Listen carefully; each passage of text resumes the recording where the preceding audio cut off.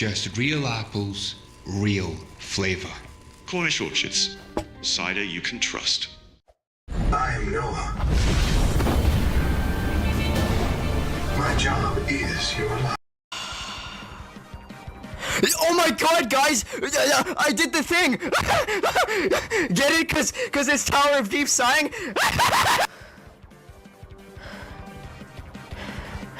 Getting back on track. Okay, future editor me, would you do me a favor and, like, let me actually get to what I'm trying to say here? Moving on. Tower of Deep Sighing. Wow, there is nothing memorable about this. This tower feels like a watered-down Temu ripoff of Tower of Phone Snapping. I mean, look at even the acronym is one letter off. Tell me that's not a blatant ripoff. This needs to be replaced due to how bland it is. I literally cannot think of anything else to say besides that. On to the highlights. Okay. Deep Sighing! You should make a YouTube. Tower of Deep Sleeping. No, that's a good name. That's a good name. I agree with that. This door, which leads us into the next floor, requires some more keys to pass 4. Getting some of these keys are like chores, so I won't, crap, I forget my own script. Oh, no, wait, I won't make you watch this, since I would be bored.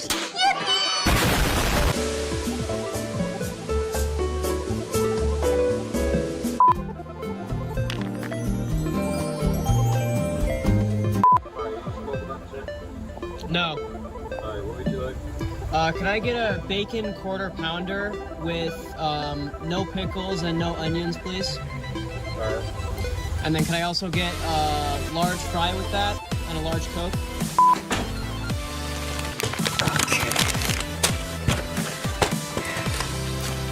What? I ordered a bacon quarter pounder. What is this?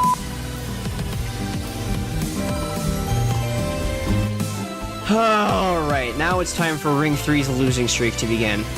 As if the past few towers weren't mid enough already. I think I'm echoing off a lot of other people when I say, holy hell, this tower is so bad! This is a top 5 contender for worst tower in the game. No questions asked. If I had to summarize the tower, this is about what it would look like. Oh, hey, look!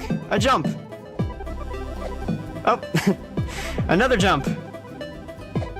Would you look at that? An identical jump to the previous two. What? What's that? Did you like those 3 identical jumps? Well, here's 30 more! This tower is literally just jump after jump after jump after jump after jump after jump. You get the idea, right? My overall thoughts on this tower? Replace it, burn it in a fire, drop it off a building, dissolve it in acid, return it back to McDonald's. Please, Eco devs, I beg you, get rid of this tower. It is so bad. Oh, I'm actually gonna try some of this burger real quick. Oh, it's actually not bad. I have this really simple and yet trusted way of making sure I get everything I need. It feels this good to be Which recommended 8 years running. AJ Bell, feel good investing. What? Favorite areas, Ring 1. Okay, dude, I forgot about the X-Pusher again.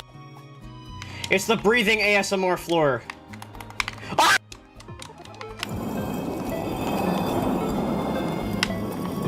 Okay, what is wrong with this X-Pusher? Alright, I gotta take my time on this. If you beat this Tower Rush this attempt, I'll dance for 1 minute and 30 seconds to a song I choose and I'll upload it. Bro. There's no way. Let's go. I'm just gonna go take a walk.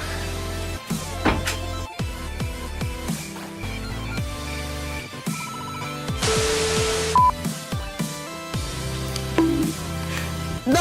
I'm so tired of doing this stupid ass gameplay. It's just long jumps and nothing else. gotta lock in, bro. I'm not gonna talk.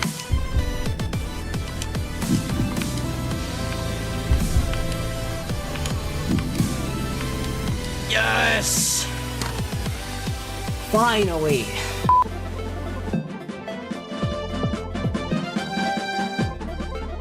If only I had the power to skip over talking about a tower this uninteresting. Oh wait, I do!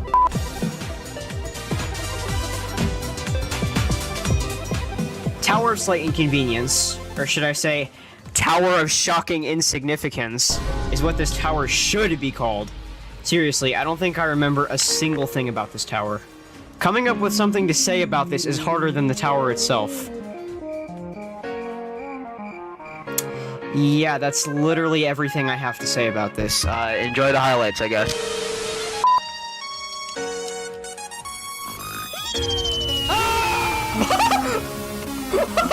Like ping pong in the garden. No!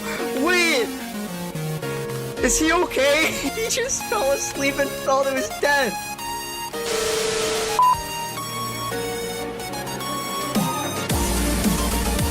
My god, it's a miracle. A half-decent Ring 3 tower. I don't have too much to say about this tower, but this isn't half bad. Taking into account, like, the whole rest of Ring 3. My overall thoughts on this tower? Revamp it. I think it's somewhat iconic to Ring 3 and could use a minor glow-up. Oh god, coming up with things to say about these towers is so annoying. I've literally been sitting here for like 10 minutes trying to come up with something and I just cannot, so enjoy the highlights. I'm getting robbed. I'm getting robbed. Someone help me. Someone call the police right now. Okay, I got it. Alexa, call 911. No, wait. Tell me you don't have an Alexa. I do. Alright, yeah, I know you don't have an Alexa. You might have an Alexa. Please I will prove it. Hold on. Alexa, what time is it? The time is 3:15 Oh my p.m. god. Oh, okay, you are lucky that she did not pick up on you. Can I beat this tower before the laxatives kick in? Okay, I'm gonna go crap my pants. I'll be back in like 5 minutes, guys. What? Why did it sound so genuine? One pair of pants later. Okay, I'm back. I do a change clothes. It was that bad? It was that bad. I changed clothes. Okay, why do you sound like you're not joking? That's what's freaking me out. Okay, no. No, you're laughing! No, wait, are you genuine or not? I had to change clothes. Are you kidding me? Wait, so you weren't joking? I had to change clothes. No way! Are you kidding, bro? No, don't crap your pants on stream! Never shit your pants on a Beer PD gaming stream, and this is why. Shut up!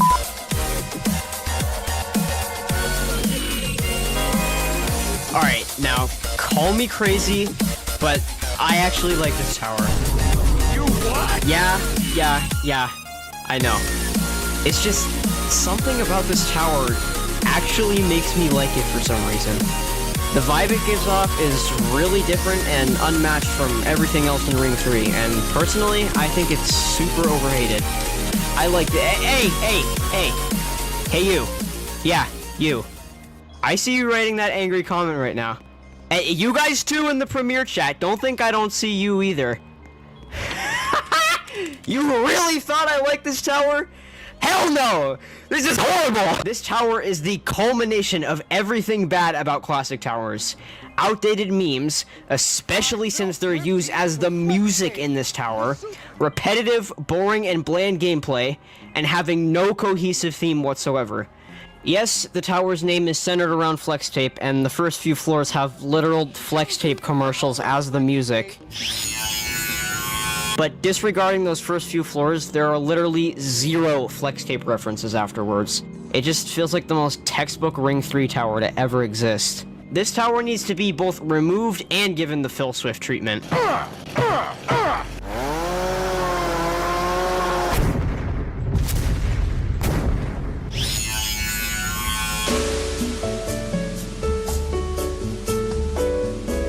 Disregarding how I actually feel about the tower, my experience on stream was, get this, not good either.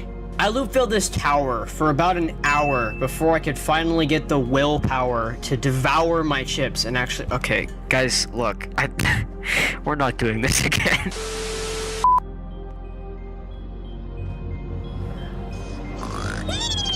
Oh, no! No!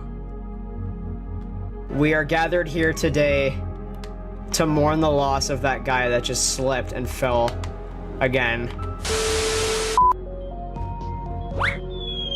No! I'm not in the robot.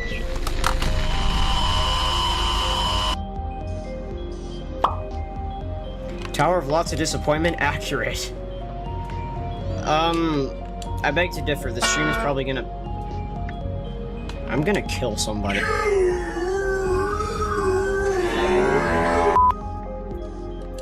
Curious Light?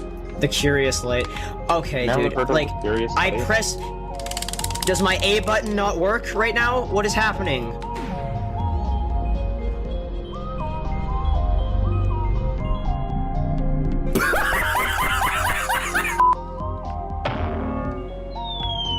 Oh no! No! Not again! No! I just pushed him off.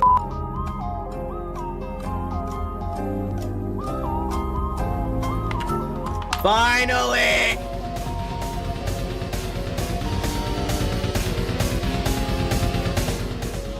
Just when I thought Ring 3 couldn't get any worse, here we are. I don't think I could come up with a better name for this than the word despair, cause holy mother of God! It is hard for me to put into words just how bad this tower actually is. I'd like to coin the term unquality for the use of describing this tower because that's exactly what it is. Let me put it like this. If what made Tower of Lots of Damage bad was the elephant in the room, what makes Tower of Despair bad is the damn 747 in the room. I consider this tower to be a hybrid of Tower of Lots of Damage, Tower of Fatness, and Tower of Difficulty chart. I say this because, first off, the frame colors for 1 to 6 are a carbon copy of Tower of Difficulty chart. Second, similar to Tower of Lots of Damage, it uses music that makes me want to rip my eardrums out. And third, and similarly to Tower of Fatness,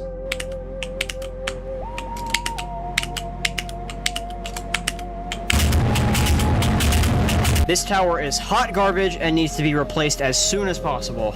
That's pretty much it for this tower, besides my experience on stream, which was...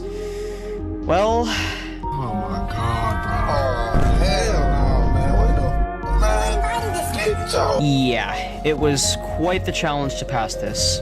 Although, it was kind of fun starting off the tower, since chat and I kept exchanging hot takes and voting on them to see what the general consensus of said hot takes were. And in the process, we had some pretty funny interactions and debates, so I'll let you see the highlights for yourself.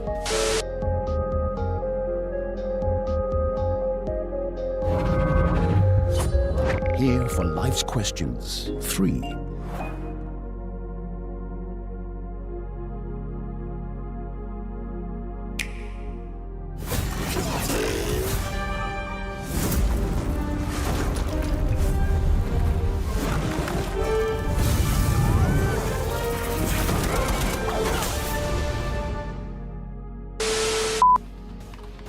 Does a straw have 1 or 2 holes? 1. Who the hell thinks No, 2? 2. No! 2. 2. No, A straw not has 2. 2 holes. It Yes. has 1. It's one No, big a hole. straw has 2. Alright, that's our next poll. And I guarantee 90% of people will say 2. Straws. Like the things you Okay. suck like liquids out of, right? Does this is actually common sense. Are bro. we insane? 1! Are we Bro, crazy? you are smoking crack. Okay, let me explain why a straw Oh, must it's flat-sided. have 2 holes. You're an idiot. A straw must have 2 holes because if something goes in if something comes out of something, it must have a way to go into it. What the hell are you talking about? That When makes no sucking up sense. liquid from the straw, where Oh, wait, do you hold think on. the liquid comes from? The bottom of the straw, aka the other end of And the what? hole. It's No. Bro, Do it! Do not! You're so stupid! It's 1! Like, what? 2. That is not correct. Oh my god, dude. My hands feel like they're about to just fall off. If I fall to the very bottom of floor 1 one more time, I'm ending stream and picking back up later. 5 minutes later.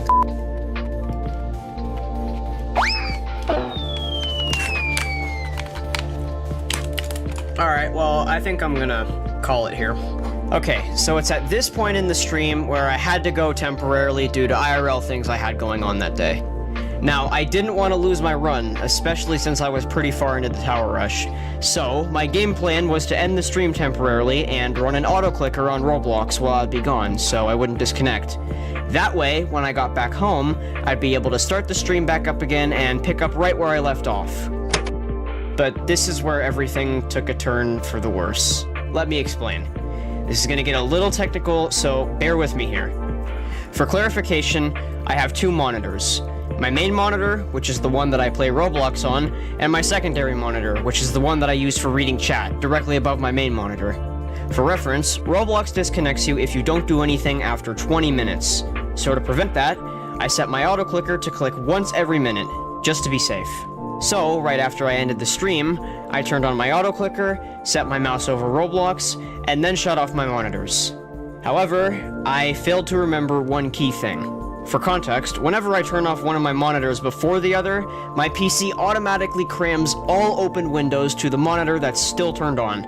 So basically, it moved all open apps to the monitor that Roblox was open on, and get this, it just so happened to move my auto clicker app directly over where my mouse was hovering on Roblox. So when I thought Roblox was registering my auto clicker, it was registering a grand total of 0 of my clicks.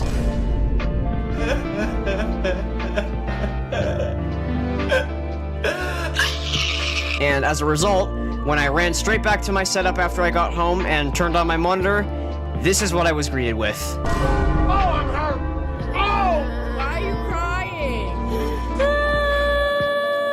Keep in mind that this is just a working theory I have on how I actually got disconnected, since my memory of exactly what I did with my auto clicker just before I left is a bit fuzzy. However, I do vividly remember turning my monitor back on to find my mouse hovering over my auto clicker, which was not how I left it. But enough on the technical side of things. As a result, I posted a screenshot of my fail, implying that I was no longer going to stream again due to lack of motivation. After that, I waited a couple weeks to build up the courage to finally tackle the tower rush once and for all. And when the day came where I was finally ready, I went for it.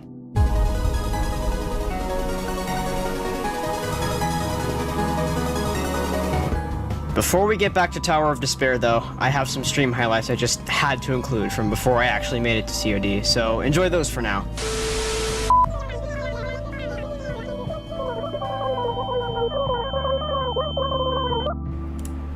I just did that entire intro with no, like, mic audio.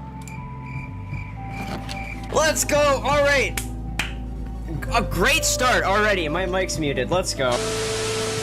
My hardest is Tower Frightening Nightmares. I'm not gonna just jump straight to Kata. What the hell? Bottom medium, by the way, shut up. I'm on controller, okay? My hardest is Tower of Stress on this. Please, give me a break. You suck, almost everybody's already done, I'm aware. Bro, why y'all are bullying me, bro? It's not my fault, I'm just having the dumbest fails ever. I swear to God, it's not me. Oh, the dance video, wait, oh my God, I forgot about that. It was some sort of bet where it was like, if I did Tower Fatness and under a certain time limit, someone said they would upload a video of themselves dancing. And I actually haven't seen it yet. I'll play it after I'm done with Ancient Trickery. How about that? Boom. All right. I'm a little afraid. I'm gonna mute the music just in case it's copyrighted.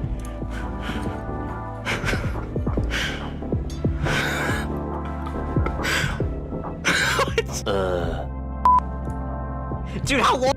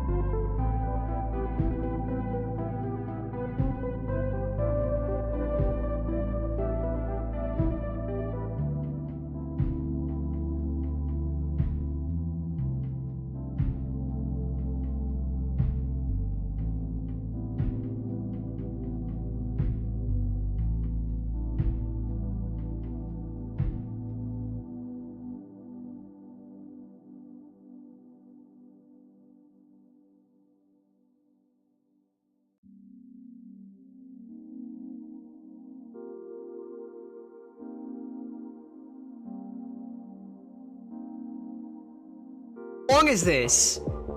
Okay, it's a minute long. Alright, okay. His persona is a pair of sweatpants. Oh my god. Yes, I know it's a medium tower. I know I'm horrible. I said I was gonna be rusty earlier this stream. Okay, to be fair, half of my fails are like just bad Roblox physics. I saw all of your vids. How the heck are you this bad? I'm playing on controller!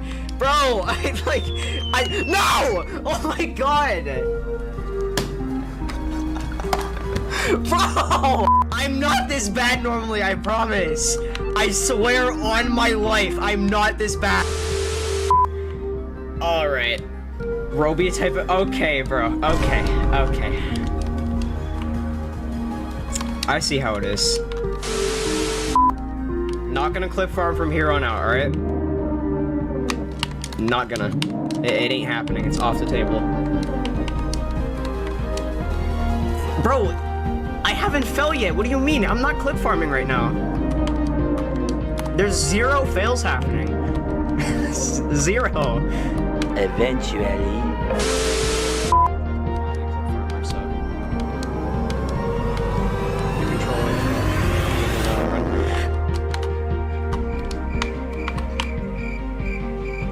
Shut up. Stop talking. Don't say a word. I don't want to hear.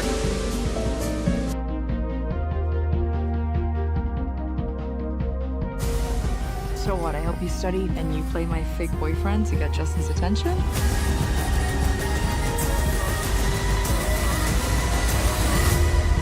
Deal.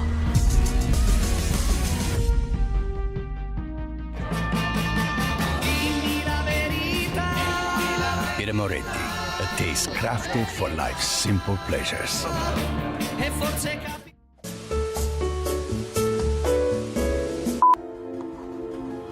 G-Dude is coming. Show yourself. If you're coming, call me. Wait, not like that. Is that like multiple days? Okay.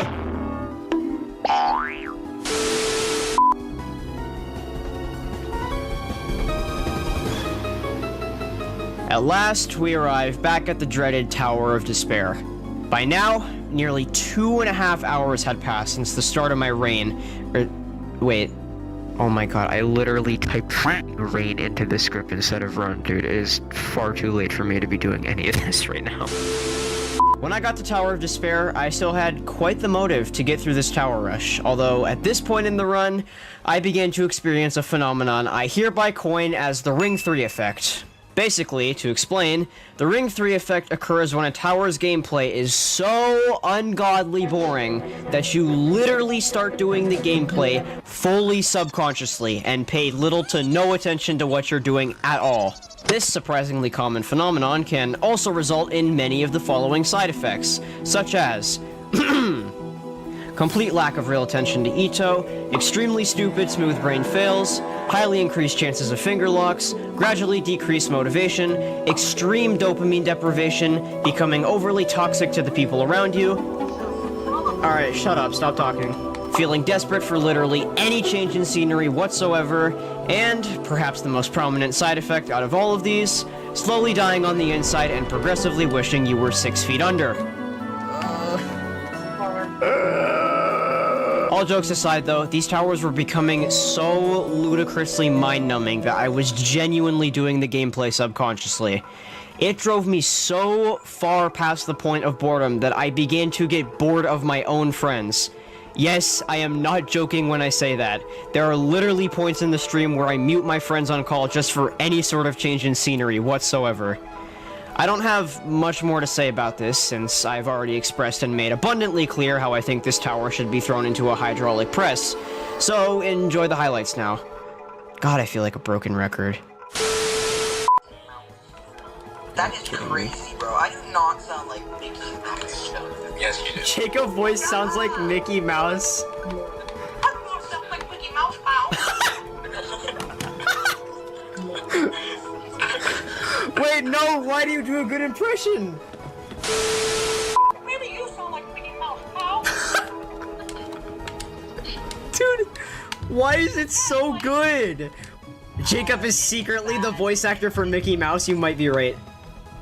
Buddy, I legit just found a mom part. What do you mean? You found a what?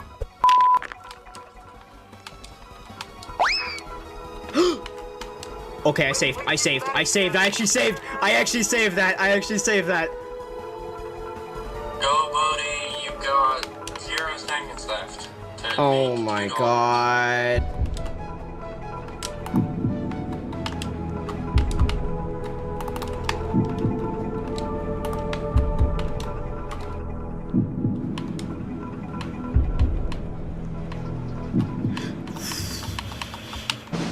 Yes! Yes! Yes! Finally, dude! Oh my lord. Good job. We only have 3 hours of stream left. Yeah.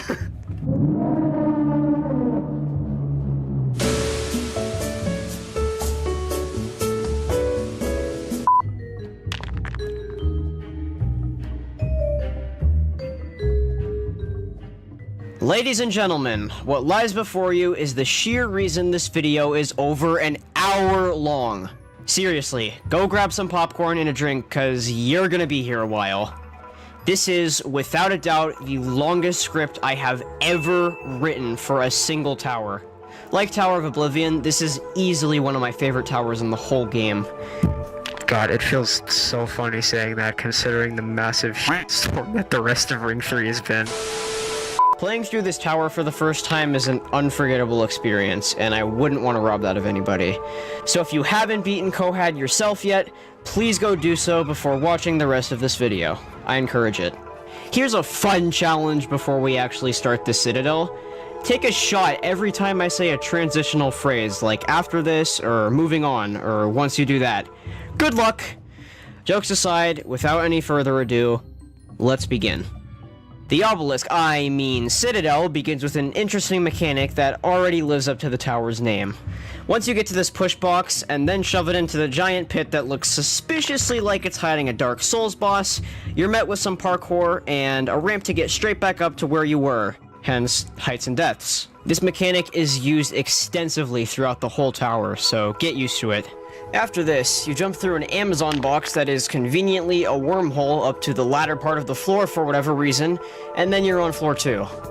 There isn't a lot I can say about the first few floors of the Citadel since they're pretty basic compared to the later floors, but basic in the context of this tower is by no means bad, since this gameplay is already somewhat unique and fun to begin with. Expect the more filler, quote-unquote, floors to go by pretty quickly is basically what I'm saying here. Let's move on though. Floor 3. This floor is pretty much just this button challenge, and once you get the button, you can use this jump booster and suffer severe head trauma because of it.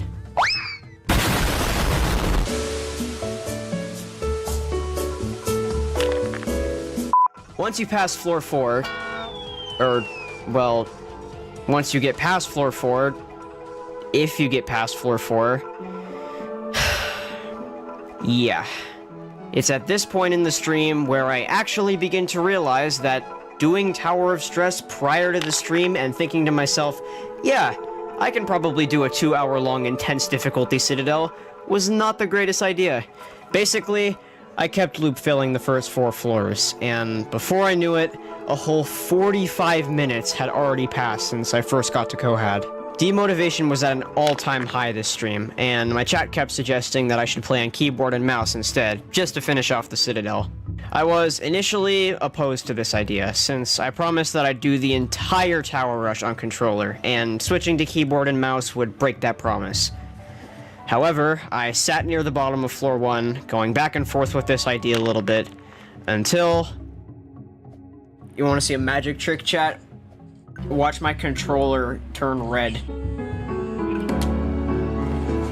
Turn the batteries out of this thing before it turns on my Xbox.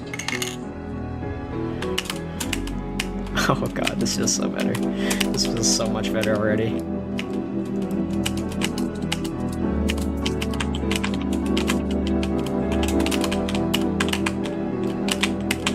Let's go. Let's go. I decided to use keyboard and mouse for Cohad, just to get it over with. I did not really feel like streaming for an extra 5 hours. Shocker, I know.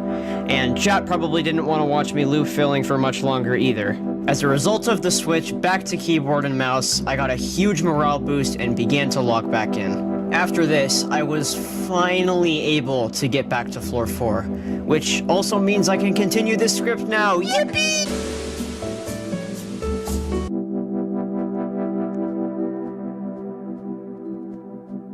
You could save money on your energy, broadband and mobile bills and feel more protected when you switch to a better deal. Switch and save now at uswitch.com. Don't think I don't know how this might end. I've known it for years. I'm ready. You guys ready? And this is Harry Potter like you've never heard it before. Harry Potter the Full Cast Audio Editions. Listen on Audible. Floor 4. After colliding with the ceiling at Mach 5, you make your way to this purple button, and remember the ceiling you crashed into? Well, lucky for you, it doesn't exist anymore, so you can go back down to the jump booster and launch up into a completely new area. While you're making your way up... Why? Cohad logic. Now, when you get to this section, you may be asking yourself, where am I? And the answer to that is that I have absolutely no idea. So, for future reference, I'm gonna dub this place the Void, because, yes, you're gonna be here again. After traversing through some of the gameplay over the Void, you can get the button... Oh my... and make your way back to where you were before. Floor 5. Unfortunately, my retention rate exists, so instead, it's time for the Invisible Maze. Once you reach the end of it, you can get this button and... Oh hey, what's this? Oh yeah. You remember that push box you chucked into the abyss earlier?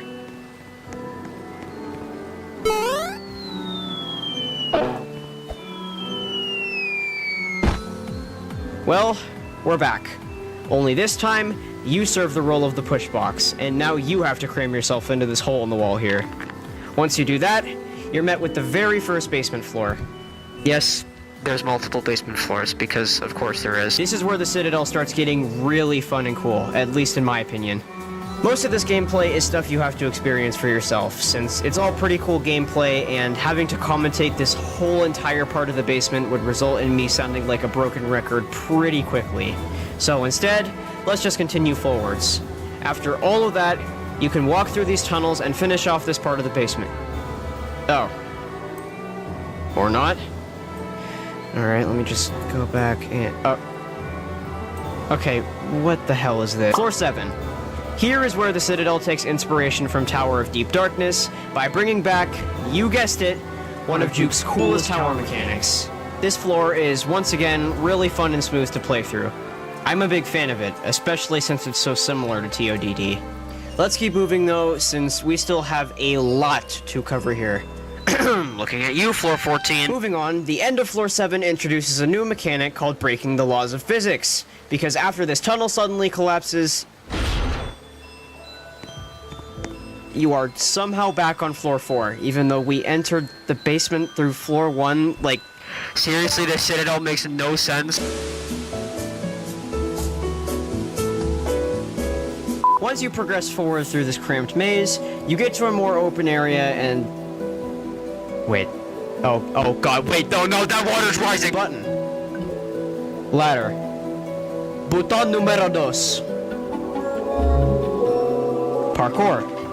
Floor 8. Brushing past some of this other gameplay, you climb up this ladder and... Why does this Citadel keep doing this to me? As I was saying, once you don't climb up this ladder, I guess, you get a view back to a familiar area. Remember this? This is looking into that exact same area we were just at on Floor 3. How cool is that? Moving along a little bit, you return back to the Void to do some gameplay before getting to the next floor. Once you make your way through that, you go into this blue tunnel seemingly coming out of nowhere, and you're in the third basement. Okay, Can someone please explain to me how we go from the middle of the Citadel to way underneath in the span of just a few seconds? Like, how does this make any sense? Floor 9, aka basement number 3. This is without a doubt the longest basement in the entire Citadel, because of course it is. This floor introduces us to one of the main attractions this Citadel has to offer, the checkpoint system. Alright, listen. Put your pitchforks down for a second. I can explain. I promise you this isn't the Mega Fun obby. In fact, these checkpoints actually function way differently than typical ones used in, like, Escape Evil Stepdad obby. Basically, these checkpoints don't just save where you were in the obby, they also save your button progress. So that means if you get any sort of button progress, don't hit a checkpoint afterwards, and then touch a death brick, you get reset all the way back to the last time you touch a checkpoint. And yes, that includes your button progress. Now, isn't that just so fun? Let's just get straight into it. You don't need to be a grill master. Masterbuilt makes you one. Press a button, control the charcoal. Perfect barbecue. Masterbuilt, building grill masters.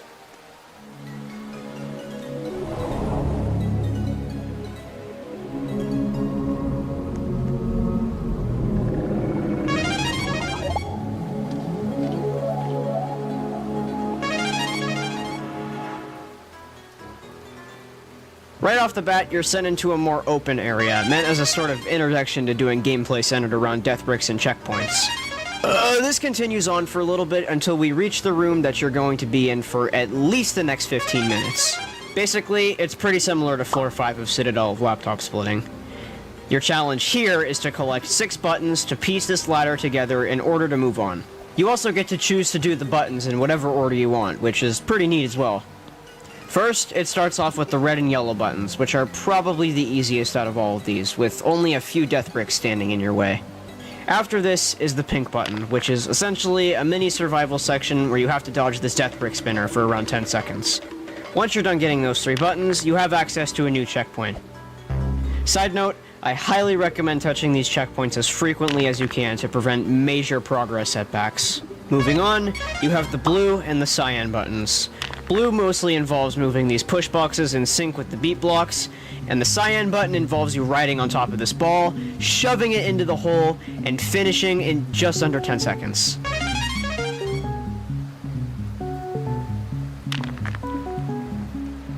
After this, you can get the green button, climb up the truss, and continue.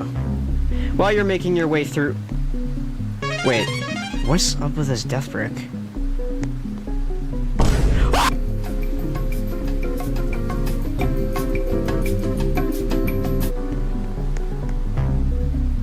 You've got to be kidding me. The structure of this Citadel makes no sense. Finally, you're on floor 10. This floor has lots of cool ideas and various little mini challenges, like these beat blocks and spinners, this code door, and this outside filled with a bunch of different unique gameplay sections. And once again, we return back to the Void to do some gameplay for a brief moment before entering floor 11.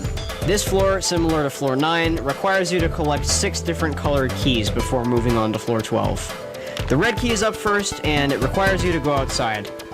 Whoa, boy! I sure hope this tightrope doesn't spontaneously combust.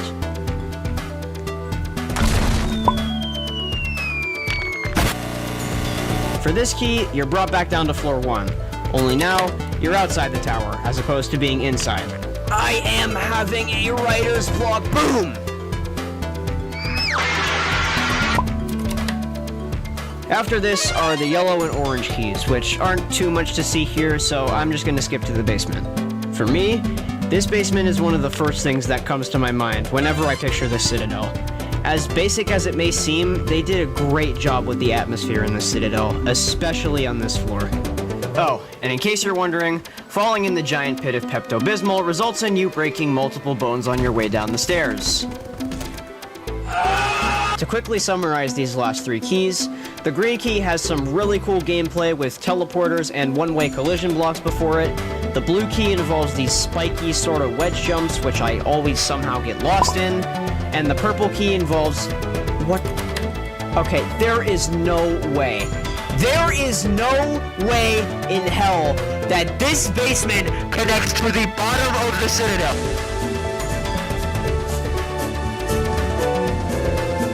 After all that... whoops, wrong part of the footage. After all that, you're on floor 12. While I was working my way through this floor on stream, I somehow managed to pull this off. I'm gonna be chat for you, no. I'm sorry. Okay. Chat, how do I save this? How do I save this? Just fall. And because I was now back at floor 10, I then went all the way down to floor 3 and dance flipped out of the Citadel just to get to the nearest death brick. Even though I literally could have went forward through floor 10 a little bit and hit a death brick there instead. As for the rest of this floor... Retention rate. Jesus. Sorry, I don't know what came over me there. Anyways...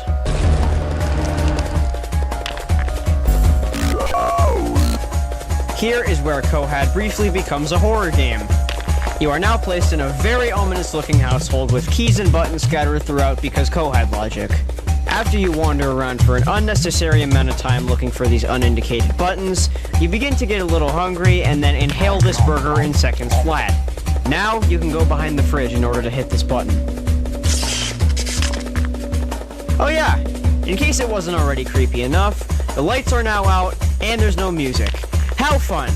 Once you wander around the house a little more, you'll eventually find this blue key, which opens up another secret room behind this drawer. After you take a little stroll down this hallway that's totally not ominous at all whatsoever, you're met with the key to the front door. I don't know about you, but I would take any sort of message with red text as a sign to start.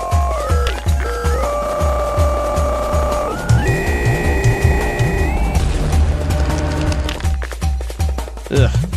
I don't know what that was. I apologize for that. Moving on from that, you're on floor 13.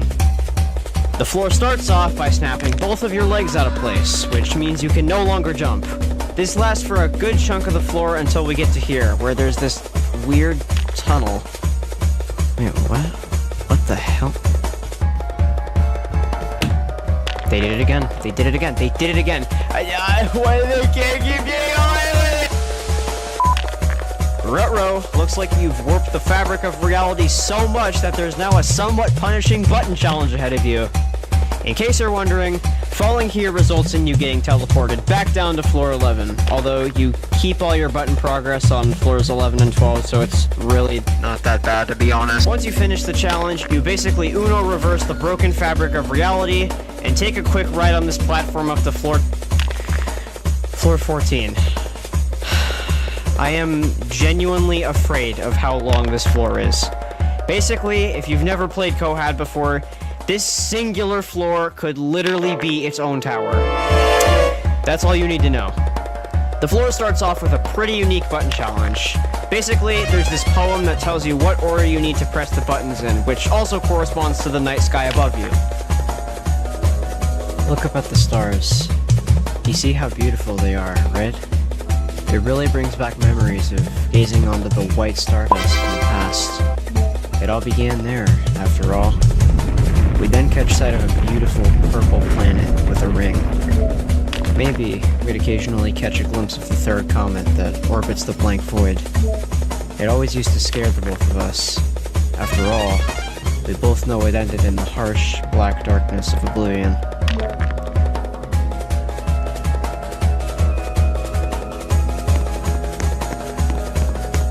Once you're done with the puzzle, you can make your way outside.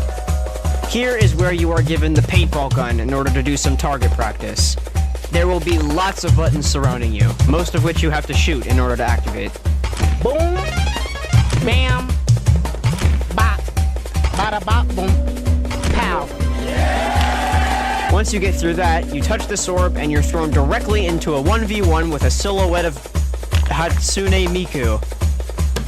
I cannot believe I'm writing a script for a Miku boss fight in Icho right now. Like, this citadel seriously feels like a fever dream. Why are we here, might you ask? I'll give you guys a hint. It starts with C and ends with G. Got any ideas? Say the line with me, Premier Chat. Co-ed logic! You have to hit Miku 3 times with the paintball gun in order to pass. Once you do that, you can get these 2 buttons and drop down this pit to enter. Okay, let's try that again. You can get these 2 buttons and drop down this pit to enter. The main idea for Pro kind of came about with the idea of layered defenses. If a defender takes an aggressive fight towards main, do they have better options to fall back onto site and continue fighting without having to give up the site completely? While attackers can feel like they're also gaining space in a meaningful way. So there's like that. The tower crossing. For this part of the tower crossing, you're brought back in time to the dreaded Tower of Funny Thoughts. Although this time, you're actually here to do the fun paintball challenge. To summarize, you have to work your way through this maze and shoot all 15 hidden buttons. Oh, and you have to do all of this in just under about 6.5 minutes. I'm not going to commentate this part for the same reasons I chose not to commentate the first basement floor, if you remember. However, I do want to shout out the 10th and 13th buttons here, which are literally tower crossings inside of a tower crossing. Like, seriously, this citadel is absolutely nuts.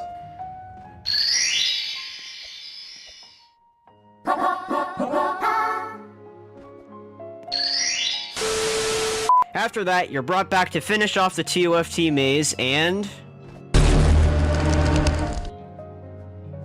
where are we now, might you ask? Purgatory, I mean the tower crossing hub. First up, we're back at Tower of Ancient Trickery. This time, we return to actually do the Rising Lava part. This is how the original Tower of Ancient Trickery should have been, in my opinion. It makes this part like 10 times better. Moving along, we climb up the ladder back into the tower crossing hub.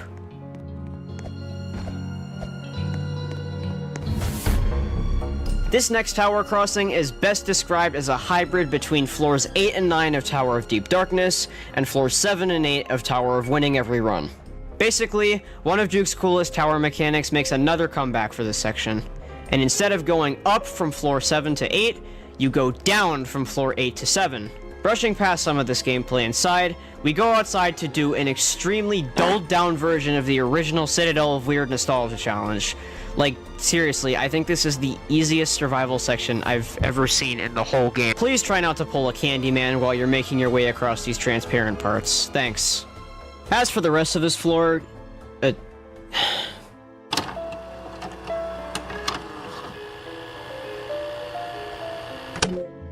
doesn't exist. Next up, my personal favorite of the tower crossings,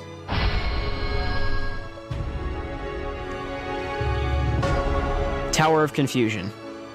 Now, you're probably internally screaming right now, asking yourself, why in God's name is the Tower of Confusion tower crossing of all tower crossings his favorite?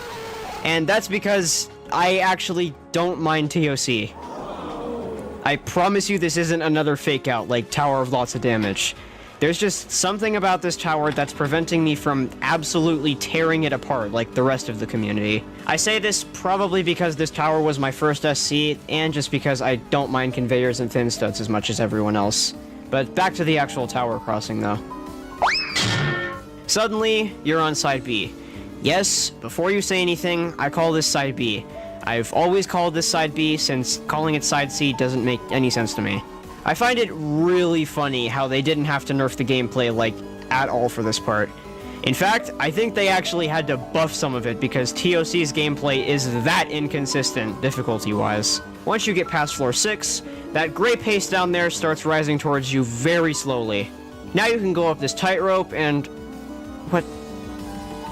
Really? Once you get up to floor 8, you jump on this spinner. Guys, I swear there was a spinner here. I am not schizophrenic, I swear. Once you get past all this, you can climb up the conveyors, and you're finally done with the tower crossing. Wait. What? Wait, I swear to God we were done. What is this? You've got to be As it turns out, you're not done with the tower crossing just yet. Instead, you're taken to Tower of Despair again for about 5 seconds. Now you're done with the tower crossing and... Wait, I'm still on this floor? Thankfully, no. After all of that, you're on floor 15.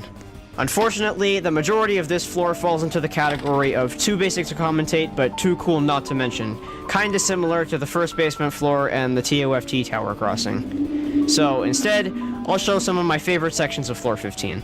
Some of these include the zip lines between outsides, this spinner where you have to click to deactivate the walls, and the Abyss. Or at least, that's what I like to call this place. Now you're here to do some really unorthodox gameplay in order to get the comically large key, way back from floor 1, if you remember. And, as you can probably tell, that's exactly where we are right now. Once you work your way back up a little bit, you can open the door to the comically large key and go back to floor 15 for a little bit. Once you do that, you get shoved down to floor 14, because you're never done with floor 14 in the Citadel, apparently. Dare bring light to my lair? You must die!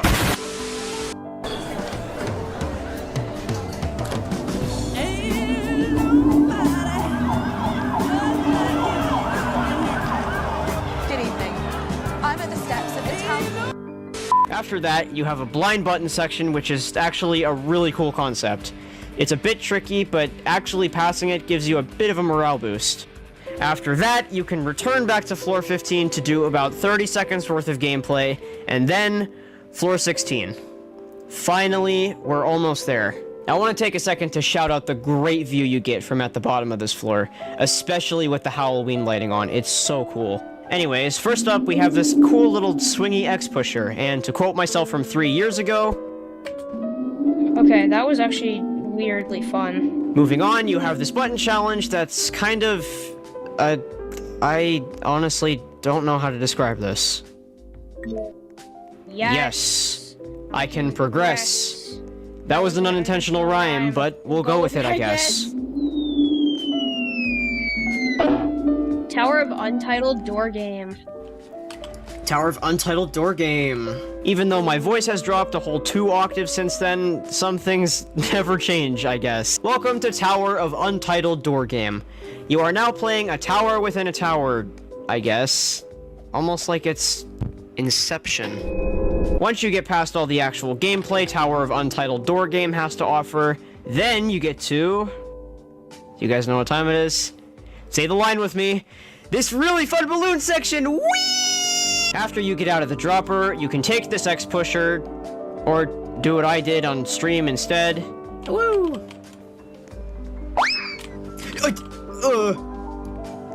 What? I honestly can't be bothered to commentate the rest of floor 16, so finally, you're on floor 17. The last floor of the Citadel, and of the entire Tower Rush. Since I also cannot be bothered to properly write a script for this final floor, I think it's time for me to professionally run the whole floor down in one breath again. Whoa, he must really be out of ideas. I have spent the past 9 hours on and off writing the script for the second half of the Citadel. It is now 12 a.m. and I look like a literal zombie right now. If you have a problem with me reusing ideas, with all due respect, go fuck yourself. Alright, let's do this. Mini no-jump section, kill brick spinners, cool button challenge, creative guess the path challenge, one last pit, click the right button, spawn this ball, roll it down, get this button, roll it down again, jump over this kill brick, whoops, wrong clip, jump over this kill brick, damn it, wrong clip again, zipline, unnecessarily difficult spinner, the last stretch of gameplay. Jesus. Narrate this next part. Okay, I'm not that good with ideas. Roll the clip. Yes. Oh god. Alright. Last chances to get up here. Actually, too late. It's over. Yeah. I don't know. Yes! That took way too long. 6.5 hours of pain, numb fingers, clip farming, and eye strain later, I won. And, along with me, a handful of absolute lunatics beat the entire tower rush along with me as well. By the way, shout out to you guys that did this with me. Your patience is absolutely incredible, especially since I kept loop failing on controller. I had finally completed most of the Ring 3 tower rush on controller. As fun as Cohad always is to play through, I was more than ready to be done, even before I was halfway through the Citadel. After this, my viewers and I went to go take some epic group photos in both the Win Room and on top of Cohad's portal together. Ito Devs, it's me again. If you're watching this, can you add one of these to the cool group photo section in Ring 3? Alright, thanks again. My internet was really bad the day I streamed this, and so while we were all taking these photos, everyone kept lagging and freezing in place every like 30 seconds, which was pretty funny to say the least. Thank you guys so much for watching this over hour-long video. We definitely broke a lot of records with this one. Like, longest time for me to edit a Tower Rush video, longest Tower Rush video, longest time between the streams and the video's release date for a Tower Rush video. Yeah, about that. I am so sorry this took nearly 4 months to release. As soon as I thought life was giving me another window of opportunity to work, it just kept throwing curveballs at me, and life just kept getting in the way. Hopefully, my next Tower Rush video shouldn't take nearly as long to release. I also want to thank the majority of you guys for being so patient and understanding during the editing process. I say majority because some of you don't know what the word patience means. I won't gloss on this too much though. I put out multiple community posts before this video is released regarding the status of when this video would come out, and on most of them, I kept apologizing for the delays, but you guys would always assure me that quality over quantity was the way to go, which I wholeheartedly agree with. Thank you guys for your patience. Except you, G-Dude, fuck you. Thank you all so much for your continued support. Once again, this video wouldn't have been possible without you guys. And that's it. I'll see you all in the next one. Peace.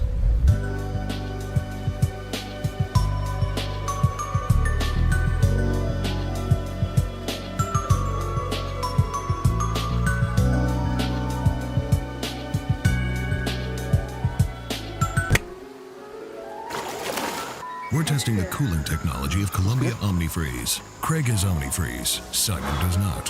Who will stay? Wait till you see the. No. Actually, like, I mean this. Expect the Ring 1 Tower Rush video to release very soon. What do we have, ladies? A clown. We are a stupid bitch. We are a clown. I will be editing that day and night for like the next week, so you can expect that to come out very soon. Alright, I promise it's not gonna take another 4 months, like seriously.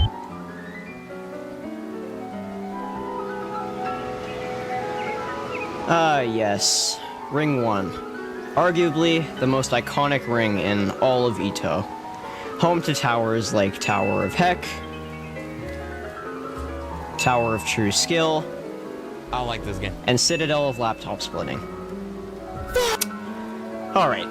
Obviously, you know what Ring 1 is, otherwise you wouldn't have clicked on this video to begin with. So, I won't waste your time any longer by making you sit through a 10-paragraph essay as an exposition. Let's just get straight into it. Tell them to bring me my money.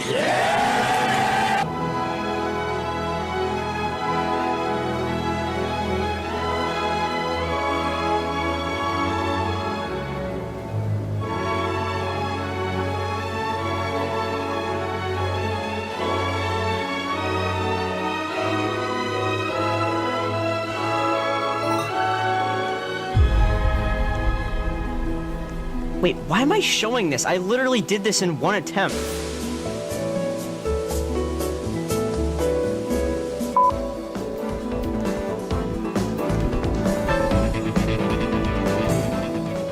Our brief journey through Ring 1 begins with Toast, otherwise known as Tower of a Simple Time.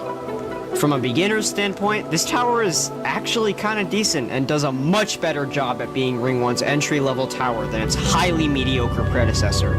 It's got gameplay someone coming from Purgatorio could expect, it's not super boring, it's got shortcuts, It's got quality of life changes. You get the idea. Overall, not too bad of a revamp. Small disclaimer before we continue. It's no secret that a large portion of the towers in this area have really easy gameplay and basic jumps since they're some of the first towers to ever be put in the game. So, to save this video from becoming uninteresting, and to save me from going insane trying to script an incessant yap fest about a single tower, the beginner towers will go by pretty quickly with minimal commentary. Alright, with that out of the way, let's continue.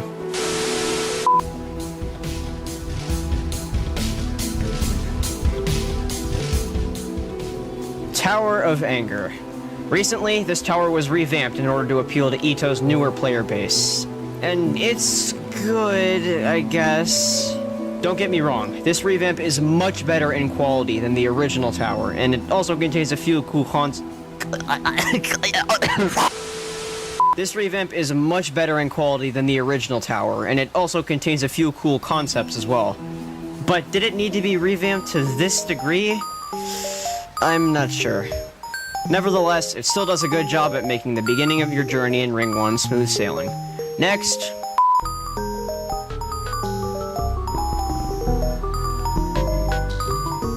Yet again, another tower that was recently revamped. This tower is... okay. Like I said earlier, I don't want to yap a bunch. If I actually chose to write out a real script for this tower, I'd start to sound like a broken record. This tower's revamp is better than the original! This is another great tower for beginners! You get the idea. This is essentially my third time writing the same script for each of these beginner towers, and I don't want to bore you, so let's just move on.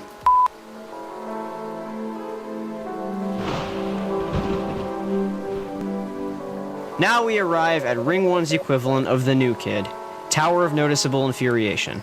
Tony is an indie horror film released in 2009 about an introverted man who turns into a serial killer. Wait, what the hell am I reading? For what it's worth, I think this tower does a decent job at filling in the difficulty gap between Heck and Madness, and it doesn't feel out of place in Ring 1 either. My only complaint is that the gameplay gets boring and kinda feels the same after a little while, which was what happened to me on stream. But if you're a beginner just cruising your way through Ring 1, then chances are you're not really gonna care. It's an okay tower, that's about it.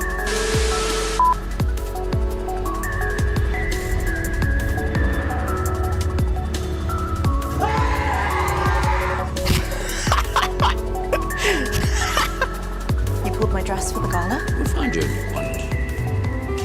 Find me an evening gown that's devastatingly chic and runway ready. Like this.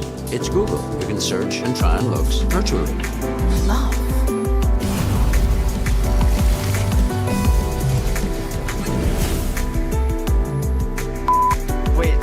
Wait, yo, I need to go to TonyTheMovie.com. Wait, hold up. TonyTheMovie.com.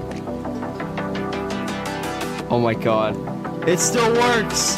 Oh, alright, what if I do USA? What happens? Oh my god, this hasn't been updated in like years. Freaking PlayStation 3? What? You can watch this on PlayStation 3? Click the desired logo for a direct link to Tony London Serial Killer. Alright. Yeah, let's watch this on the PlayStation. Oh, okay, wait, that... Oh, guys, I don't think we can watch Tony anymore. No!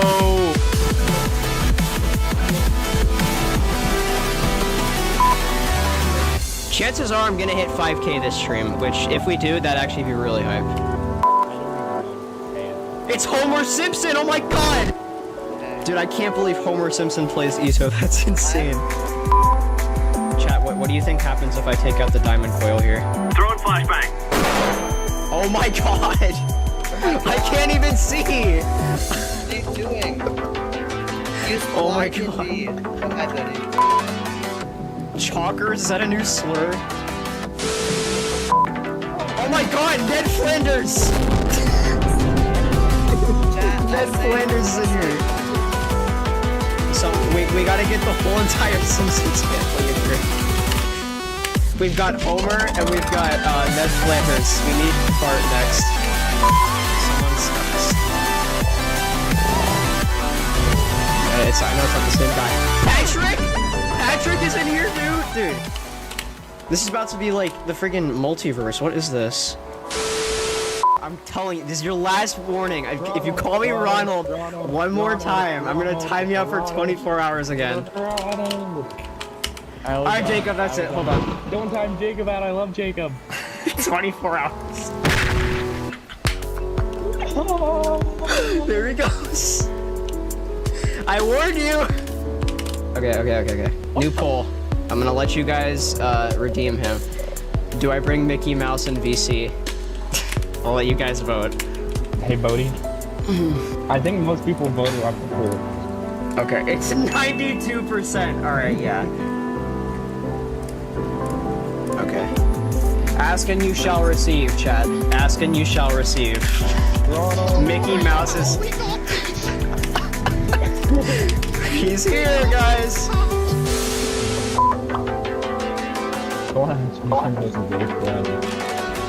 Your most gay friend? Probably you. No. Yes! What do you mean, no? I have to agree with him. Okay, is it just me or does everybody eat nuts and bolts? How about you, chat? That's crazy. I mean, I ate the first part. I have to keep Australian, Mickey. Australian? Did you just...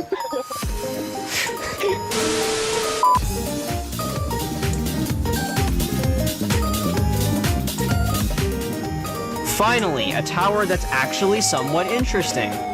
Patient Zero, the very first tower ever to be added into Ito. So, how does it hold up? Surprisingly, really well. I still find this tower to be fun to play through, even after all these years. Even as an SC skill level player, this tower is pretty enjoyable to revisit and speedrun through. It brings back a lot of different memories, too. Also, because this tower was the first ever to be added in-game, it gave us a lot of core gameplay mechanics still used today, like kill bricks, falling platforms, and conveyors. Overall, a classic, replayable, and memorable tower that still holds up today. Next.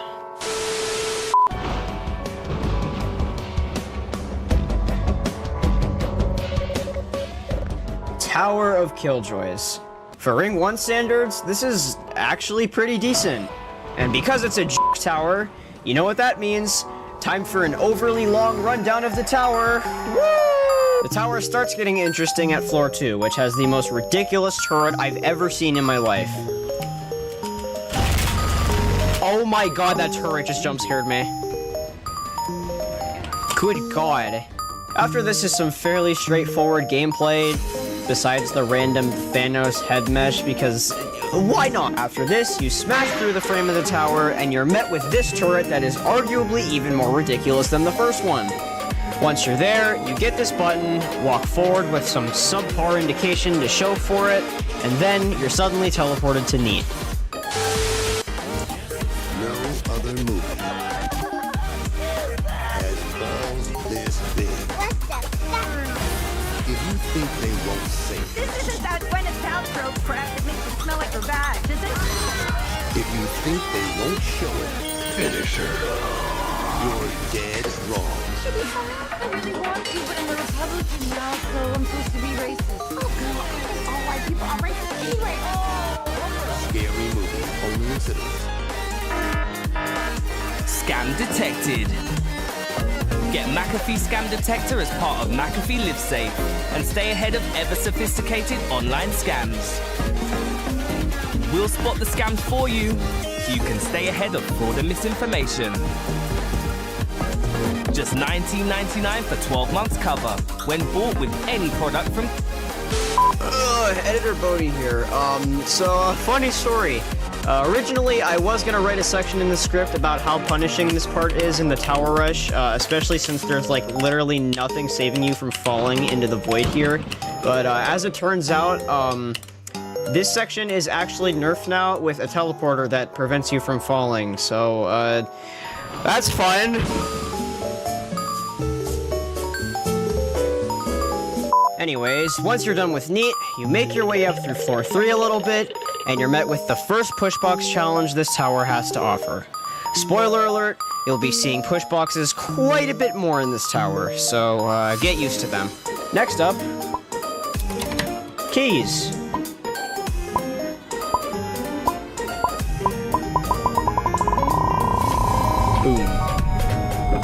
Floor 5. Once you pass this push box challenge, you're met with this balloon section, which gives me bad memories.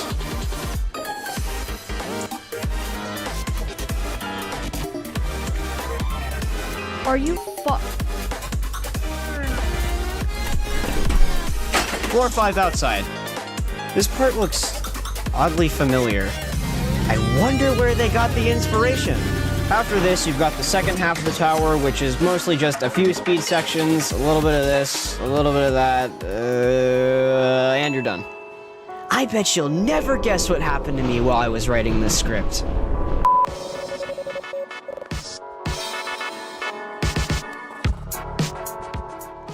My god, this song brings back memories.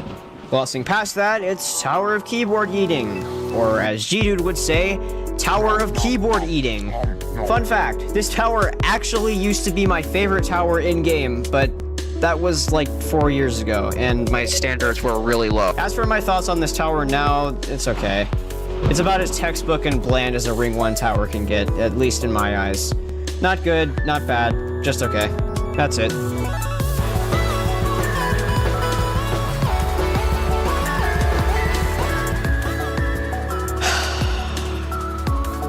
Oh lord.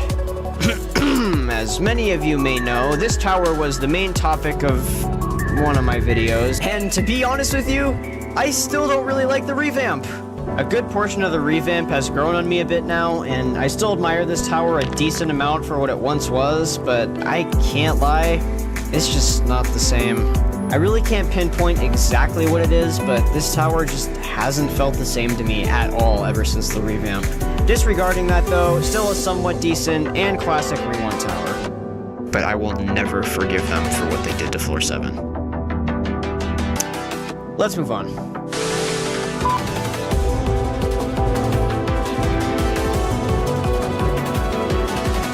Now we arrive at the second ever tower to be added in-game, Tower of Screen Punching. I think the only thing about this tower now that make me want to punch my screen would be the very questionable choice of colors used between the parts in the frame.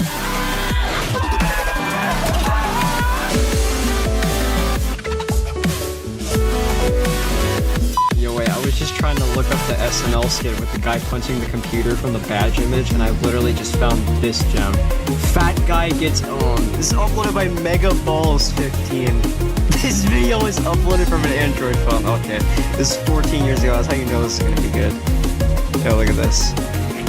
That's so dick.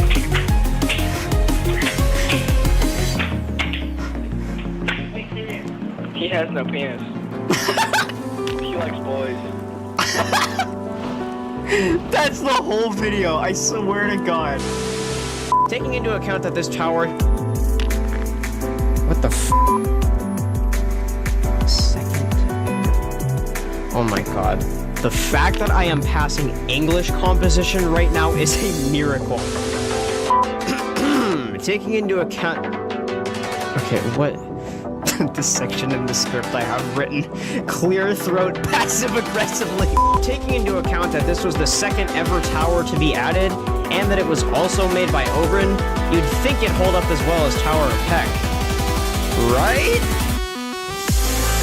Well...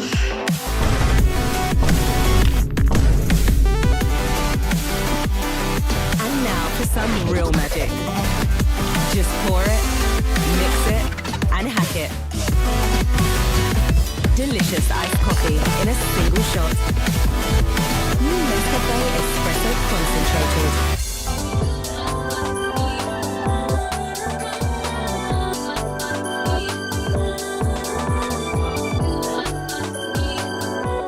Yeah, this one definitely hasn't aged as well. The gameplay here certainly isn't spectacular, and it suffers quite a bit from copy and pasted gameplay, walking simulators, and also from Floor 9's huge difficulty spike. If you think this floor is bad now, just look at how it used to be before the nerfs. Like, Jesus, these jumps were atrocious. Again, it's a similar case with this tower and Tower of Keyboard Eating. Pretty standard for Ring 1, with not much out of the ordinary. Ordinary? But it has 9 floors! Yeah, I'm sorry, but that's not a great excuse considering the fact that A, it was a mistake due to Oberyn's crippling dementia, and B, The gameplay is kinda meh and forgettable anyways, but I digress. Here's something interesting I found while researching this tower. This tower actually used to have 10 floors on multiple occasions, but I guess all of them were so ass that they got removed. And based on some of these images from the wiki, good god, I can see why. I feel like the only thing saving a lot of these towers from being absolutely shat on by the community is the sole fact that they're Ring 1 towers. I mean, could you imagine this tower being in Ring 3 instead of Ring 1? Everyone would despise this thing. Pretty much the only redeeming quality this tower has is the fact that it's somewhat memorable for being part of your journey so early on in the game. And I guess the secret ending with the 10th floor is pretty cool too. Oh my god, when did the script for this tower get so long? You know what, let's just move on to the second stockpile of highlights. Alright, they nerfed this. I know this part used to be like, really bad. Oh, yeah. Alright, they made it way better. What? Brother. You did not just mix up black with back. That is crazy. Keyboard eating. Bart! Bart's here! No way! Oh my god. Chalk tower? Yeah, wait. Oh. Best Ito streamer, first time. Thank you. Since when can you give people tickets? Speak in Minecraft enchanting table. I wish I could. I should take that as my language class. Yeah. Here, I know what to speak in. Oh my god! Bro, you have this sound that is crazy. Oh, I got it. Alright, hold on. Oh my god! It's whenever I least expect it, he just comes cascading down, dude. It's time to settle this once and for all. Okay, this is for everyone that watched the Ring 3 Tower. Does a straw have 1 or 2 holes? Go. You already know the answer, guys. It's 2.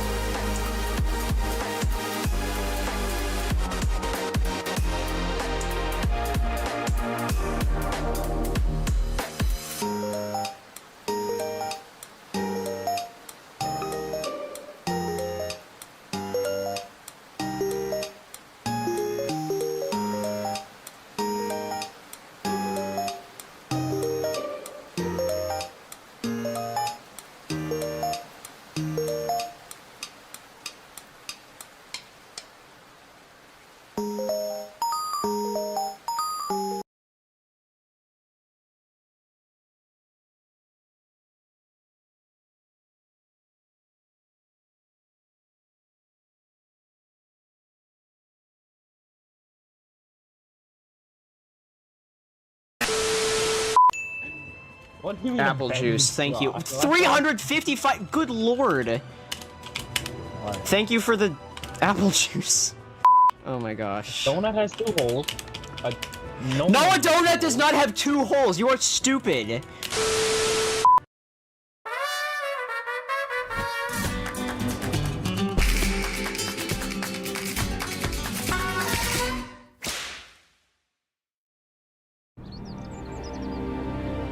I work in fashion, and I want to make sure that minorities have a space to belong and feel like they can be included. Beat Purgatorio Tower Rush while always eating chalk. 850 tickets! Oh my god, I am gonna be rich after this. Server code. Where do you go to? Oh my god, 4,000 tickets? Dude! Oh, he's dead. Why is the whole why is the whole chat spamming fish? What happened? The whole no.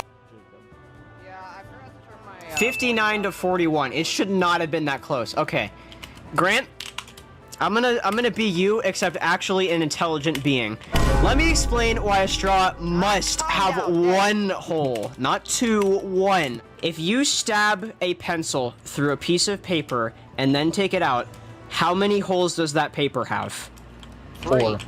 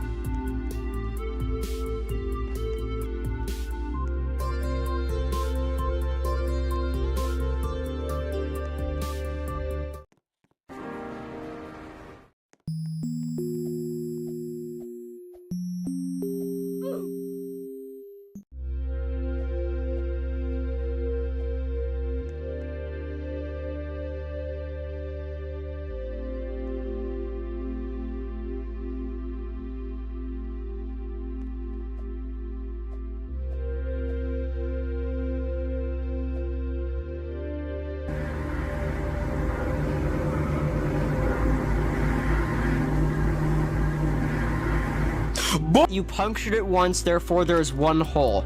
So by that logic, okay. Is this? Well, I don't even. What construction paper is it? Is it white, black, blue, orange, purple? It doesn't matter. Okay, let me finish. You Yapatron. If you're saying a straw has 2 holes, then by that logic, if you puncture a piece of paper, shut up. If by that logic, if you're saying a straw has 2 holes, then that means puncturing a paper once, that means that also has 2 holes. Yes. You're wrong. Because it goes in okay. one end and out. No. Listen, a straw has 2 openings. It has 2 openings, not 2 holes. 2 openings. Yeah, you're right. It has an opening and 3 holes. Yeah. Jacob.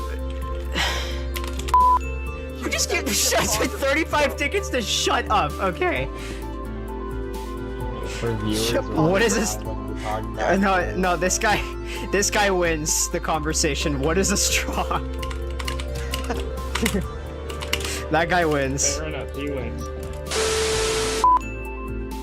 Date at cat therapy? Dude, imagine. Okay, now I'm picturing someone like going on an e-date in freaking cat therapy. That would be so funny. That would be a 5K. What? Wait a minute. 5,000! Yes! Let's go! Alright, time to eat chalk. Okay, guys, do I do the Tower of Screen Punching secret ending? Yes or no? 78% say okay, yeah.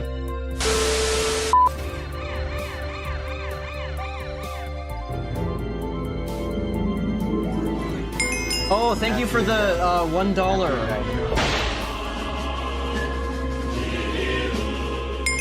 I gotta open. We just got another $1. Thank you. Yeah, you just saw that? Oh wait, no, that was a different one. Oh, thank you. Oh my god. Oh my god, thank you for the another $1. Holy. The code is obviously 12345, yes. Exactly. Oh my god, holy. Thank you for the... Okay, this is either like some little Timmy spending his mom's credit card money, or like a genuine amazing person. Thank you so much. Tower Screen Punching floor 6. Has an outside... Wait, the corners are filled? They're not.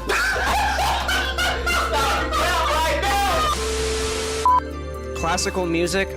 Most classical is copyrighted, so I probably can't do that. Wait, no, hold on a second. I think I can actually... Wait. Eventually. Loving Voxy Mobile's triple data this spring. And it's only a tenner. That's less than your daily coffees. Someone hasn't had theirs. The fun never ends with unlimited data for social media on Voxy Mobile. Selected social apps in UK, T&Cs apply.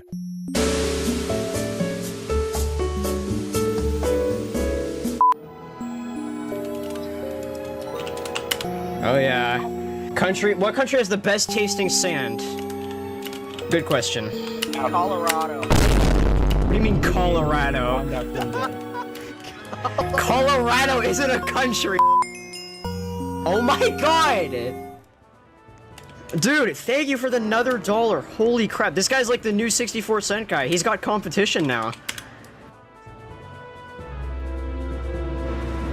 Being really Are you If I step on this. Did I really just fall through that gap? I just looked up how to beat meat for some reason. What? What? What? N-E-A-T. N-E-A-T. Oh, how to beat neat. Okay, oh my god. Dude. Bro, delete your search history. Oh my god.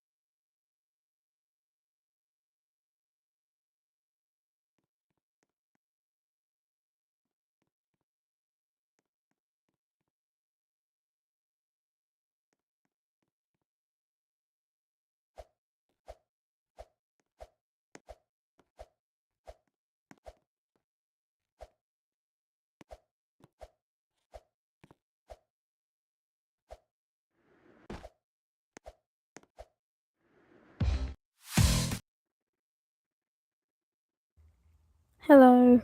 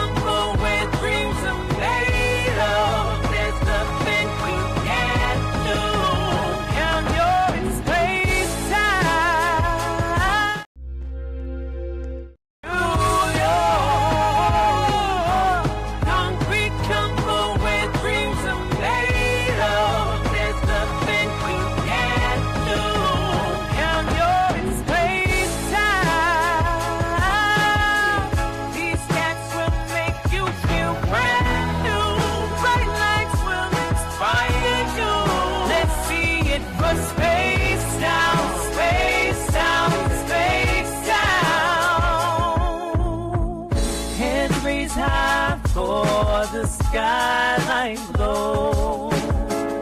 Late night shine where the echoes go. Every dream feels an larger here. Shouting loud so the whole world hears.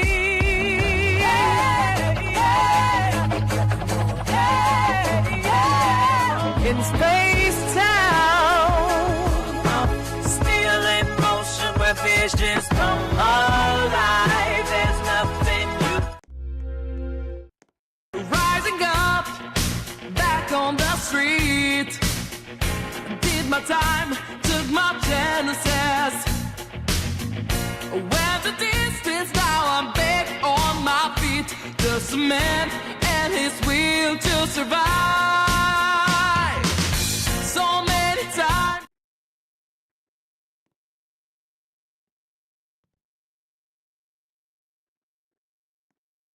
Rising up, back on the street. Did my time, took my chances. Went the distance, now I'm back on my feet. Just a man and his will to survive.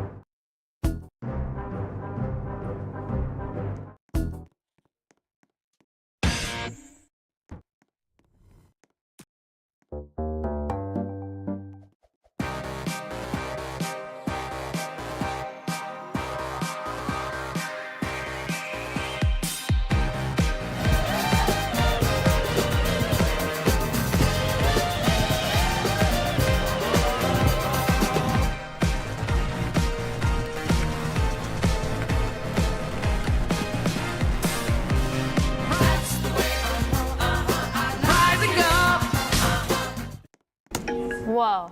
What's that? I just built a budgeting app in Base 44. Guys, Nina just built an app. Impossible. Nina can't. Hello everybody, it's your boy Nelicity, and today I'm going to be attempting to beat 10 soul-crushing towers in a row to see if I can confidently call myself a professional Roblox obbyist. Now if you don't know what a soul-crushing tower is, it's a type of obby on Roblox that just under 50,000 players have ever beaten. With many of these existing in games like Eternal Towers of Hell and the Eternal Abyss, they each have their own unique strategies, techniques, and skill sets needed to complete. And as someone who has spent hundreds of hours of my life solely towards grinding and beating these towers, I need to prove that you don't need good genetics to get good at this game, but time, effort, and determination. Anyways, let's get on with the video. As you can see, I'm in a suit because this is serious business. If I'm being for real, this could take like 10 hours because I'm really bad at the game. I'm not the best. Challenge has started. Under 5 hours would be so optimal, but I don't know how to do towers, so I might end up selling and it might be very tragic. And plus I have zero practice for this, so it's I'm so good at this game, bro. I can't even lie. Why am I actually kind of nervous? I don't want to lose this challenge. I am the businessman, okay? Nelicity is no more. I am now Money City. That is my title. That is my name for the rest of time. I make money. I make bands. I make dollars. I make pets. I make great money. It's already been 5 minutes. God damn. Stand by me and enjoy the fruits of my labor. Or be gone. This is a truss. Oh, thank God it's a truss. Wait, hold on. Where's the diamond coil? Diamonds are heavy. Thank you, Death Eagle, for teaching me this in my own video and then clowning me. Thank you very much. This tower's so risky. I hate it. That's not good. First fail of the video. First fail of the challenge. God damn it. What? Oh, ooh. All right, floor 10 outside. Watch me fail this.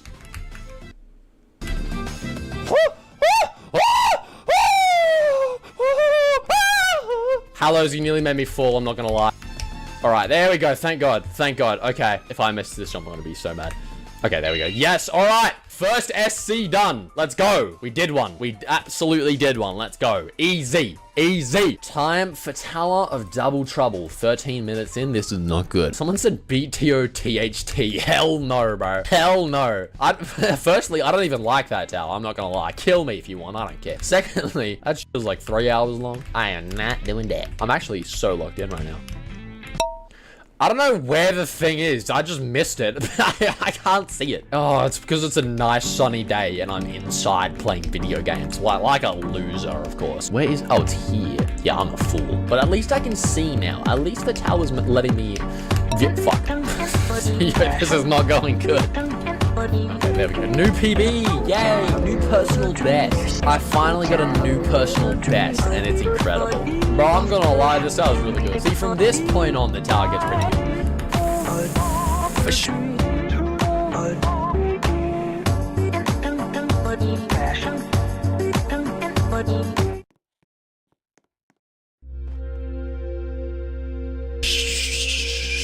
Zip it. Zip your shut up. Doing good so far. Nearly a B-side, which is just incredible. Wait. Yeah, no, you can skip that. You learn new skips every day playing this game. Every single day. Alright, Devil Falling Hills and you're back to the start of the dropper. Okay. Oh, it's a wraparound. What the fucking kind of bullshit is this? This is a wraparound. They are very common in Age of Towers. What the fucking kind of fucking jump is this? This is a headhunter. They are not as common. They're not great. What the fucking kind? This is a long jump. Beware, we're entering the move! I'm trying to read. What the fucking kind of fucking B-side is this? This is not B-side. This is C-side. It is the final side of the tower, and it's also the worst. If I fail this, do I get sent back to the start of C-side? Wait, this is floor 10. Okay, yeah, I do get sent back. Okay. Okay. I nearly missed that. Let's go. Second one done. Second one done. Let's go. Let's go. We could do TODC. Okay, we could do TODC. First TODC and win on live. Okay, I think we're gonna do tower difficulty chart. Let's go to ring 2. Let's get this started with, okay? I must beat this tower. I have 2 hours on this and I haven't beaten it. That's incredibly concerning. Bro, this tower's free. I should have beaten this a lot earlier. What? Extreme. Yes, terrifying. What am I doing? Yo, what am I doing? What the fuck? Don't play with me, son. Alright, I'm dropping down. What the hell? There's the TOTL lodge. Ah, thank you, JSC. Yep, that was correct. Oh my god. Oh, floor 10. My house is flawless. It only has a roof. I'm gonna wait for that thing to come around because all you have to do is just sit on that. Jump to there. Jump to here. Let's freaking go. Yes, let's go! This is my first time beating TODC. I am very proud. I'm very happy. Yeah! There's gonna be 2 new soul crushings in one day, bro. That's kind of cool. See, the first 6 floors of this tower are harder than the last 4. Not combined, obviously, because that obviously. Just in terms of like more difficulty, I think. Honey Blur. What the hell was that, bro? What? Like, what am I meant to do there? What am I meant to do there? I am so confused. Oh my god. That was really easy. What is this? Lodge? Oh yeah, fuck it. Oh, that was really easy. I did not want to do that. Here we go. Don't look down. I won't. Oh, that is the scariest jump of all time. I don't care what anyone says.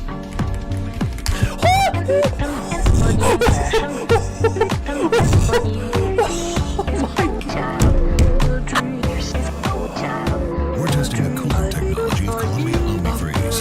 Craig is OmniFreeze. Simon does not. Who will stay cool? OmniFreeze wins.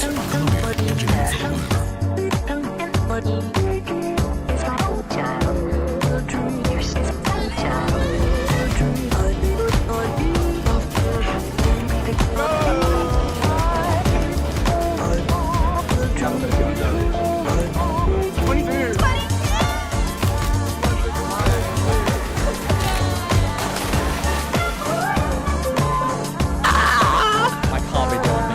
I can't be doing this. Like, it cannot be good for my heart.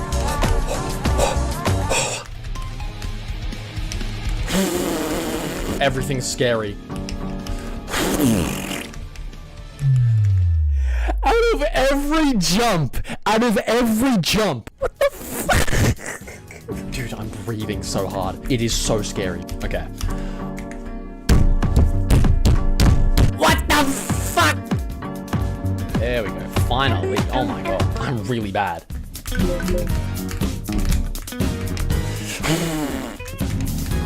Okay.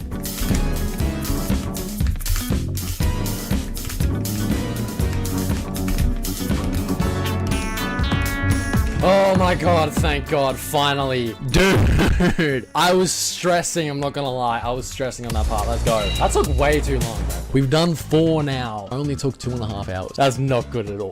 We're gonna go to Token now. Tower of Curved Ascent. We got this, bro. We got Tower of Curved Ascent in the bag. Tower of Curved Ascent, let's go. Number 5. Fun fact, by the way, this is my first Soul Crushing Tower that I've ever beaten. It was a really fun grind. I beat it in like 3 days. Not 3 days, sorry, 5 days. 5 days of grinding and I beat my first Soul Crushing Tower. I was so happy, bro. And then my second Soul Crushing took 3 weeks, and then my third Soul Crushing took 3 months. So I wasn't the best yet, but basically all of this tower's difficulty comes from its punishment. So that means it's short and easy.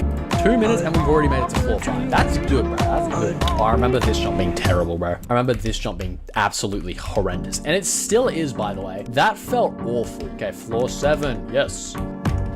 What the hell just happened? What the f... Great player. I'm so good. I'll put this from the side. There we go. And then floor 8's a speed run floor, which I do not nail, man. That was rough. Floor 8, bro. Floor 8. We serious? Floor 8. Floor 8. This part is the hardest part of all time, bro. There we go. Okay. Floor 8 done. Floor 9. Floor 9. You love to see it. Okay. Floor 10. Alright, this is also the worst floor. It's like this is tied with floor 8 for the worst floor.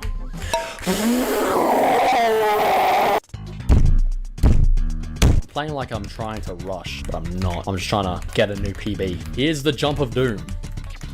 Don't even play with me, bro. Don't even talk to me. Okay. Yes. I will not let nerves get the better of me. I will not let the nerves get the better of me. That is very close. Yes! Let's go! Let's go! I'm so good. I'm so good. That's 5. We done 5. I'm so happy. Oh my god, that took 45 minutes to do? Damn! I'm bad. We're gonna do Tower of High Adrenaline now. I think this one's easier. Bro, it's chill, okay? It's chill. This tower... I remember this tower, bro. I remember grinding this tower. I beat this not too long ago. Probably like a year ago. So it's like, I understand it, bro. So easy predictions. Floor 3 already. We're locked in. See, at least like a lot of these floors are fully netted. Good chunk of these floors are netted, which means it's like, I don't gotta worry about nothing. I don't gotta worry about nothing. Oh, that was, oh my god. We handle it like absolute professionals in this junction. High adrenaline, I get the reference. It references this, because you're going very fast. And it keeps your adrenaline rushing. This is floor 6 already. Oh, goodness, what time is it? 7. That's not as good as I thought, but it's still good. At least it's netted, but like I'm really bad. The last few floors are netted. I mean, there is a very not lenient time, I bet. The floors are netted, so we should be good. Oh yeah, this section. Ah, I remember this. This section's not fun at all. This section is terrible. Why is it all thin studs, man? I don't like it one bit. Greatest! This is floor 7, by the way. Floor 8, and then floor 9 and 10 are netted. I forgot about this outside section, if I'm being for real. Is this just a normal truss? I was thinking, wait, there's a spinner on this? Feels like there should be, but just a normal ass truss. Okay, this floor is netted. Thank goodness. I am really bad at this game. I hope you're a good speedrunner. I am. I'm an incredible speedrunner. What do you think I'm doing right now? Yeah, shut up, bro. I forgot. Okay, I forgot, bro. Lock in time. Majito ya tang, Majito yang. This is easy. 10 seconds left, bro. Easy. 10 seconds? That's enough for me. Fuck. There we go. Easy. Done. Oh, yeah. Oh, yeah. Oh, yeah. Oh, yeah. That was nothing. That was nothing. Serious business. This is serious business. Let's... 6 tower done, bro. 4-hour stream. We got 4 more towers to go. TOIF time. Inevitable failure. Let's go. Let's go. I don't need to practice the pendulum because I already know how to do it. Shit, I'm bad. You can just do this. It skips so much. It's so good. I love that skip. That skip is incredible. There we go. Floor 3. I just wish there were more short, good insanes in this game. That's all I want, man. Just 2 more. Just 2 more and we're all good. Oh my god. Oh my god. This tower has good colors. It's very vibrant, but it's also very nice. How have I done that twice? There we go. Finally. See, if we just do a little skip, known as this, we can skip all of this. Life gets way better. And yeah. Wait, can't I just do this? All right, floor 6. Yes, floor 6. Yeah. Oh, I just realized there's a really bad jump on floor 8 that I don't want to do. It's like a slanted truss. It is so bad. Okay, floor 8. Yay. Where is it? It's right here. It's this. This is terrible. I hate it. But I did it. And it was actually very easy. You just have to shift flick off it. It was not that hard. What am I talking about? I'm gaslighting my... I am Noah. My job is your life. Find a convenient way.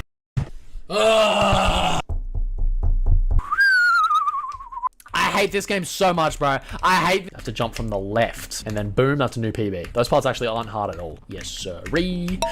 It's not the fact that I failed. It's the fact that I gotta waste 10 more minutes on that, bro. That may seem like an easy jump, but for some reason, this jump is like nil because you can't like see anything on it. And it's, oh my god. I didn't even land on this big part here. That could have saved me so much time. That's what I'm talking about! Gentlemen and gentle ladies, we take this shit seriously. We do not mess around. We might lose a little bit, but we get back up. We get to floor 10 with 0 issues. We start to... My god, I'm busting everyone. Hold W, common sense. Literally just hold W on this. There is nothing wrong with it. Win! Let's go! 7 out of 10 completed. Oh my god.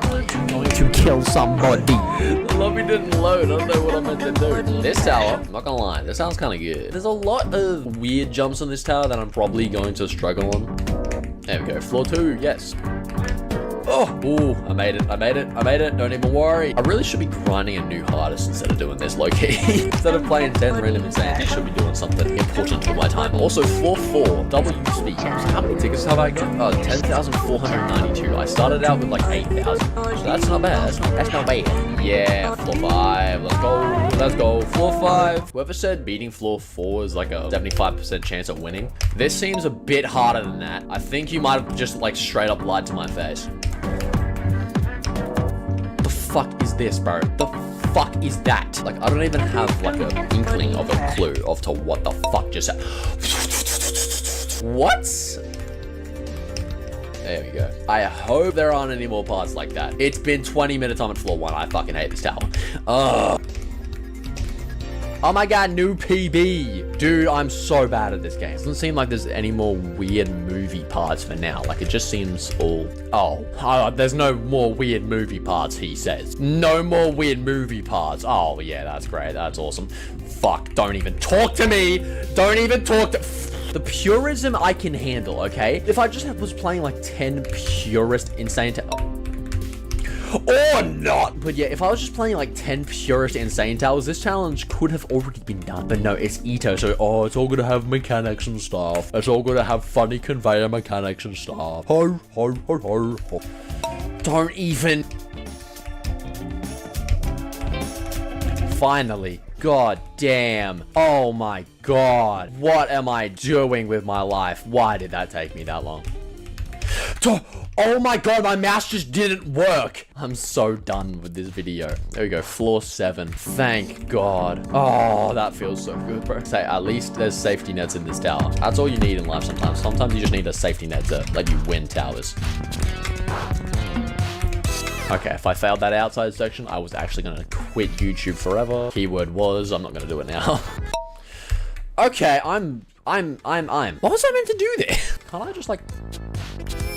Yeah. I forgot about this part. This is so bad, bro. This part is terrible. Oh. Oh, yes. Floor 8. Yes. But in progress. Yes. Oh my god. Oh my god. It's so good. Finally got button progress. And we finally got to floor 9. This is not the greatest thing ever. Low-key, tower does get a little easier after this. Or not, apparently. So, there we go. And I know there's a GBJ on this tower. Not really excited for that, but this is basically like the last full floor. So, all is good, all is well. All right, floor 10. I'm basically guaranteed to fail here, but it's fine. It's fine. It's okay. This part. Oh, it's a long wraparound. Nope. Jump on the sign. Oh my god, win pad, guys. Oh my god. Nope, fake win pad. There we go. Oh my god, bro. Okay. Oh, dude, that is scary. That is terrifying. Come on, bro. Come on, bro. Get it over and done with. If I fail this last part, I'm going to absolutely start crying. I'm going to start sobbing. I'm going to start... Come on, bro. Move your fat fucking ass out of my way. Finally. Finally. Don't even say I get quick. Yes. Finally, that took way too long, bro. That took way too long. An hour and a half? What the fuck? Congratulations on beating the tower mine break. I'm gonna reach the try doing TO. No, I'm not doing TORER, gang. I'm not doing rough endoplasmic reticulum. That's a bad suggestion. Let's win. I always think I'm fast when I play this game, and then I look at other people and somehow they just like outpace me a billion times over. Oh no. JSC, no!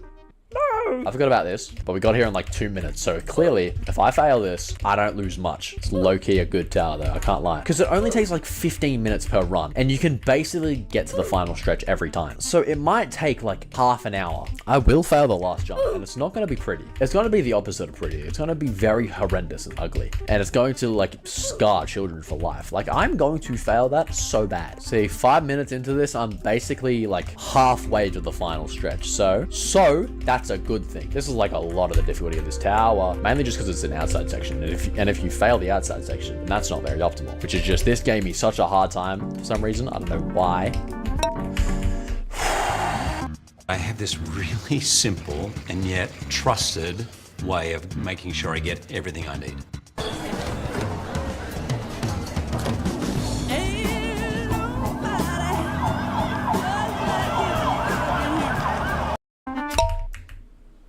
Damn it, don't even. It doesn't even serve the purpose it's meant to. All right, let's go again. Easy. All right, I'm going, bro. I'm going. Now, this part here is really dumb. I don't know how to do this part, but I can just walk off, right? Yeah. Oh my God, that is terrifying. I'm jumping to this one, I don't care. I'm not going on the one stud, fuck you. There we go, done. But then the final jump is where it all comes down. It basically all comes down to if I'm able to do this jump.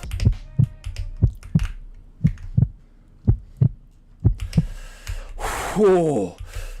Yes! Yes! That's a 9th SC done. I thought I missed it for a second. I'm not even kidding. Let's go! This is going to take probably 2 hours, if I'm being for real. And it's time to play. Let's go. Shit, and I've already failed. And I've already failed twice. Okay, there we go. Floor 3 locked in. Oh my God. If only I actually played like this against Pi Jupiter in that one video, I might not have had to say I was quitting and then kind of ruin the whole video. If only I actually had skill, I could have better videos. If only, bro. That was insanely easy. What am I doing? And then I do that. Yep, I nearly choked again. It's fine. I have no idea what floor I'm at, if I'm being honest. Because I'm low-key just cooking. That's all you need to know. That's all anyone needs to know. Although this jump is looking a bit feisty.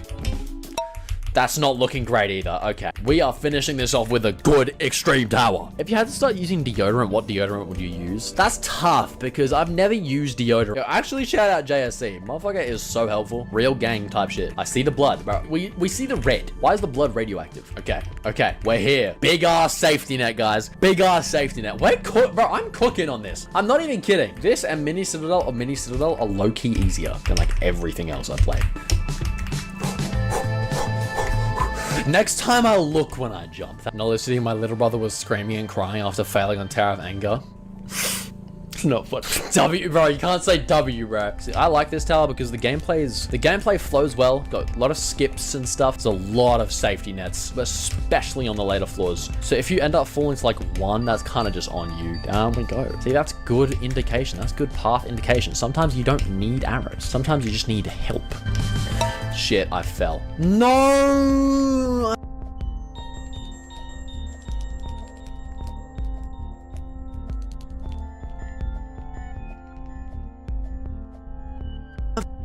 To do all that again. Fuck! What the hell? This motherfucker beats Spiraling Fates? What?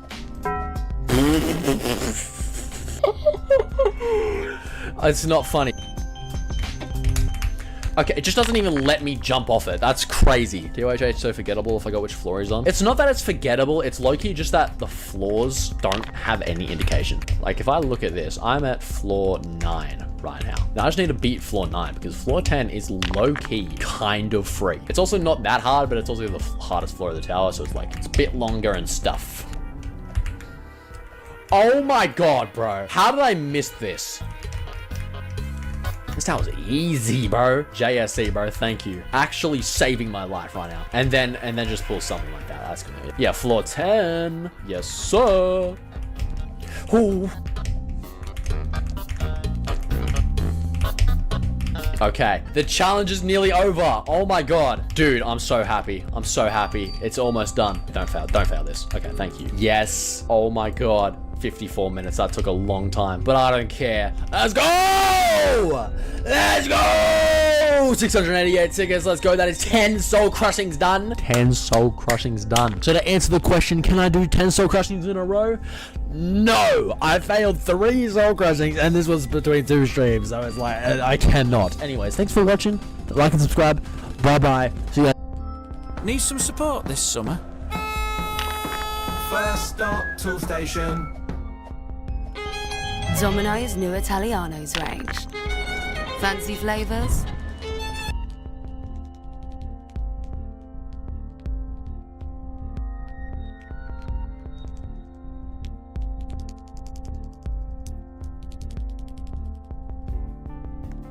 On March 21st, 2026, I finally beat the Citadel that took me 7 years to complete.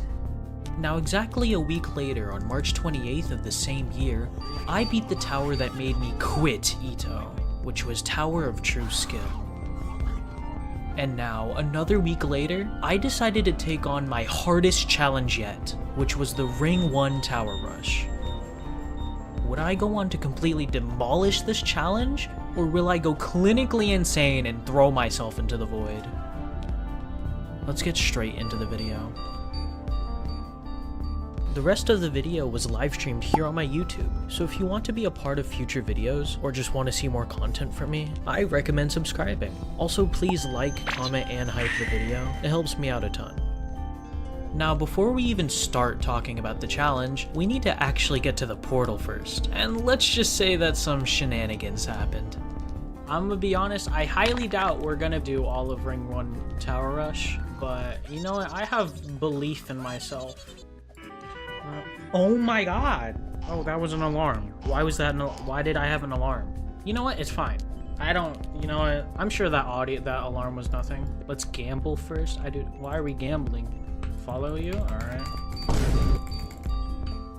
Wait, I'm sorry. I think I just saw a 1 in 83,000. Nope. What? I just got a 1 in 832,000. Okay. Yeah. Look at that. What is this stream? I just got a 1 in 832,000. This tower rush is gonna take you 7 hours? What? Huh? What do you mean 7+ hours? No way it's gonna take that long. Nah, I got this in 2 hours, bro. Easy. TOTH instead? No. I would much rather do this tower rush than TOTH. Heck no, I hate TOTH. That tower haunts my dreams. Okay, but let's do this thing. Let's just go in.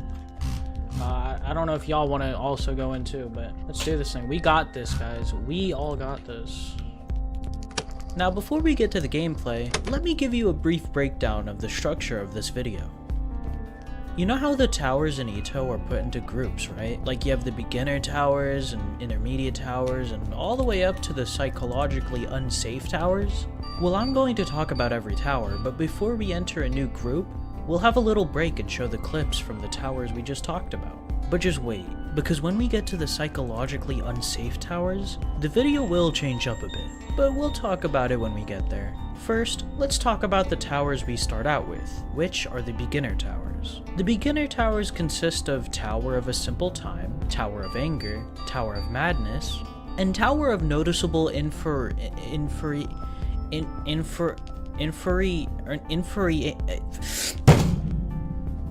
Now this section undercame major changes in 2025, with Tower of a Simple Time replacing Tower of Annoyingly Simple Trials, Tower of Anger and Tower of Madness being revamped, and Tower of Noticeable This tower was added in February 18th, 2025 to fill in the difficulty gap between Tower of Madness and Tower of Heck. Now, I don't really have much to say about these towers. They were fun to play, but nothing really stood out to me. Now, I know some of you in the comments are gonna be like, Devin, don't you remember that time when you made a poll on your channel asking how we wanted the video to be edited? And don't you remember that we voted for a breakdown of each tower? This isn't what we voted for. And I have two things to say about that. One, only 8% of you actually cared about how I feel, so why should I care about how you guys feel? And two, as of writing this script, I have like 2 days until I move. And if I do a breakdown of each tower, y'all aren't gonna see me for the next 6 to 7, 8 months. So enough with the yapping, and let's get into the beginner tower's funny moments. Let's do this thing. We got this, guys. We all got this. Alright. Y'all can't catch up to me, bruh. Your screen is covered? Oops. Thanks for reminding me. Soul crushing after this, bro. After we quickly do this in an hour. Yeah, after we quickly do this in an hour, we'll do soul crushing, you know, first try. I'm so cooked, bro. Hey, yo, wake up, bro. We got a tower rush to do. Todan in under 10 minutes. Oh my god. I genuinely wasn't trying to clip farm on that too. I was so mad when I couldn't get under 10 minutes. Tower rush clip farm. Yeah, I'm gonna get to the last jump, clip farm it, and then accidentally reset. You can clip back into the tower on TOTS, right? You can't? Really? You can clip back into every tower? Yeah, y'all are saying two different things, man. You've literally done it? Oh. Me have a memory of a goldfish.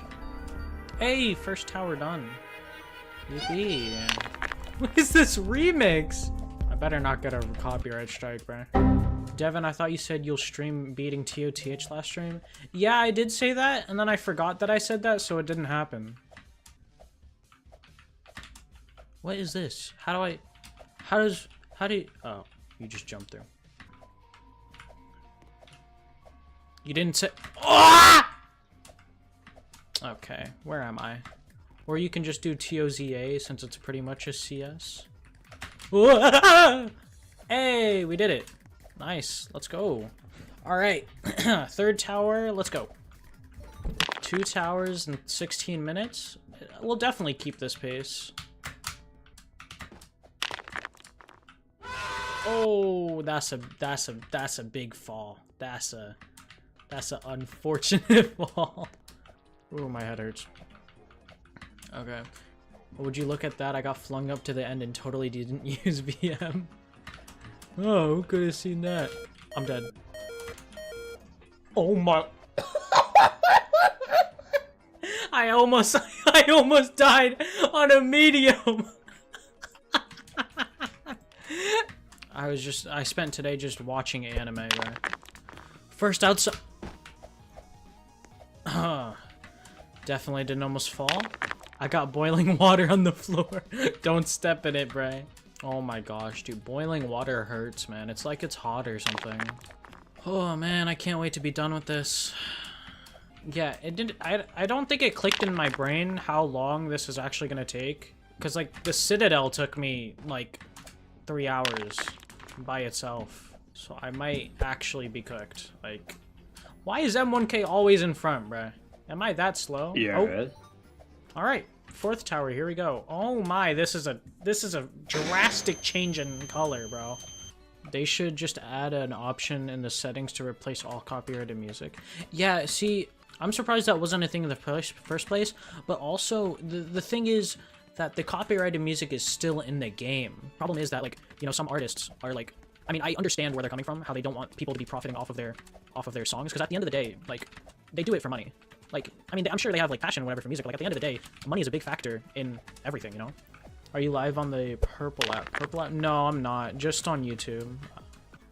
I mean, I'm not, I personally don't really like enjoy burgers, but cause I would never flail floor 10 TOTS. Like I would never do that. I would never do that. Hey, Tower 4 done. Now on to TOH.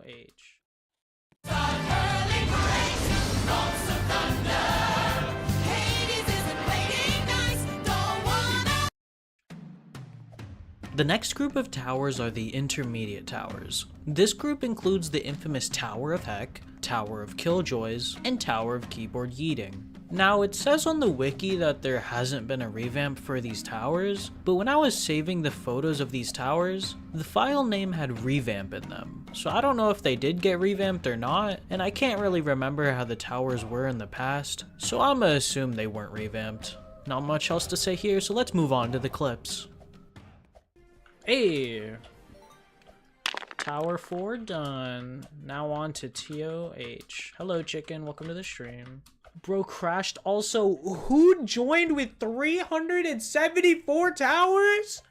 Oh my gosh. 737 hours?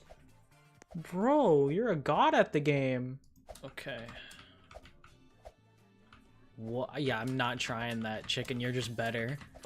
Yeah, in the final ring slasher zone for both worlds, there's an obelisk. No! Chicken, no! Alright, we are getting close to the end of this tower, I'm assuming. Yep.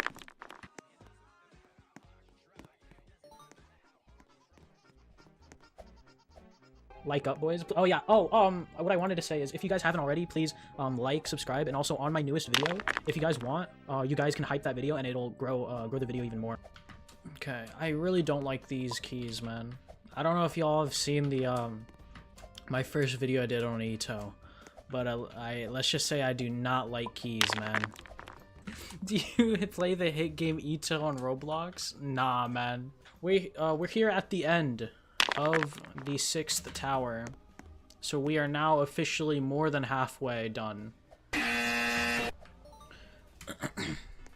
Steam or Google Play or what? I play it on Epic Games. That's where I play Roblox. Want to hear a super secret message? No.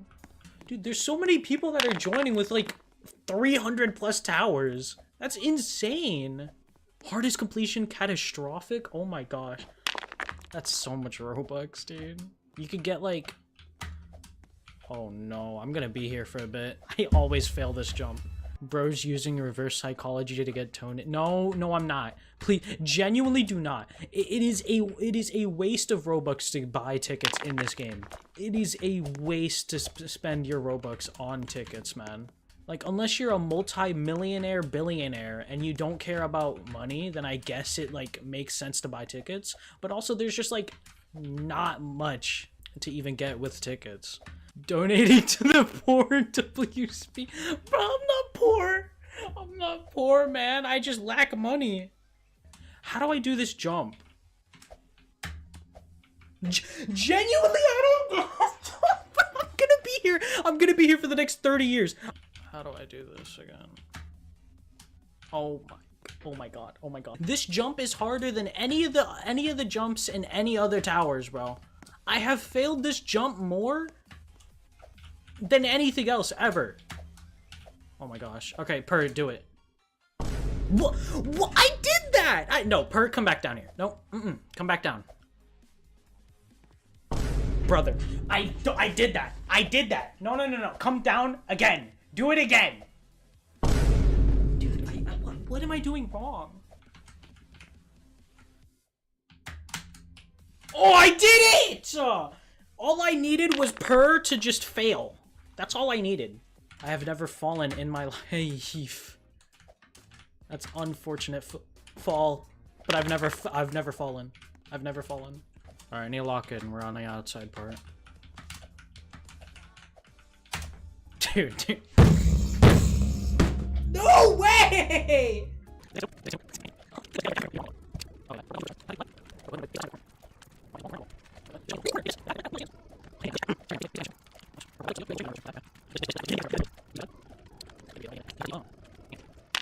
Any day now, brother. Yes! All right, time to fail on that part again.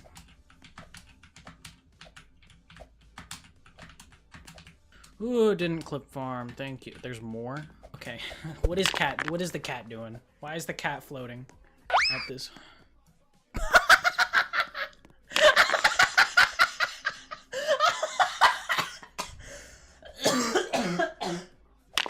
See, I would never fall there, bruh. Alright, this is the part where I fall.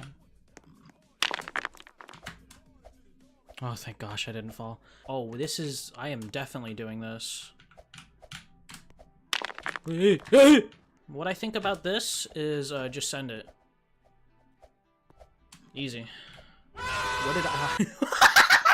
I'm so sorry. I'm so sorry. I just made bro fall. I'm so sorry. Oh my god, wait, okay. Alright, let me lock in. I genuinely need to lock in here.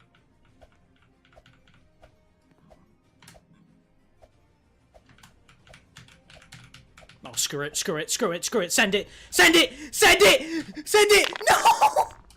Oh my god.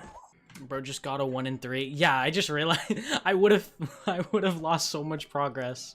If you are reading this, you can read. No way! What? You can read if you can read?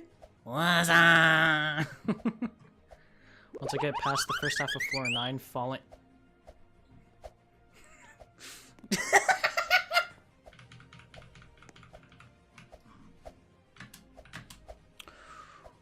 Whew.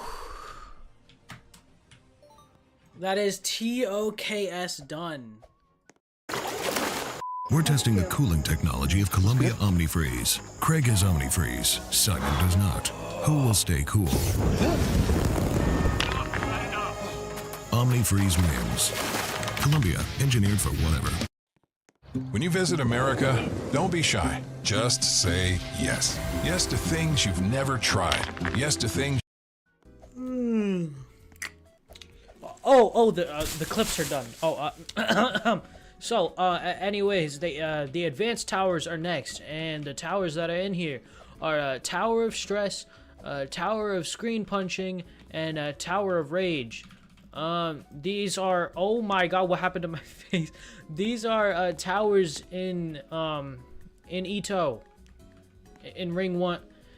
Just play the next clips, bro. I don't feel like editing. Whew.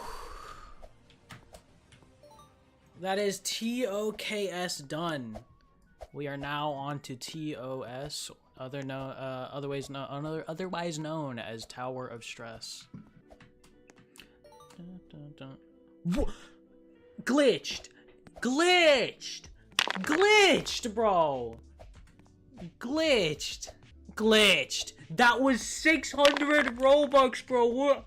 Thank you for the 850 tickets. I'm gonna now buy the 6-7 emote because you gave me 850 tickets. Yeah, thank you, Glitched. Your Robux went to a good cause. Your Robux went to a good cause. Why'd you give... W Glitched. Now that's going to a real cause. Time to buy 6-7 emote. Glitched is just giving people tickets for 6-7 emo, bro. Thank you, Glitch, for all the tickets you have given everyone. Oh, I see. Thank you. Oh, I have to go over here anyways. Oh my gosh. It's my second hardest. Oh, man. Brother, what are you doing, Glitch? Thank you for the 155 tickets, but you know... And then why are we speaking Chinese in the chat? What the heck is happening? Why is someone speaking Italian? Yeah, Italian. What is happening in this stream, man? I don't understand you guys anymore. Thank you for the 70 tickets, but I do not know what you said because it's in Japanese, man. Also, guys, we're 2 hours in, and we haven't even gotten to the parts that actually take long. I'm actually scared. This is what Ito does to the humankind. What was that? Dude, wait, I'm actually scared now, because, like, bro barely made it. Do you have to line up this jump?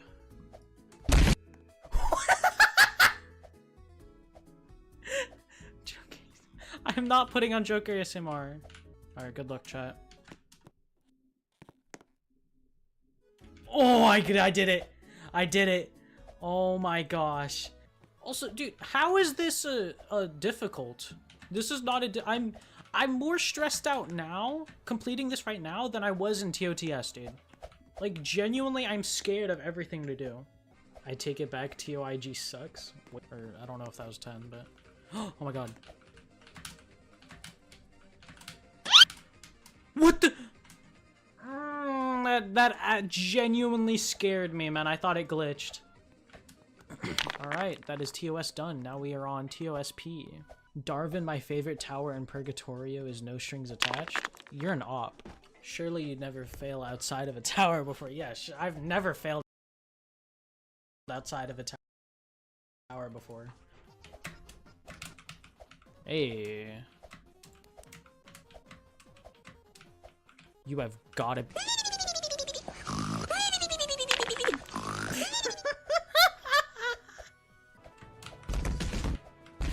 Oh my.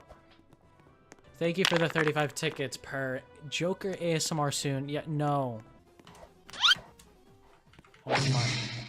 Ha! Your brain is cooked.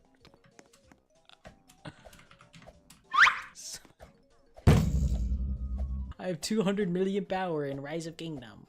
Baba Booey, oh my gosh, wait. Thank you for becoming a supporter. I really appreciate it. Hey, my computer started to catch fire and the whole house smelled. Yo, thank you, Per. Thank you, Per, for becoming a supporter. I appreciate it, man. W's in the chat. Alrighty, we are on to the next tower. Finally. Bro, Devin is so cooked. TOIE has an outside over the void. Wait, genuine? Does TOIE actually have an outside over the void? Yes? Oh my god, dude. You're joking. Dude. Wait, I'm actually stressing out now. He's slowly regretting not listening to my warnings. Yeah, because I didn't realize there was like an over the void part. Oh, unload all towers. There you go, okay. No, it's this part! No! You guys don't understand. I genuinely have nightmares about this part. When I first attempted this area, I failed this part like 30,000 times, man. No, I'm actually cooked. No, dude. I literally failed it over 30 times. That's why I have 4 hours on this tower. Devin, spectate me, trust. Alright. For my little brother. Oh my god. Oh. What is happening over there? No. What the I'm never spectating anyone ever again. Is this the, oh yeah, okay. We're basically at the end. And... Tower of Rage completed. We are finally here at the psychological unsafe... I almost said it correctly first. Psychologically unsafe towers. Now...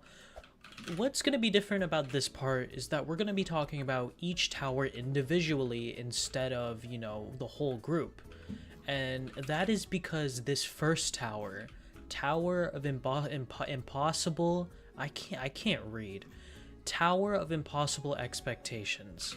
This tower almost broke me, like, mentally. not in any other way. There is one part of this tower that I was just not expecting. I mean, if you guys were watching the clip before, I think you guys will know, but an extra part of this tower was just, for some reason, took me so long, and I don't know what else to say about it, but let's just say I did not have a fun time on this tower. During this tower, you can literally see my slow descent into madness. So if you don't like watching someone being really depressed, I recommend skipping past this tower, which is on the timestamp on the screen. It can be a hard watch, so I understand if you don't want to watch this part, but let's get straight into the tower.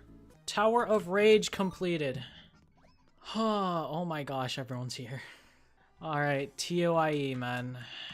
The bane of my existence. Let's do this. Hello, Icy Fish. Hi, Icy Fishing. Welcome to the stream.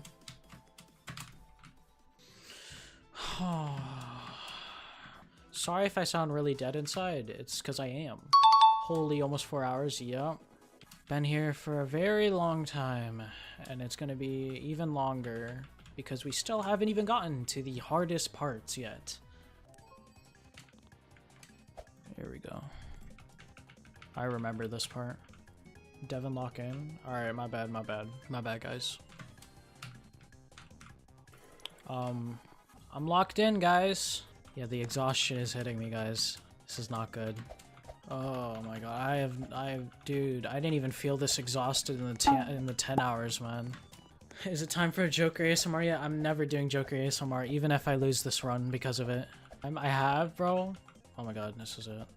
This is it. Okay. Yep, I'm stopping. Y'all are about to see the clip farm of a century. Send it, bro.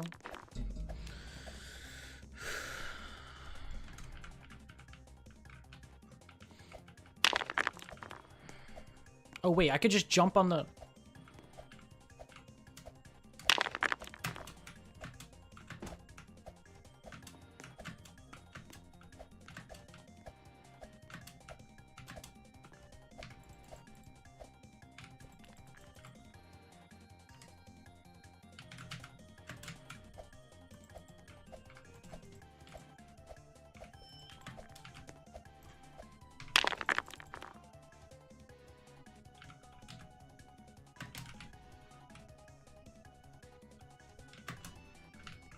Oh my god.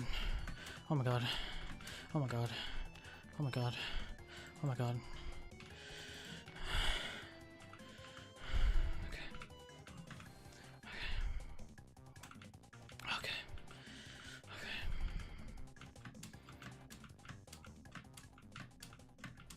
Okay.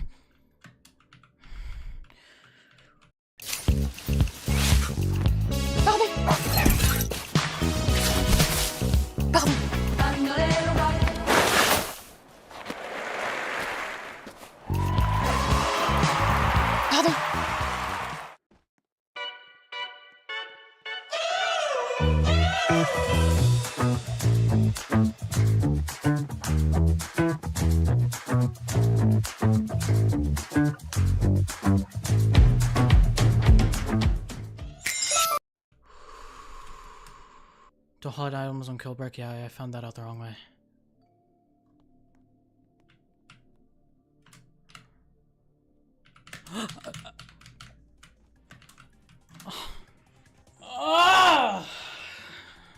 I didn't realize those were cloudable too, man. Oh my gosh, dude. Like, oh. And then 10 people leave the stream after seeing that.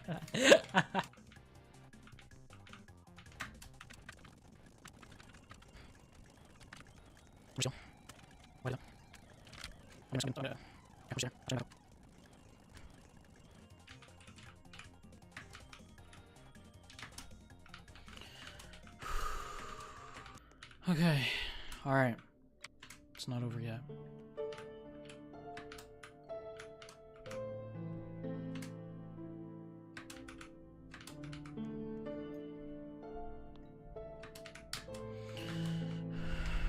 Okay.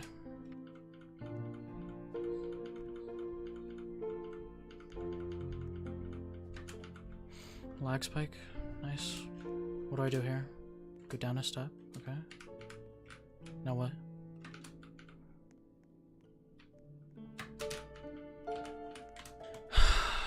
It's fine, I'll just do it again.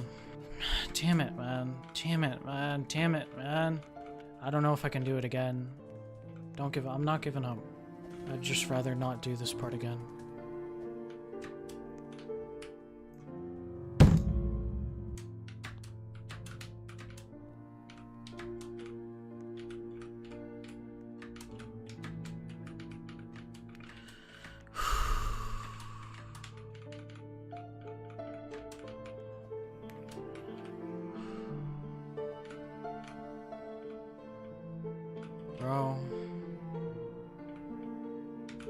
Bro, what the heck? Like, genuinely, why do I do this to myself?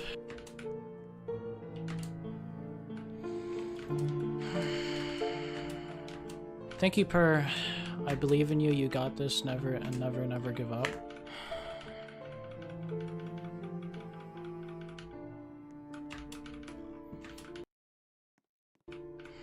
Second to last step and just walk.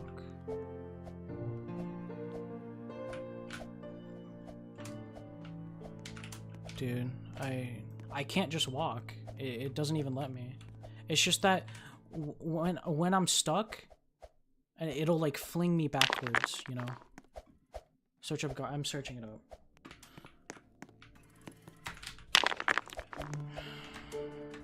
Among Us luck. Thank you. Good luck. Thank you.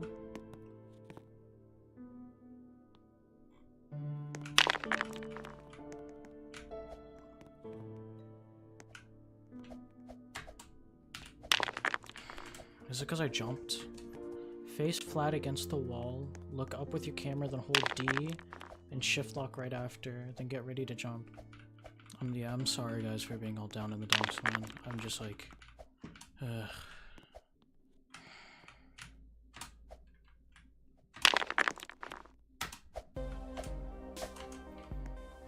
Okay, what's next? What's next? What's next? I'm assuming it's safe.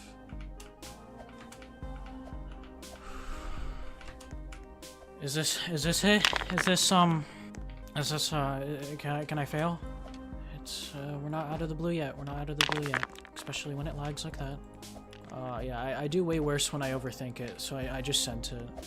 Thank you, Test. I appreciate all the helps. I'm sorry for being rude. I'm just so tired, man. I'm just so tired. I'm just so tired. I did not mean to swear, I'm sorry. This is it, right? This is it, right? Come on, Devon. Just stop being stupid. This is it, right? This is it? This is it? This is the end? TOIE. Done.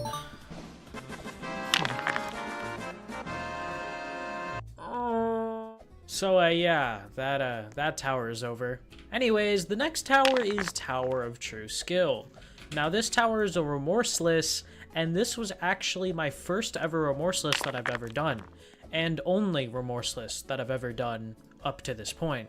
I honestly really like this tower. I don't know why, but it's just short, sweet, and is pretty challenging.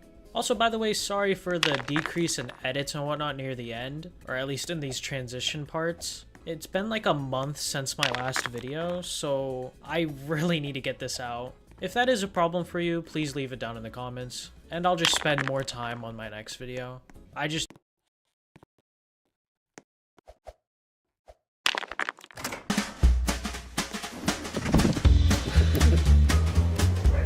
Dave was right.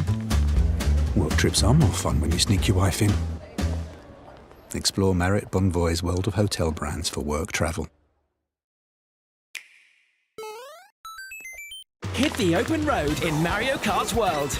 Join Mario on a... No, I get really lazy sometimes. So, anyways, let's get straight into the next tower. Ah! Yo, why is this guy looking at me like this? Who is you? Be careful at the crossroads. What? always turn right. Goes left. TOIE. Done.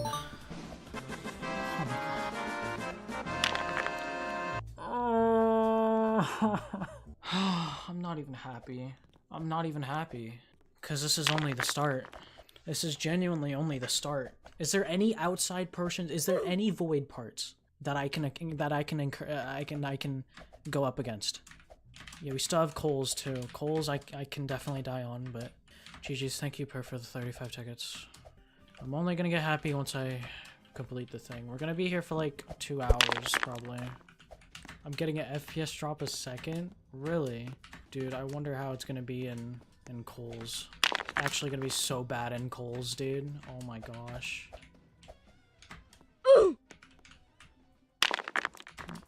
All good. This is what practice does to a man. Yo.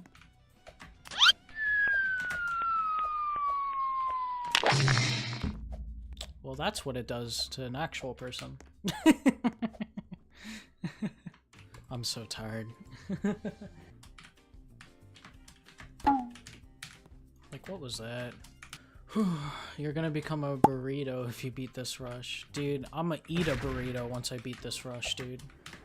That's right. I said once I have confidence in myself. Sorry for not rating chat too much. I want to lock in. Nope. Dude, it's a curse. It's actually a curse. Whenever I say I need to lock in, just something dumb happens to where I can't lock in. Tip, beat Tower Rush. Oh, dang. I didn't realize you had to beat Tower Rush to beat Tower Rush, but I'll beat Tower Rush to beat Tower Rush now. Dude, I've never failed this jump. Yeah, that jump. I've never failed that jump specifically. Dude, it's just hitting me. Like, I genuinely still have like 4 hours of this. Does this mean sleep stream soon? Heck no. Like, I legit started the stream thinking like, oh, it's fine. I'll fail 3 hours in and then like I could just go to bed, you know? By the way, I haven't even told you guys, I'm running on 3 hours of sleep.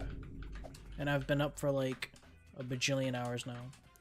Dude, it'd be so funny if I like lagged off the edge at the end of 410. That'd be so funny.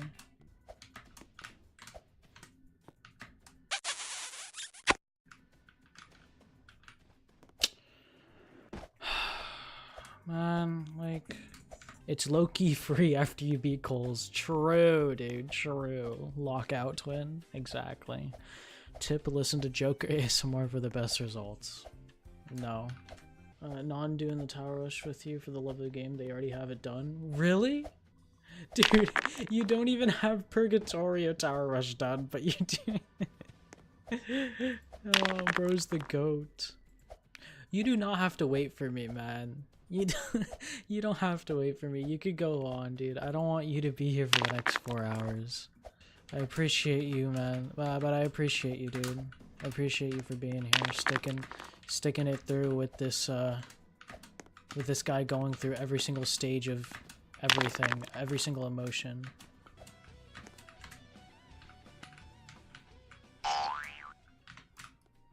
Like, what was that, dude? Ring Run Tower Rush is peak horrific if you're tired. Feels like it. That notification jump scared the crap out of me.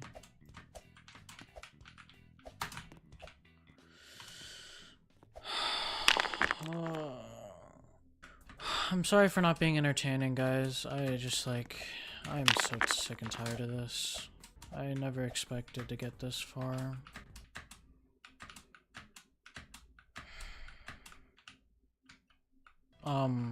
I quite literally don't think I was pressing W there. I need to look back at that clip because I legit don't think I was pressing W. Hello, Zeno. I didn't stop pressing W in time. That's so unfortunate, dude. Like, ugh.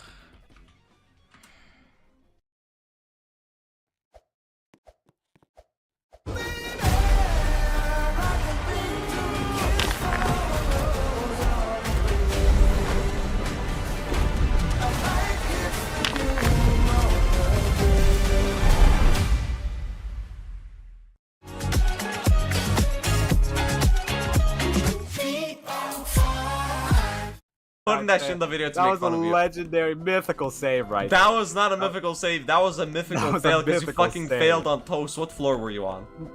I was on the moving platform thing. Oh, you're a fucking idiot. You're actually an idiot. Bro, what do you mean? I'm not gonna sugarcoat it. You're like very bad at the game. Bro, you're the one who failed. I'm the one who failed. Yeah. Buddy, why are you on Toast? And why am I on TOA, buddy? Explain that, huh? Buddy. Oh, I thought you were on TOK, bro. I thought you were on TOK. I'm almost on TOM, but buddy, explain to me. You're saying I'm the one who failed. Then why are you also on Toast, huh? Huh? Because I failed recently. You failed recently. Oh, so you're allowed to fail and I'm not allowed to fail. Yeah. Because I like reset recently for you. Buddy, I'm gonna make sure in the edit. You're gonna look as incompetent as possible. Every time I use your footage, it's only gonna be to show you fail. Like, I'll just have your my slideshow, man. I'll have your footage. I'll have your footage just so I could, like, as I talk. Every time like a part of me talking comes in, I'm just like, if you fail during that moment in any way, I will put it on film. I will show them your failures. I will make you look like a buffoon. You are moving my platform. Hello? What? Bro did not need to do the anime villain laugh on that one. This video will just be us playing the easiest life towers of Chato. And failing them. Miserably. And I'm imagining summer to my heartbeat sound. We fell in love as a leaf turned brown. I genuinely don't even know what the lyrics are. I just like know the messed up version. Like I did that as though I don't know what as a leaf turned brown means. I don't know what as a leaf turned brown means. I think it means when the leaves turn brown. Oh, as a leaf turned brown. As the leaf turns brown. Like I don't know, man. To my heartbeat sound. To my heartbeat sound. I don't know what that means, man. Alright, I'm like Among Us-ly. Say fucking Among Us-ly.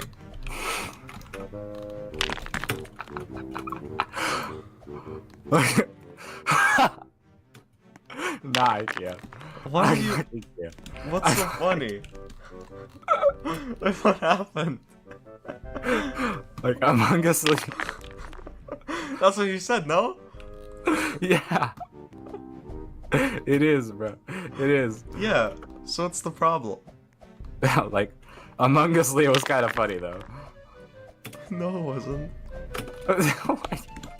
What are you talking about? Alright, I'm waiting for you. Why? What does Among Us-ly mean? I just realized if we miss the one time, then we fall to our deaths. Yeah, that already happened once. So we like... No, I'm gonna go for the win pad. I'm not gonna go early, I'm just gonna like full send it. Eagle? I'm gonna full send it. I mean, yeah, that's the point, but like, Eagle. What? We have to try. Like, come on, think about it. Think about it. Like, well, either way, we're gonna fucking do TOH with Rising Lava, so like, dog. We gonna win it, though. No! Like, I'm sorry, we're no. It's not that hard. It is. It's not that hard. It is.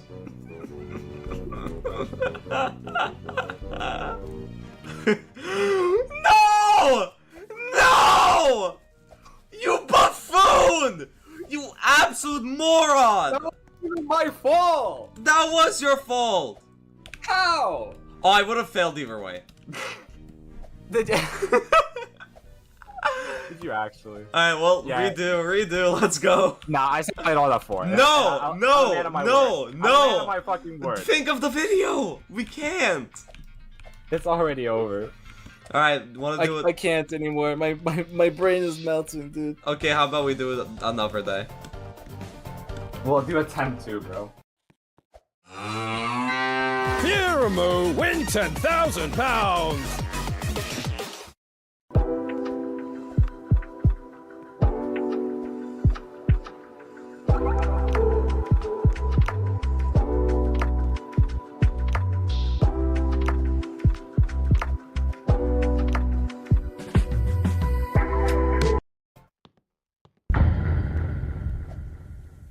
Hi guys, it's day 2. Yeah, Welcome it's day to day 2. 2. We're literally like gonna win on Or day maybe 2. it's not day 2 and this is the only day being used because... Nah, I'm using day 1, bro. Day 1's footage is way too good. I hope it just cuts to Editor Eagle saying, there was no day 1. Day 1 never existed. Hey, Editor Eagle here. Day 1 simply never existed. Goodbye. Bro already pre-recorded it. Oh god. I'm gonna use that footage to fucking make the shit. How the fuck? Yeah, I went backwards. Today's reverse tape. Now, wanna know what's funny? Every time I tell people I'm doing this video, people are saying, oh, so we're doing Ring 1 Towers damageless. Bro. Like, I swear to god, now anything related to you means it's damageless. Okay, you're just like bad at the game. Like, bro, you gotta remember this is the Scalfex playing Ring 1 Tower Rush, okay? Yeah, but what's wrong with that? Like, need I remind you what happened on day 1? Oh wait, day 1 doesn't exist. Never mind. Day 1 exists, bro. The helicopter incident. What's the helicopter incident? Nah, bro got his mind erased. There was no day 1. This is day 1. This is day 2. Why would he even need to talk about days? Nah, you're mad. I'm definitely putting in day 1 and making you look like a clown. Bro, this ain't gonna make me look like a clown. Bro, the stuff you failed at was actually diabolical. It was bizarre. I feel like today will be worse. Nah, today we're getting past DOH. Because we're not doing the lava challenge, right? We're doing the lava challenge, bro. Of course we fucking are. Of course we are. There's no way we aren't. Bro. Huh? Plus damageless. Nah, okay, well if you wanted to go up to day 365, sure. My comeback is gonna be a fucking 100-hour long video. Longest video on YouTube. Eagle comeback gonna go crazy. We're even gonna figure out how to do Cole's damage list. That's how wild it is. You're not gonna have fun editing this. I'm not gonna already tell. Nah, I'm gonna have fun editing this. This video's gonna come out like 4 months later, if at all. Nah, it's gonna come out. It's gonna be fun to edit. Like, if coming out. It's coming out. out. Football is coming on. Nah, but the video is coming out. Like, you're gonna come out as gay. I mean, you already did. You're the first like gay administrator on my Discord server. Speaking on my Discord server, it's finally out, and you should join. Hashtag ad. Hashtag ad. Hashtag ad. Oh, you're planning on releasing it by the time Yeah, no, I'm releasing this Discord with the video, so if you're watching the premiere right now, you can join. I'm probably spamming the link in the premiere chat right now. So yeah, I am. Well, this video probably isn't. Simultaneously, I'm also spamming it. Wink, wink. All right, let's go to TOA. I don't have boost items. Let's go. Yay. You know what I do have though? No. 5 gift boxes that will never open. Real shit. Speaking of things that won't open, when the hell is the palace coming out? Like that ass. First quarter of 2024. That's crazy though, genuinely. What the fuck do you mean? First quarter. Okay, well you're back there, so I'm gonna do the skip. But yeah, never mind. Nah, cause like Sinewave made a post, right, saying it's 90% done. That means it's 9% done. That ass. Always divide by 10. Always. That's like a rule with Jato. And bro, what you saw the Jukakala post, right? Yeah, bro, why? Don't do this. Yeah, like right now, like Jato isn't following the golden rule of if it ain't broke, don't fix it. Like then genuinely, what's the point? Bro, Jato's already lagging behind. We do not need more like fucking sub-diverse worlds, bro. Please. Yes. Also, want to know something funny?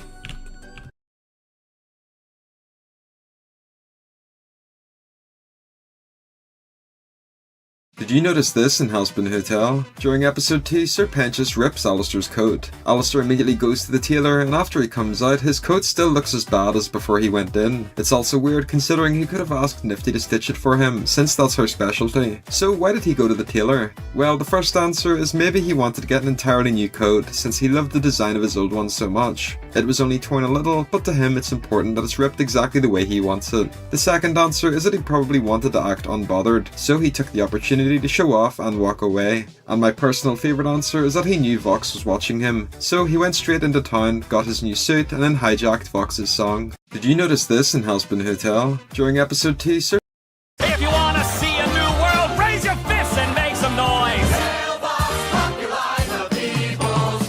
Can you help differently? Okay! ホテルは本当にとても素敵です。キャリはとても優しい空気です。彼女は成功すると信じています。とても大好きです。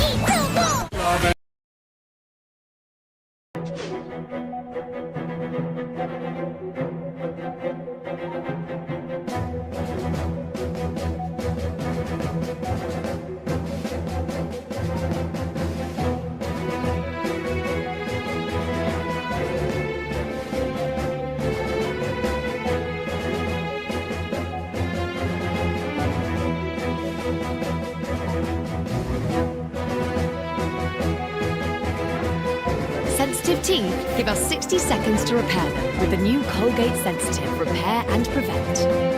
Mr. Q. At Mr. Q Casino, we tell it how it is. When players win, they love Q. When players lose, they hate Q. Oh dear.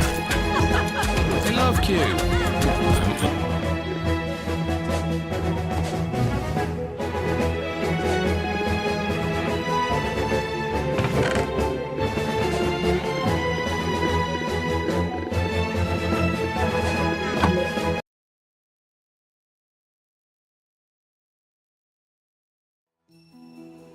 Whatever you do at the crossroads, know that this isn't actually a lore video and it's a behind the scenes video. Yes, you read the book right, this is going to be a small behind the scenes video for the Wi-Fi's video, destroying a world that doesn't exist. But to make it a little more interesting, I'm going to structure this video in the form of an iceberg. So right now on screen you can see an iceberg of everything I'm going to be talking about in this video, starting with some of the more surface level stuff you might have noticed in the Wi-Fi's video, and at the bottom some things that you definitely did not know about, as well as bloopers, deleted scenes, and even another video in the series. But with that said, let's get into it, starting at the surface level. Also, obviously, this video has spoilers, so if for some reason you didn't watch Searching for and Destroying a World That Doesn't Exist, go watch those two videos and then watch this one. Also, there are a lot of references and cool behind the scenes stuff that I'm not gonna talk about here, so if you want more info about that, then check the description after watching. But with that said, let's get into it. I don't know who this Durlord 3 guy is, but... Obelisk Code. When Avery explores the desert, he stumbles across a giant obelisk with some strange runes carved into the base. But try as he might, he can't decode them. So, is there a meaning?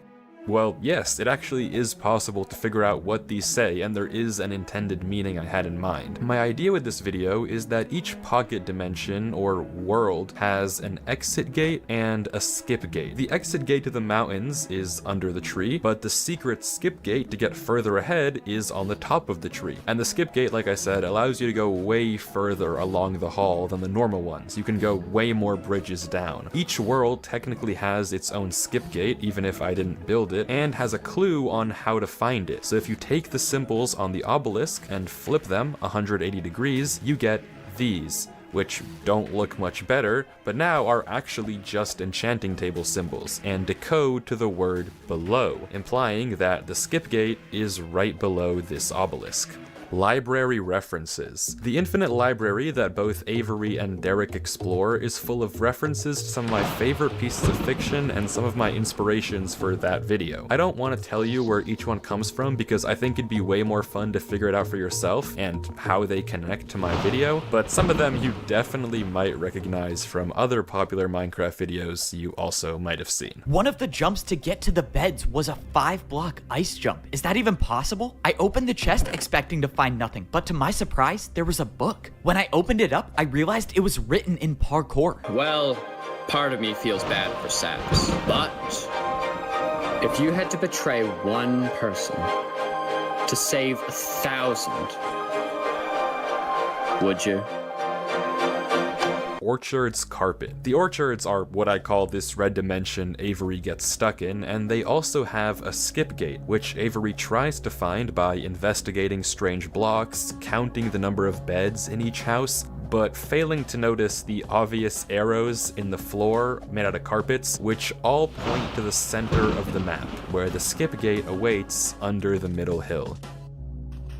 Horus. All the maps in Destroying a World That Doesn't Exist were built by the super talented team over at Horus Creations. If you want to support the project and explore every single one of these maps yourself, then you can for $5 by visiting this link, which is also in the top link of the description, and you get access to every single world in this whole video. Please do not feel obligated at all though, we've already gotten plenty of support and the video obviously did super well. It's just if you want to explore, the option is there. If not, totally fine.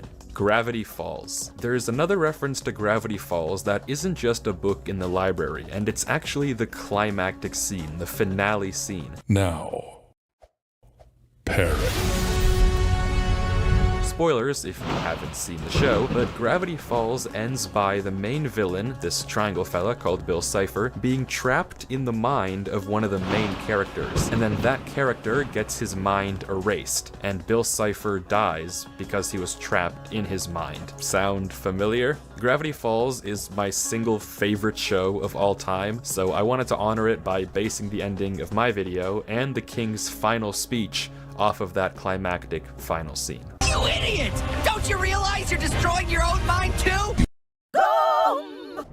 Ooh, I'm a little business boy. I think they can smell your fear. Shh, go on, contribute. Stop, they're all looking. Tell them something business-ish. Quiet your mind mouth with extra gum. Chew good. Have you ever considered just how different dogs are to us?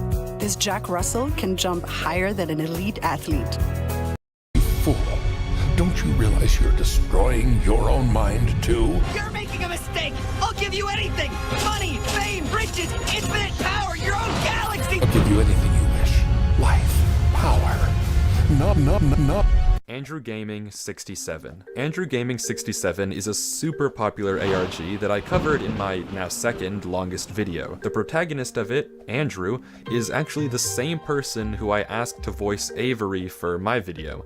Welcome to a showcase, so to say. Hey guys, so as you probably know, there was a video about my world. But if you paid more attention, you might have also noticed that this well that I used in the church world is suspiciously similar to the most important element of Andrew's own ARG, the iconic well, Abel and Yannius. If you don't know, I appeared briefly on the pre-show of this year's Minecraft Live, where I talked about my YouTube videos and also created a mini ARG for people to solve. The ARG story was about the village from the first part, searching for a world that doesn't exist, and we learn more about the cult members that inhabited it before the events we see in part 1. The main point of conflict is that Yannius, one of the villagers, disappeared into thin air, and no one can seem to remember him. This same Yannius is mentioned in the Weefies video by the author of the books, his brother Abel, the vessel the cult was going to use for the king.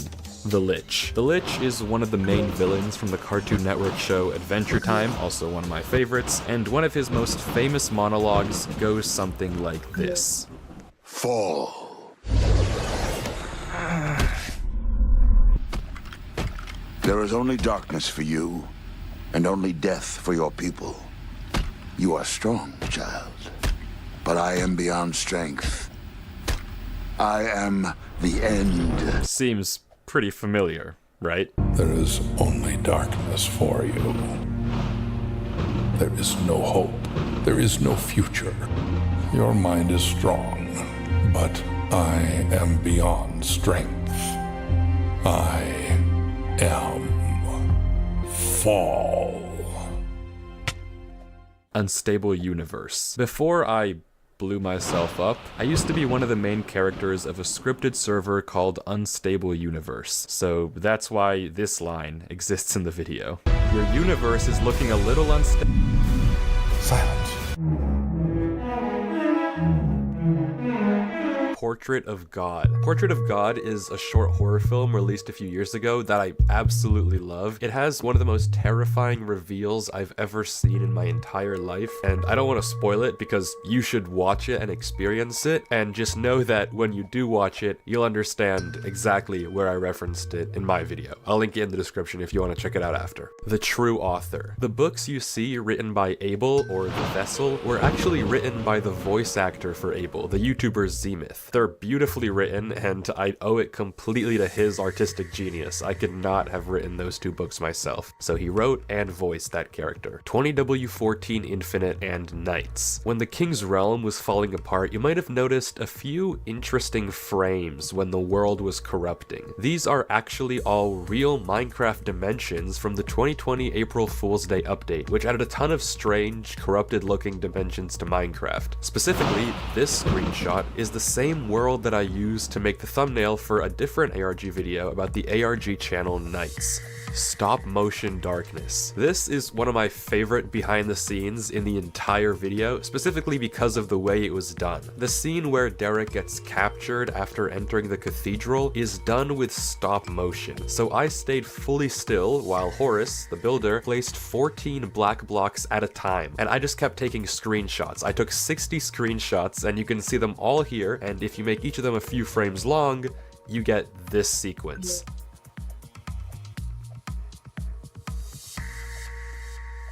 Which I think is just such a cool effect. Hidden Trilogy. This one's a quick one, but you might not have known that the reason that this video was 2 hours, that it was so long, is that it was originally meant to be 2 parts, and the whole series was meant to be 3 parts. Searching for a world that doesn't exist was part 1, finding a world that doesn't exist would be part 2, and that video would end when Avery blacks out, and then destroying a world would start with Derek's POV. But I ended up combining them because I didn't think it worked well as 3 parts, and I just wanted to show you guys the full story as fast as possible.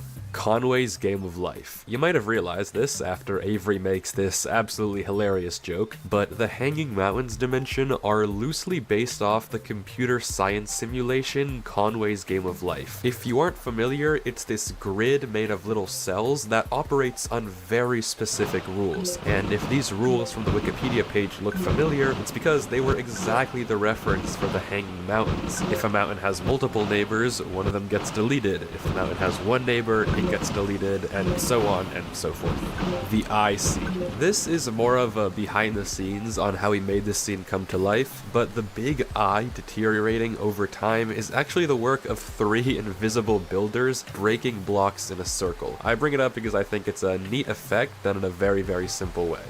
Death Note Mountains. If you haven't watched Death Note, then there's this very popular scene where one of the main characters tries to trick one of the other characters by giving him 3 real rules about a certain situation and 1 fake one in order to catch him in a lie. The scene where Derek tricks the fake Avery with a fake rule is directly inspired by that scene from Death Note. Carcosa and the Cologne Cathedral. The final location before Derek gets summoned by the king is directly inspired by online images of Carcosa, which is the fictional land ruled by the King in Yellow. The cathedral itself is based on the real-life Cologne Cathedral in Germany. Easily one of, if not the most beautiful build in the whole video.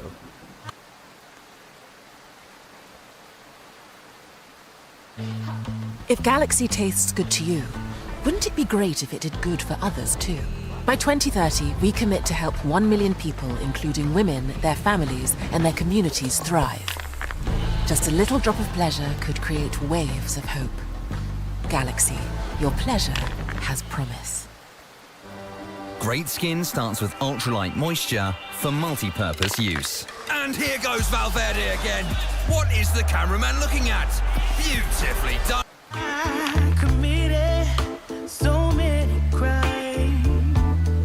Black hole sound effect.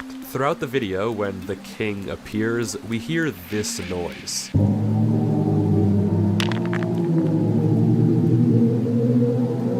This is isn't just some random sound though. When I was thinking about sound design for this video, I wanted the king to feel like an all-powerful, impending, unstoppable cosmic being. So what better noise to use than the literal sound a black hole makes, as recorded and published by NASA. That audio when the king appears is sound from a black hole. Oxidizing copper eyes. This one is a quick one, but it's kind of funny. If you do buy the map and go see the eyes, you'll notice there are suspicious specks of blue which aren't present in my video. This is not the intentional look of the build, but it's actually the copper blocks oxidizing over time and creating this effect. Flowers and Carcosa. The scene where Avery goes from grave to grave after reading the book in the chapel is inspired by this analysis video on the King in Yellow made by a channel called Tale Foundry. There is a story called An Inhabitant of Carcosa where a person finds themselves in a strange place with trees and tombstones littered everywhere around them. This place is Carcosa, and they are a lost soul in the afterlife. I imagine Avery bringing flowers to these graves is helping these lost souls navigate the spirit realm. Avery is acting as the realm keeper, doing chores for the church, and helping any spirit who finds itself stuck.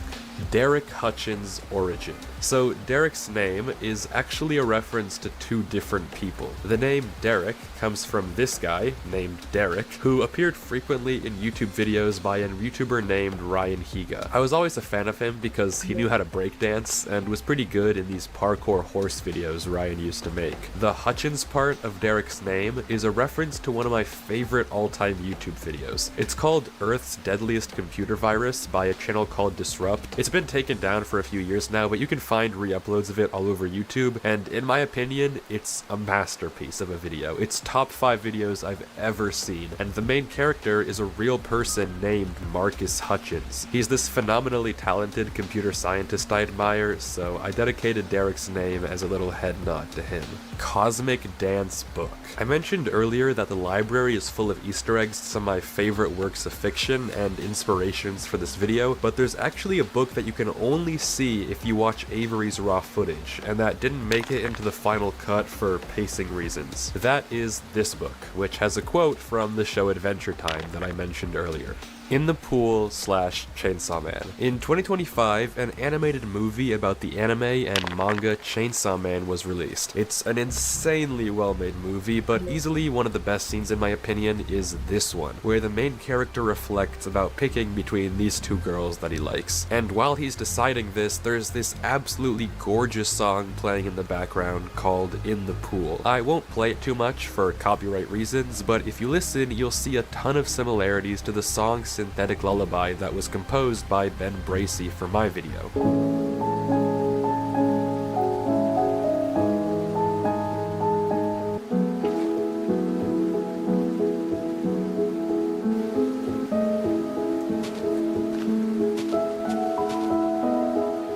When I requested that track, I specifically used In the Pool as a reference, and that whole scene for my video is a direct reference to the scene from the movie. Also, kinda subtly, my entire video is inspired by Chainsaw Man, in that the opening for the anime is packed with references to various movies and TV shows, and I thought that was really, really cool, and wanted to try it myself, so that's why my video has so many references to things all over Minecraft and YouTube and TV. The DMS. The Department of Metaphysical Sciences, or the DMS, is a government organization that has appeared in 2 of my other ARG videos, but the reason they're relevant here is if you go to the Google Drive folder where Derek's footage is supposed to be, you'll see it was actually confiscated by the DMS themselves. Why? And what this means for what's happening to Derek? I guess time will tell.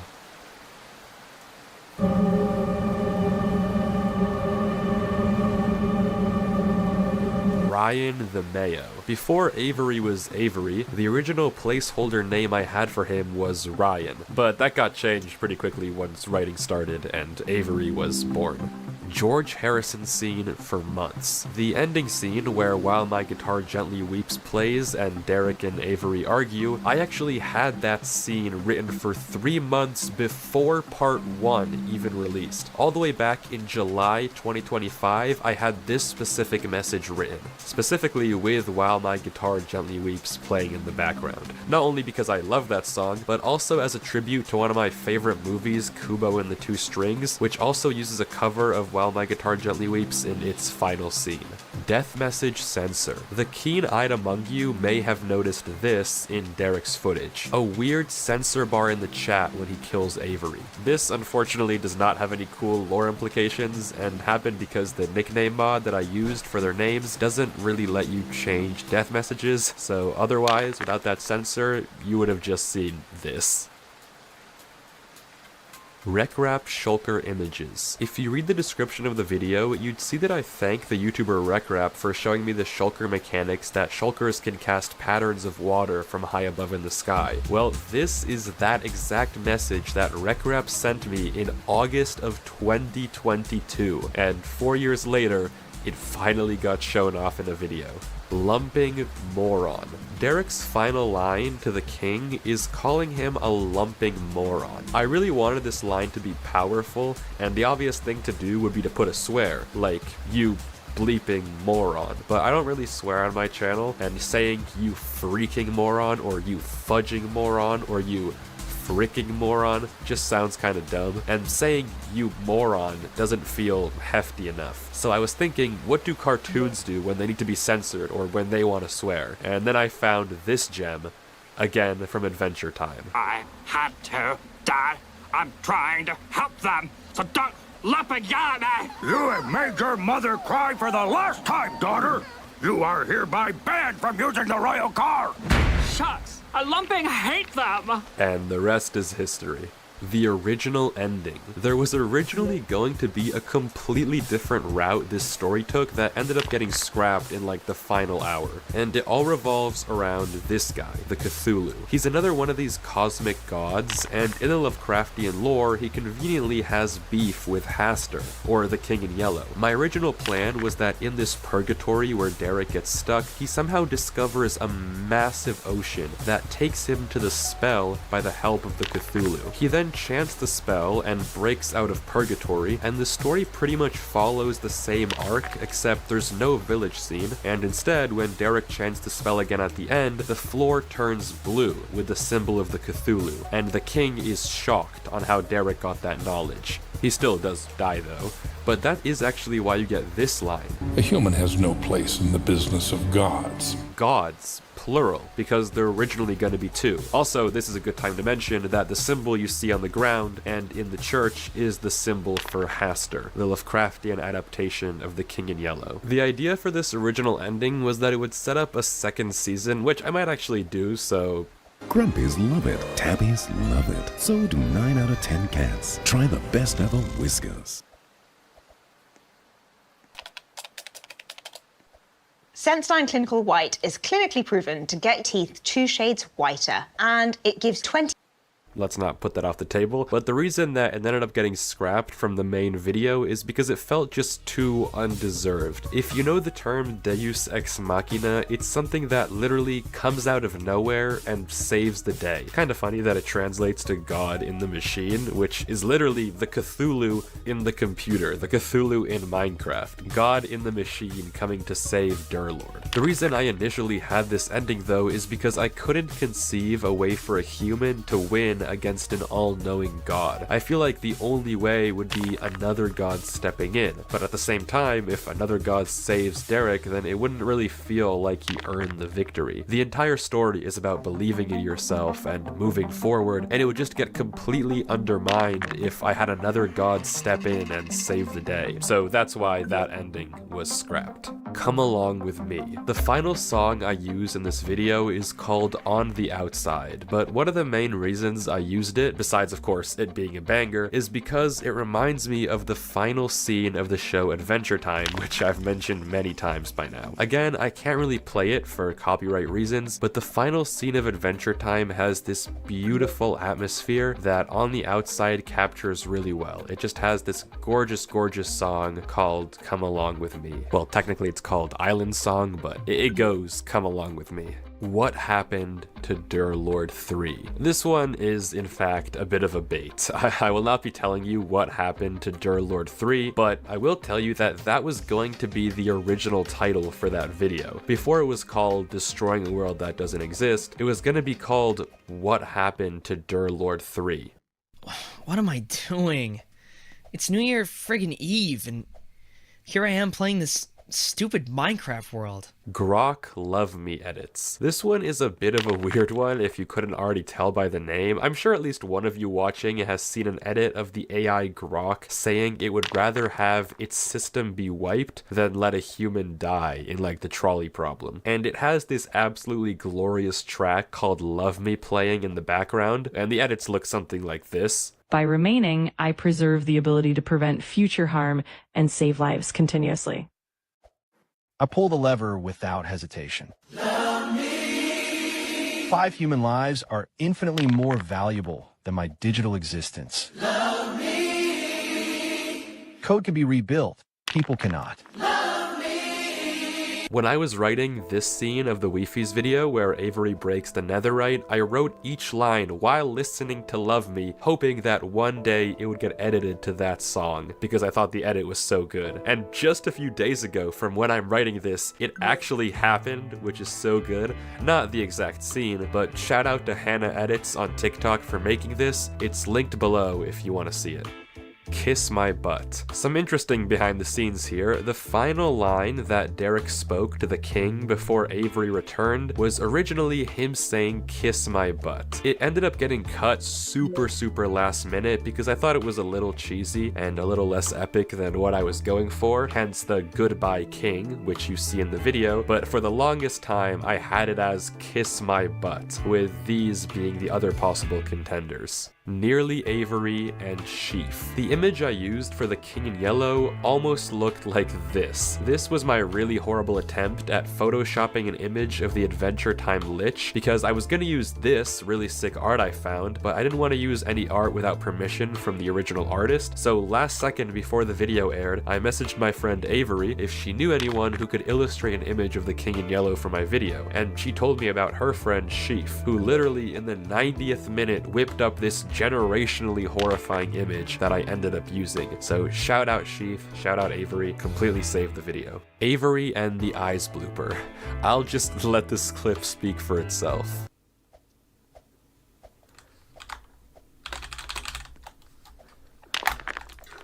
Oh my god, why the frick does it knockback modifier? Oh, I'm so sorry.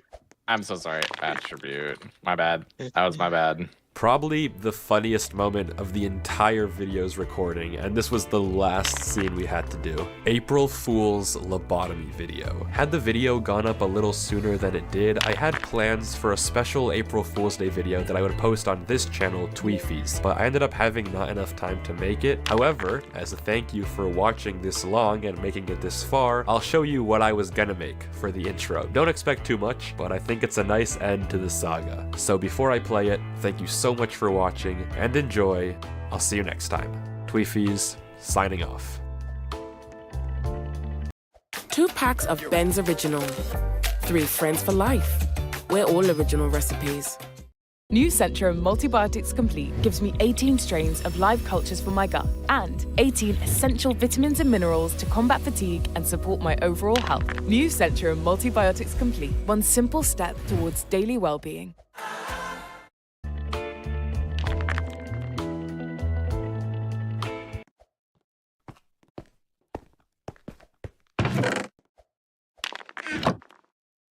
Whatever you do at the crossroads.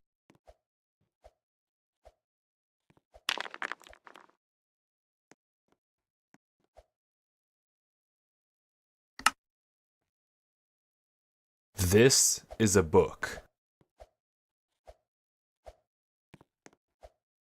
Avery does not know how to write.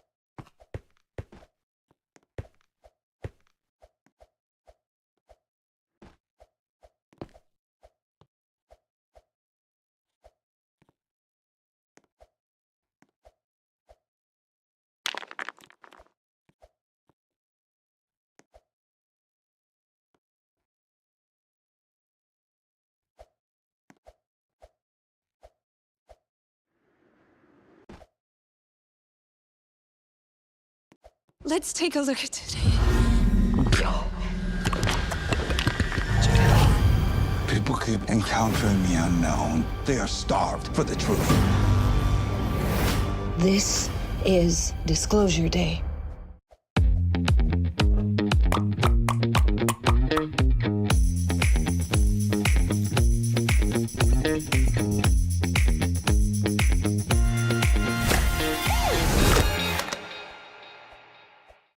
Open up. It's time to shoot your bow. Great. Just when I thought the mandatory PvP checks were over. Alright, let's get this over with. Depending on how this goes, this might be my last day alive in PvP Civilization. You owe me one PvP attack.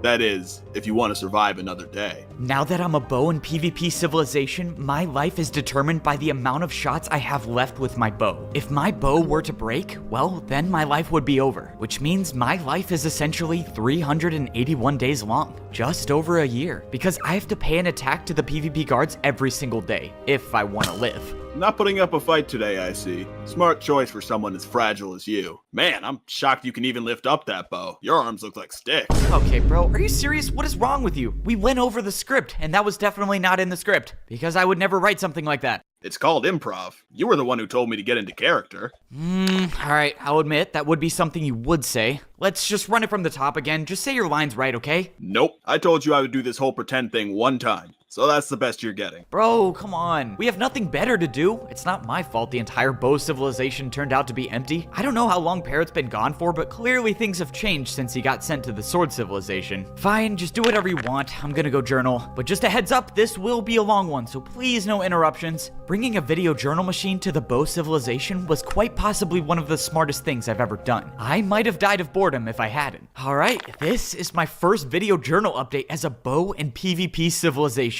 It took sacrifices to get here, some of them being unnecessary. I don't want to talk about it. Evbo? Oh, I told you, I need peace and quiet. I'm talking about emotional things. And I'm gonna need a solid reason as to why I should keep you alive. Video journal machines only come from the sword civilization, which means if you're a natural born sword, I'm being generous by giving you 1 minute to explain yourself. Okay, there's a lot we need to catch up on. Let's just run it back a little bit. The story takes us to a few days ago where I was in the PvP marketplace following Tabby's betrayal. Obviously, this was an emotional time for me, so I had to do some shopping therapy, retail therapy, I don't know, whatever you want to call it. But that's when I stumbled upon something magnificent, an item that was almost too perfect for an irrational spender like myself. A PvP speaker system that cost 300 attacks. As far as I'm concerned, this was the most expensive purchase in PvP Civilization. It's probably bad that I view that as an achievement, but, well, someone's gotta buy it. I found the perfect spot in my PvP mansion to place down my new PvP speaker system, right next to my video journal machine. No way, you actually bought the speaker system for 300 attacks? Look, it's a part of my healing process, but fine, I'll hear your lecture on spending. No, this could be good for us. The vibes have been off ever since Tabby stole the Eternal Sword. Oh, thank you, you understand.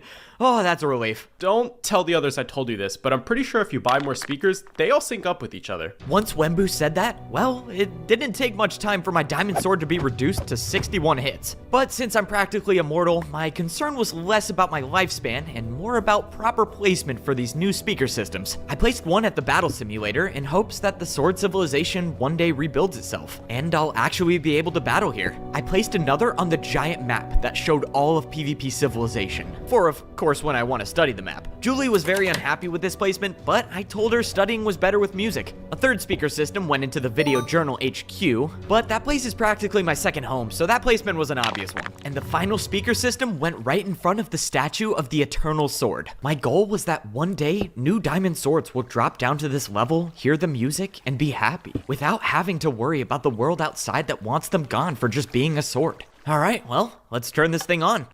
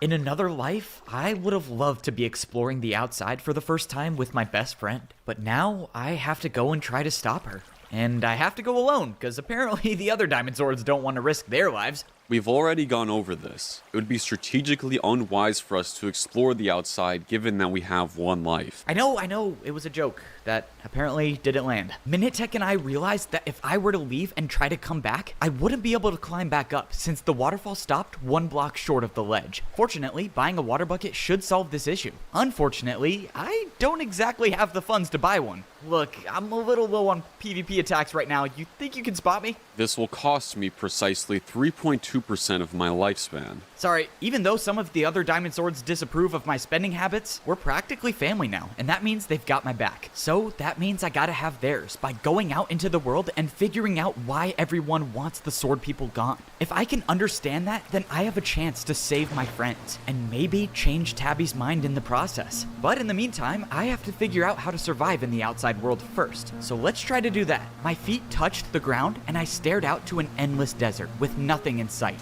Looking back, I realized that this is, as far as I know, the first time in my life that I've been outside of a structure. Seeing how unfathomably large the Sword Civilization was made me proud at how far I've come. I started venturing out and soon saw giant mountains form in the distance. As I got closer, the mountains seemed to give way to a giant valley, almost as if the landscape was forming a path for me to follow. As I journeyed ahead, I thought back to the map of PvP Civilization. If I was right in assuming that I was in the sandstone part of the map, then that means each civilization has a valley that leads to the center point of this world. After a short while, I soon realized that I was probably correct. The valley opened up, and in the center was a giant pyramid-like structure with waterfalls flowing all the way from the top. If I had to guess, this was in fact the center of our world, which means this structure is the origin for every single player in PvP Civilization. I could tell that there were statues up at the very top, but I could barely make out what they were. Oh, alright, guess I'm going up the waterfall. On the ground in front of the waterfall, there was a small platform that had the same red coloring as the walls of the Sword Civilization. Looking back, I probably should have paid more attention to my surroundings instead of the architecture of this place, because when I looked up at the waterfall, there was a player dropping down right in front of me. I couldn't tell what weapon this player was holding, but whatever civilization they were a part of, they will definitely try fighting me the second they see my diamond sword.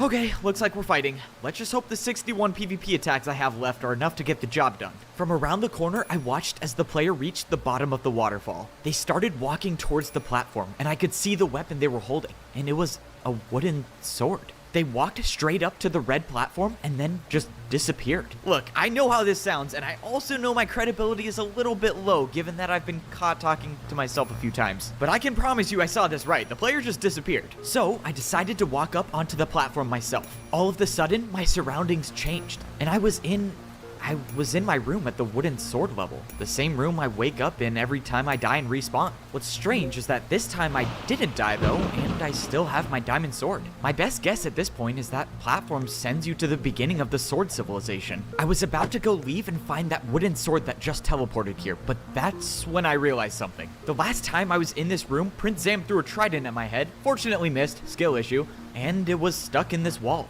But now it's not here, which means he has it, and that probably means I'm gonna get jump scared again. That wasn't fun. But at the very least, I have my diamond sword now, so I guess that's a little more intimidating. Anyways, back to finding the wooden sword. I have a good reason to believe that this player was a newborn wooden sword, and if that's the case, they would be in the same spot I was when I first woke up here. Turns out, I think I was right, and I found the player that teleported here that was clearly trying to understand the mechanics of the armor stand door. Eventually though, the door opened back up, and I could confirm my theory. This player had no clue where she was, 0 wins to her name, and no memories of anything at all. This was definitely a newborn wooden sword, alright. I tried to fill them in on the basics, you know, having to PvP to survive and such, and apparently they took that very seriously because they tried to fight me, but that's when I realized her attacks did no damage at all. I even taught her a critical hit, but still I took no damage. Other than dying by Tabby with the Eternal Sword, this was kind of my first time taking damage as a diamond sword. Maybe that has something to do with it. I wished the player good luck, and I encouraged them to buy a bigger house. Am I a bad person for telling a wooden sword to waste most of their life on just a bigger house? Maybe, but come on, what's the point in living longer if you're not gonna have fun in life? So by that logic, I might be a good person. Anyways, I took a little detour at the Iron Sword level to check up on a friend. The last time we spoke, my guard friend was on a journey of self-discovery to figure out what being a shield in PvP Civilization means. So last time we spoke, you said there's a door down there that might lead to other civilizations. How's that looking? No progress yet. I still can't get the door open. I'm starting to think that maybe being a gold level guard might let me open it, but that's my only guess. Okay, well, if you need to be a gold level guard, then let's just work on ranking you up. Okay, I'm not sure how many more hits it's gonna take for your helmet to break, but I'm running quite a bit low on PvP attacks myself. How is that even remotely possible? I thought diamond swords have enough durability to last a lifetime. You know, you would think. Apparently they don't hold up so well when buying speaker systems, but don't worry about it. I think I have a solution. If I could, I would just die, respawn, and get a new diamond sword. But with Prince Zam out there threatening my chances to respawn, that doesn't seem like a great option. So instead, I think it's time to bury the hatchet, or bury the axe in PvP Civilization terms, with Parrot. Because I think it's about time I forgave him. It doesn't look like you're too shocked to see I have a diamond sword. If you've got a diamond sword, that must mean you came here from the outside. So that means Tabby won, but she let you live. You are right about that. She did win, just like you predicted in your message. I just wish I could have realized what was happening sooner. If I did, then maybe the Eternal Sword would still be here and we wouldn't all be in danger. You're not the one to blame. No one in your position would have expected you to stop Tabby. Honestly, it's a miracle you're still alive. I should be the one to apologize. I should have warned you sooner. And because of that, my civilization will pay for the consequences of my actions. You see, the bows, axes, and tridents never attacked each other, but each one of them knew that whoever obtained the Eternal Sword first would seek to wipe out every civilization. I can't say for certain how long we have, but the axes are the most ruthless civilization of all, so it's safe to assume they won't hesitate to attack. Wait, I don't get it. I thought all of the civilizations were against the swords. So why would Tabby and the Axis attack the other civilizations? Each civilization holds their own eternal weapon. If one civilization were to collect all 5, there would be no stopping that. Well, this is just great. I didn't just cause the downfall of the swords. I guess I caused the downfall of the whole world. That is, unless we stop her, right? If I can go to the other civilizations and stop Tabby from getting all 5 eternal weapons, I mean, there's still a chance. Unfortunately, me being a diamond sword kind of makes that complicated. The only way you'll have a chance of surviving in another civilization is by getting another weapon, but I can help you with that. Let's go, I'm gonna be able to get another weapon? Okay, sounds like a plan. Wait, hold on, I actually need your help with something. And before you say no, you owe me. Parrot and I came up with a plan, and that plan was to make me a bow in PvP civilization. Parrot was confident that if Tabby was gonna infiltrate another civilization, it would be the bow civilization. So that's where we need to go if we want to try to stop her. Parrot gave us some extremely valuable information. He said that PvP guards have access to any civilization through an advanced tunnel system, which means if my guard friend can get through that door, he can come with me to the bow civilization. So how does this work? Does your helmet just grow back? And does your shield just change color? I'm not really sure. In the past, when I've ranked up, I would just be walking around and then suddenly I'd feel stronger. Okay, well, when that happens, meet me in the bow civilization. Now that I know that Parrot was actually a bow, I guess it makes sense why he didn't want to come down to the diamond sword level. I tried to convince him again, but he said the diamond swords have no reason to trust him. So for now, he's just gonna stay at the iron sword level. I don't know, I mean, Wembu and Julie are super chill. Minitek, a little strange, but more analytical. And Foray, it's hard to say. Foray really doesn't say anything, but now that I think about it, if Foray knew that Parrot was a bow, yeah, he'd probably die. Alright, I guess it's fine that he stays here. As long as he uses his durability wisely, I mean, he should be fine. It's not like there's anyone there to fight him.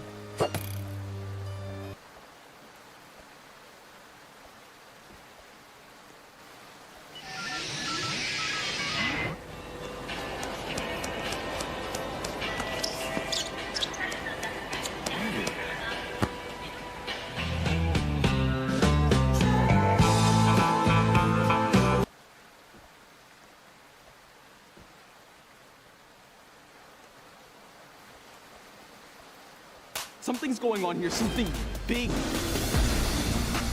You are here to protect our world against the alien threat. You've made the bond, and now it's time to armor up your dinosaurs. Cool.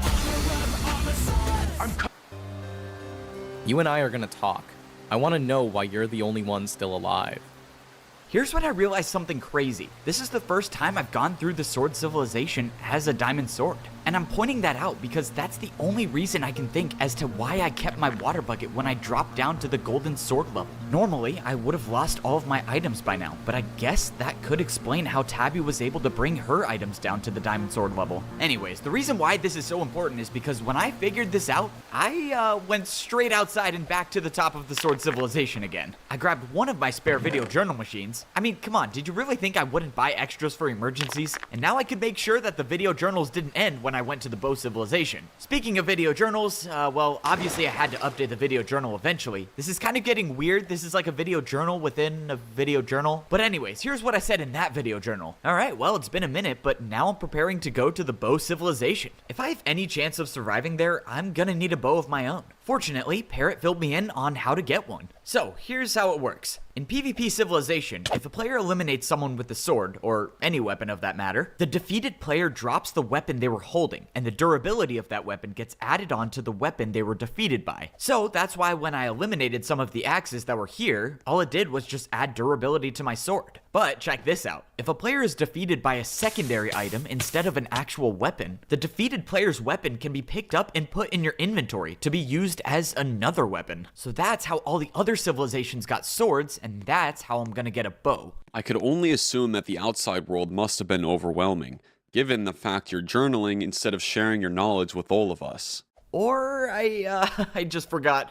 Yeah, I should probably fill everyone in on everything I just learned. So signing off. After getting everyone caught up, well, I needed a flint and steel as a secondary item if I was gonna get a bow. And since I virtually had no durability still, well, Wenbu clutched up this time. Like I said, we're family, and you know, what's family without asking for a few handouts? Alright, it's time to get serious though. If I do manage to successfully get a bow, I'll be going into a civilization where everyone is against the swords. So naturally, fights will be inevitable, but I'm gonna try to avoid that as much as possible, because even though I'll respawn, Prince Zam is still definitely out there, and I don't want to die for real. I made it back to the center of PvP civilization, and already there was a player dropping down the waterfall. This was my perfect chance to get a bow. As far as I know about these newborn players, they should just walk straight to the platform, so, well, hopefully this is enough fire. Unfortunately, the player was walking way too fast, and I kind of panicked and had to end it right there. Okay, I know this video journal has been really long, but remember from the beginning when I said there were some unnecessary sacrifices made? Yeah, that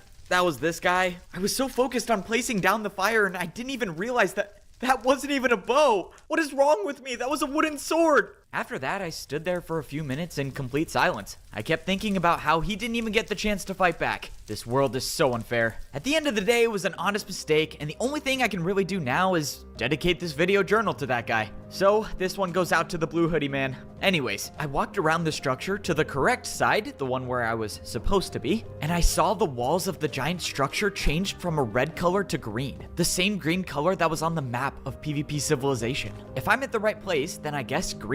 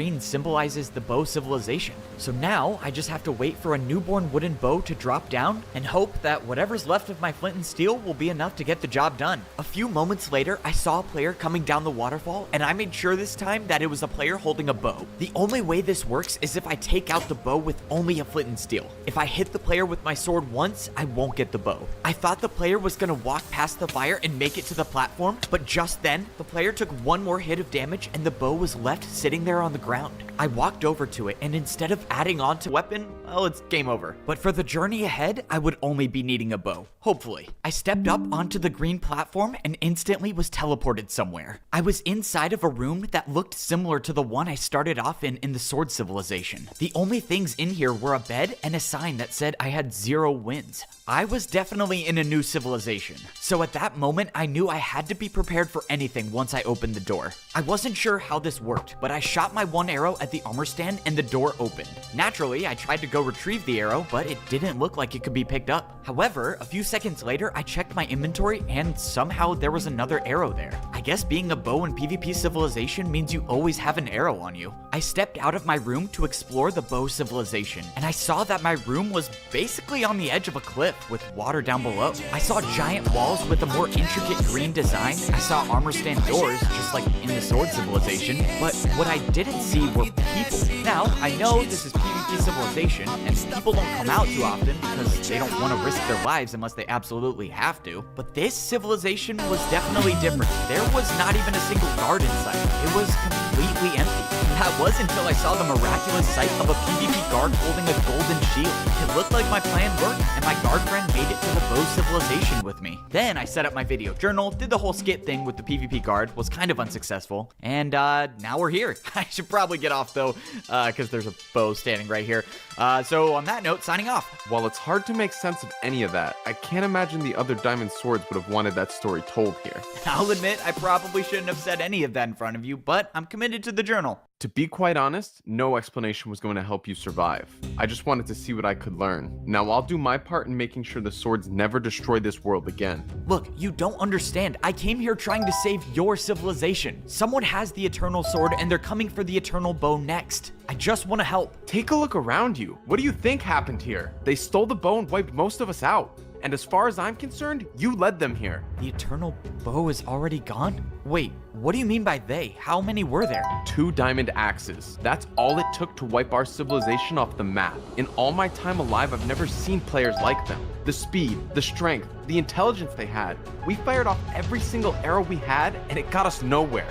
The only thing that secured my civilization's survival was my promise to them that I would help deal with the rest of the swords. So, as it stands with the deal I made, I can promise you there's no reality where you leave here alive. Deep in the Whispering Wood, the Dragon of Life is under attack. Quick, awaken your dragon form. Build and equip Cole's mech and flip your car into dragon mode.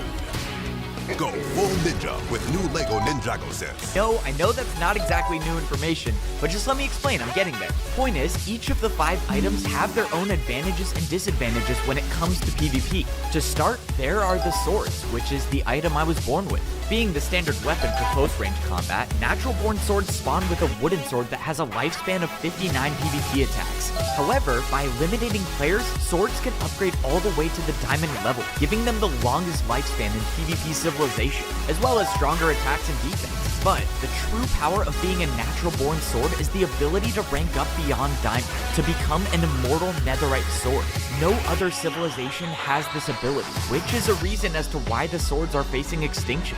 Next are the axes, who also start at a wooden level. Like the swords, axes are used for close-range PvP, but deal much higher damage than the swords, especially with critical hits. While axes share the exact same durabilities as the swords, the higher damage from an axe means each PvP attack uses 2 durability instead of 1. So this would mean that wooden axes basically have the shortest lifespans in PvP Civilization. But just like the swords, the axes also have the ability to rank up to the diamond level through PvP victories. Next, we have the Tridents. Being born as a Trident comes with a few unique qualities that increase the odds of survival in PvP Civilization. For one, Tridents are born with 250 PvP attacks and deal significant damage in close-ranged PvP. However, Tridents can also be used for long-range combat by being thrown from a distance. Normally, if a player were to drop their weapon, they would die, but Tridents can throw their weapon and still survive. The only downside is that until they retrieve their Trident, they can't hold another item, which makes them vulnerable if they do decide to throw it. Tridents also can't rank up in any way, so 250 PvP attacks is all they get. The fourth item in PvP Civilization is the shield.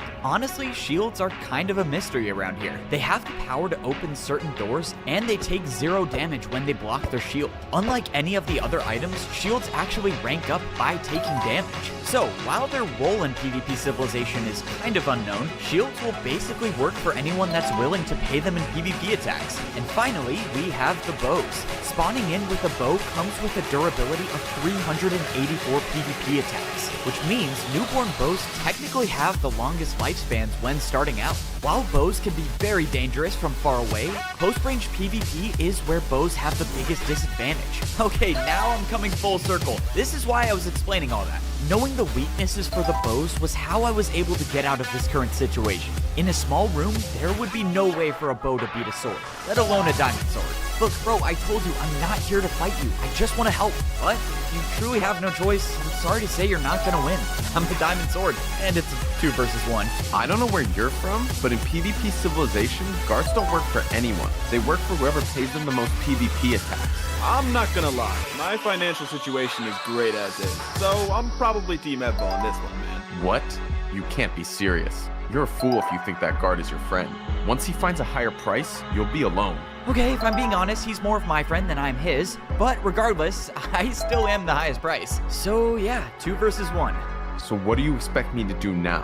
I made a promise to save my people, my family. I would be a monster like you if I let you go free. Look, I don't think you understand. You don't need to keep your promise if I succeed in stopping the Axis. Your people will be safe if I can just do this. I don't know if I'll ever understand why you all dislike the sword so much, but I'm here asking to fight for you. So why won't you let me just at least try to do that? The player just stood there staring at me, but a second later, an arrow fired right past my head. Fine, then you better make good on your word.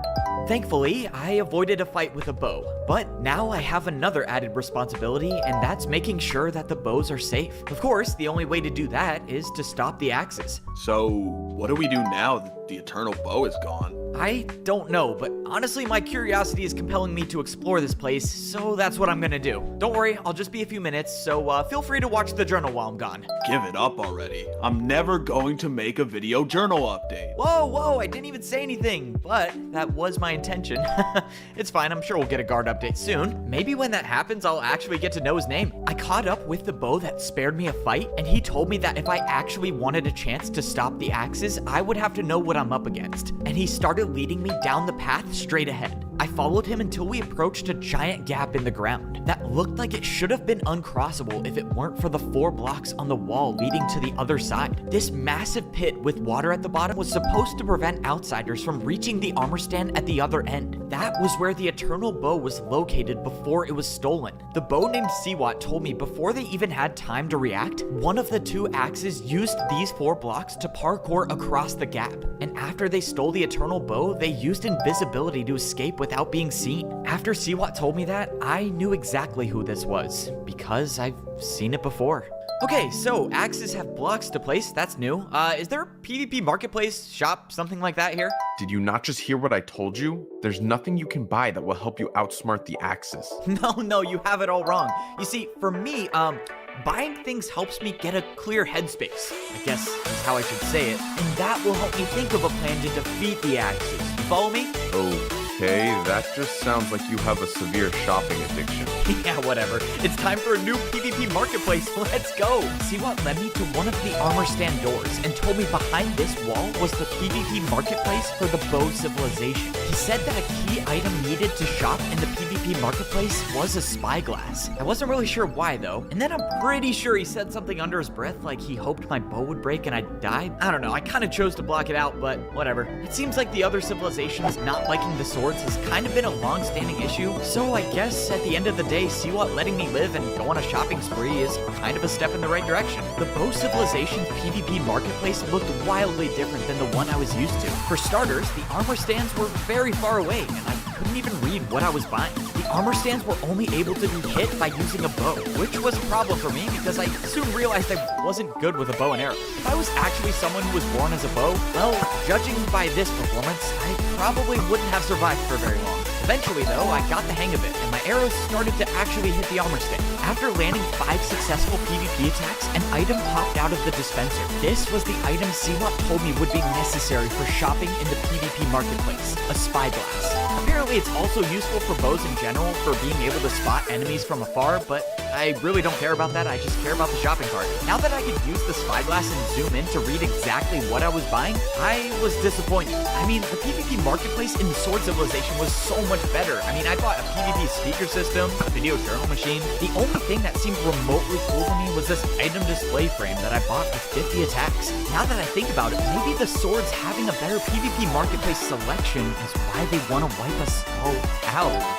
Yeah, that doesn't make any sense. I noticed that the more expensive items in the Bow Civilization had armor stands that were very far away. So, given my bow capabilities, it probably wasn't worth my time to buy any more stuff. At the end of the day, Tabby is out there somewhere, most likely getting ready to steal the other Eternal weapons, so keeping that in mind, I should probably pick up the pace a little bit. Before going back to my room, however, I decided to check out the entrance to the Bow Civilization. It looked like the door was open and operated the same way the door to the Sword Civilization did. My guess is that these 4 armor stands are also responsible for opening and closing this giant entrance. The difference here, however, is the bows probably had no reason to keep their door closed like the swords did, because they weren't afraid of the other civilizations attacking them. But I guess the decision to keep the door open backfired because Tabby and whoever the other axe was just walked straight in and stole the Eternal Bow. It's crazy to think that if I had just made it here a little bit earlier, I would have seen Tabby standing in this exact same spot, probably next to someone she trusts to have her back. I really thought that would be me, you know? Just 2 best friends fighting to survive another day. While I'm grateful for the family I found, I honestly would do anything for one more time when it's just Tabby and I against the world. Unfortunately, I ended up with just me and this guy. To answer your question, no, I didn't journal. Anyway, what did you find? Well, I learned that Tabby was definitely here, and I also learned that the shopping here is pretty bad. I mean, I'm all for buying useless stuff, but like, I mean, come on, an item display frame? That's just sad that that's the best thing they have to offer here. Well, you paid all those PvP attacks for it. You might as well put some item on display. Alright, you make a fair point. I guess it would be kind of cool if my sword was displayed here. It's just like, when you do this stuff, it's impossible to feel bad for you. The last time I died and respawned, I woke up to a fight that almost cost me my power of immortality, which is why I got out of bed swinging my sword everywhere, just in case that happened again. Thankfully, it seems like I could get my respawn power in peace this time. And while I did manage to get this respawn through, I should really start being more careful in the outside world. Because if I lose this respawn power, that could be the difference between life and death for my friends.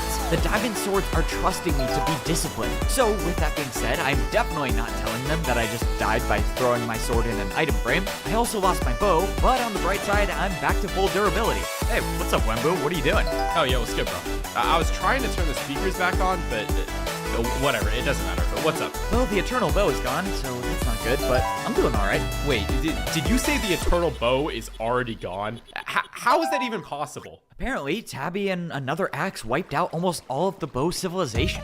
I don't know, there's a lot to break down, but just come with me. I'm gonna go journal. Trusting a sword to save us all? No, that would just be reckless. I am fine with us not being targets at the moment, though. Hey, what happened up there? You were gone for a while. I thought you died. Please tell me the axes are gone. The axes are gone, but a diamond sword is here now. Long story short, the kid let us off the hook. Wait, did you just say a diamond sword is here? How are you even still alive? I'm alive because he didn't want to fight me. I have no clue what the deal is with this kid. I mean, he practically vented his whole life story in front of me. I wasn't really understanding any of it, but I think I came to the conclusion that this kid Evbo has the power to respawn. Trust me, I can tell by the look in his eyes he wasn't exactly afraid to die. That can't be possible. Remember that guard we paid? He told us the diamond sword named Foray had the respawn power. Right. So either that guard was lying, which I doubt, or there's something else going on here. Do you think it's possible that this Foray guy gave the power to Efbo? I doubt it. Why would anyone give up the power to live forever? Valid point, which leads me to think maybe this power can be shared somehow. I think it's about time we get a whole new perspective. The Axes are going to get the Eternal Weapons, there's no doubt about that, and we're in no condition to stop them.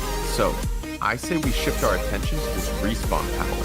If we find out how to obtain this power, we just might be able to come out of this on top. You don't need to be a grill master. Master Built makes you one. Press a button, control the charcoal. Perfect barbecue. Master Built. Building grill masters. Whoa.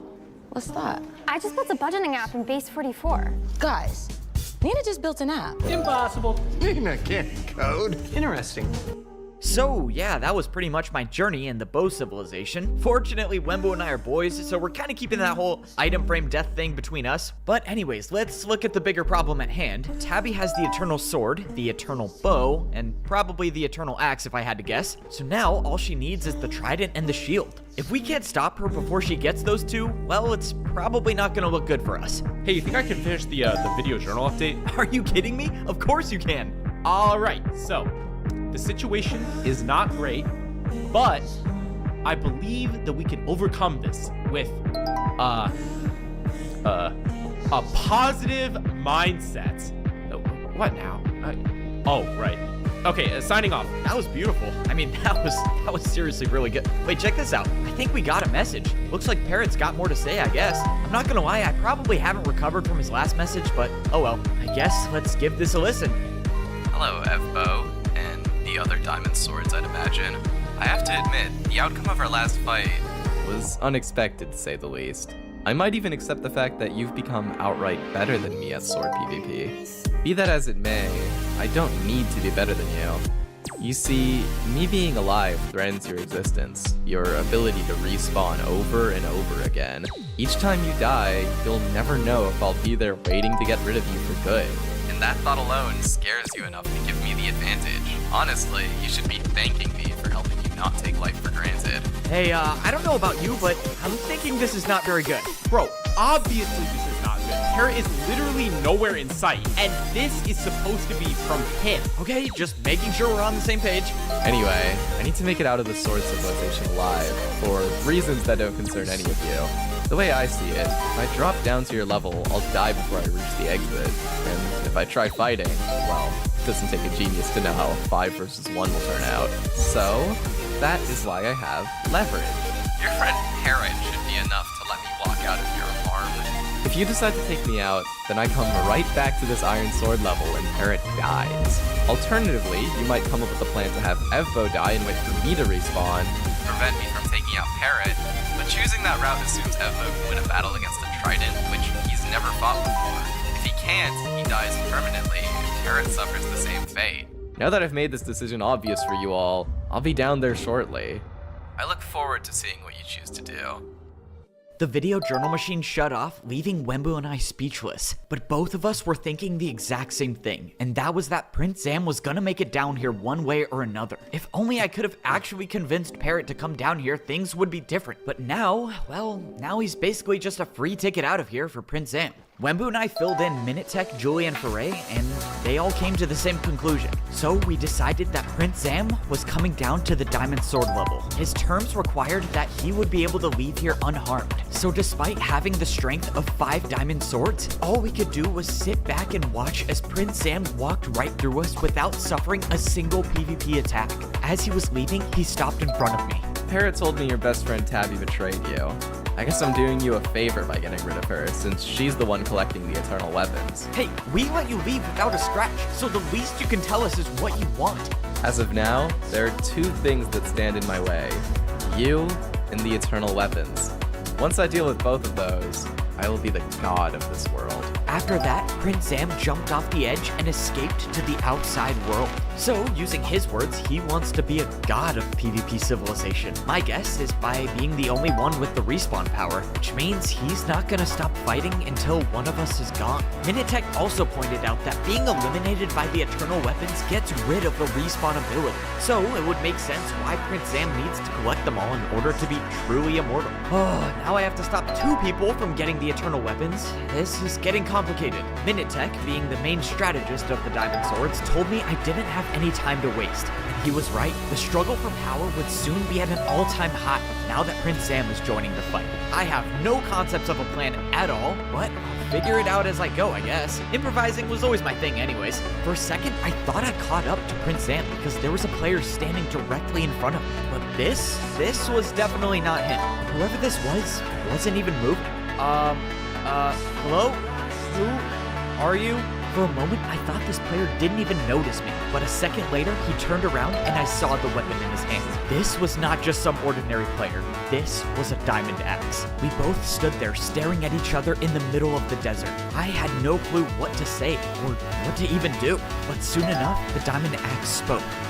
You don't seem nervous.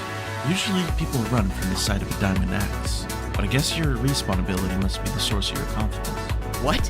How does this guy know that I have the respawn ability? I stood there frozen, not knowing what to think of this situation. This diamond axe knows who I am somehow. So what is his game plan?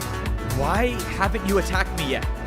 I could ask you the same thing. I don't know. I guess I'm holding out hope that you might be good. But just as I said that, the player with the axe sprinted towards me. It's been so long, I had almost forgotten that this was a world of PvP. So now it's time to see if I can truly survive it. We both landed an attack on each other, but the axe was faster than I was and landed a critical hit, causing me to back off. What really confused me is that this player didn't continue his aggression and just stood there. Just so I have this right, you only attack people if you deem them good or bad? In all my fights in PvP Civilization, I've never had a fight go down like this. Why was he just talking to me? If he knows I'm the one with the respawn ability, shouldn't he be more cautious? Let me ask you something. In our world, where it's necessary to defeat others to survive, how do you determine who lives and who dies? For you, it must be whoever treats you well. I don't know what to say to that. Why are you asking me these questions? Tabby told me you have a strange outlook on this world. I just wanted to see for myself. Hearing Tabby's name thrown out completely made me lose sight of the situation I was in, so much that I didn't even notice the weapon the player was holding when he was walking towards me. It was only until this player was staring me straight in the face that I noticed that the axe was not a diamond axe anymore. This player was holding one of the 5 items capable of erasing me from this world permanently, the Eternal Axe. For some reason I can't explain, I was petrified. I couldn't move. All I could do was just watch this player get closer and closer, knowing that I'd never get a chance to say goodbye to my family. But the player just stopped right in front of me. Now's not your time to die. So in the meantime, you think about those questions. And that was all the player said before turning around and disappearing into the desert.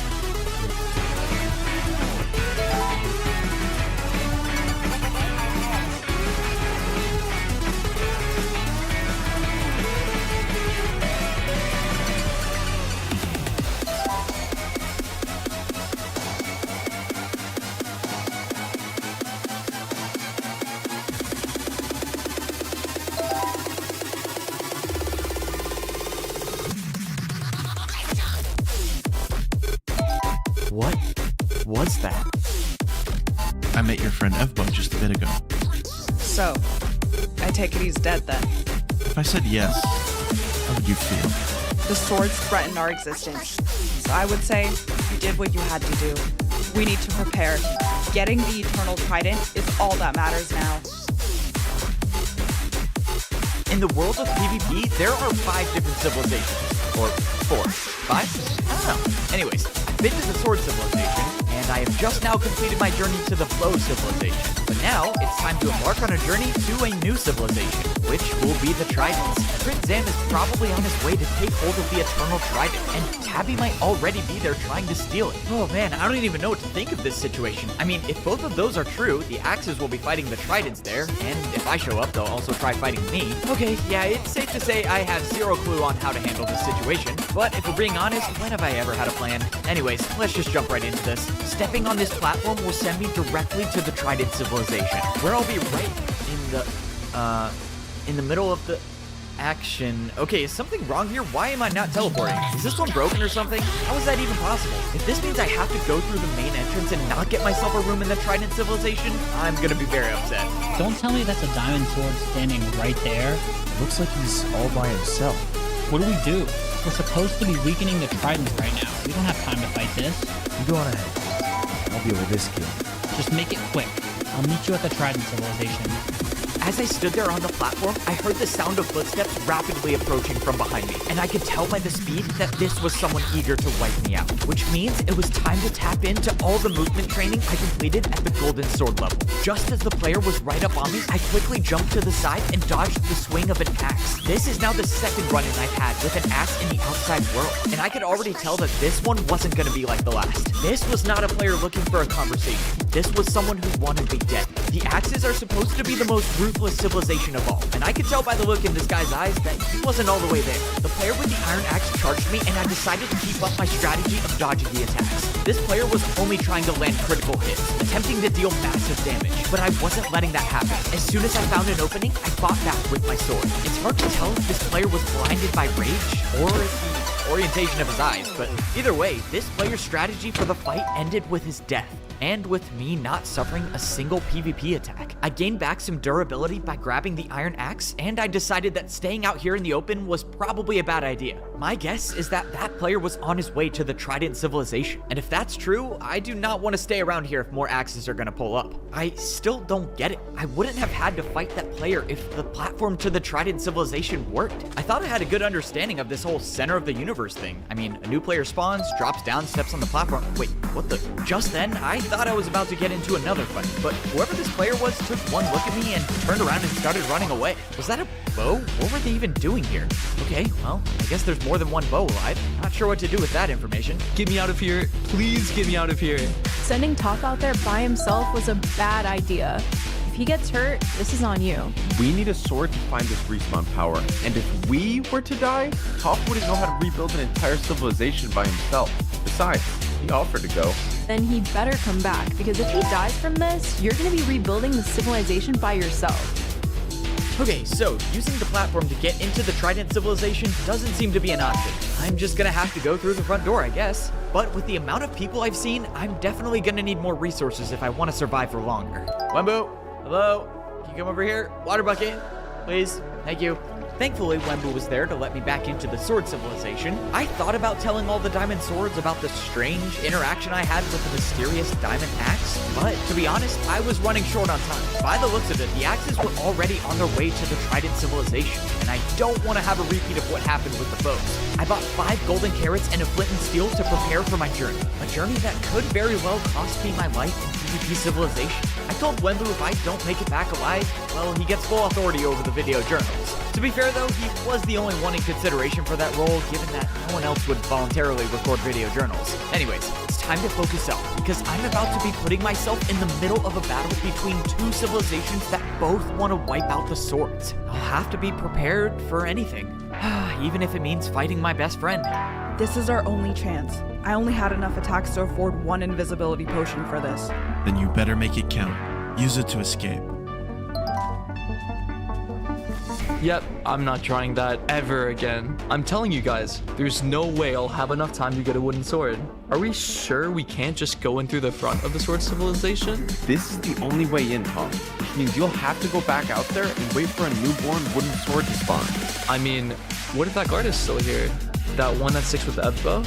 Maybe he might help us get a wooden sword somehow if we pay him enough. Toph, I know you're scared, but it's time to face reality. We don't have much of a choice here. I actually just don't get it. I don't get how someone can be so unintelligent. It blows my mind. Out of everything, he puts his sword in the item frame?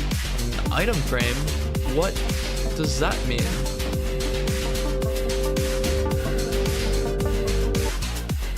In the Whispering Wood, the Dragon of Life is being attacked by monsters. To defeat them, you must awaken your dragon form. Build and equip Cole's mech and flip your car into dragon mode. Go full ninja with new LEGO Ninjago sets. Each set sold separately.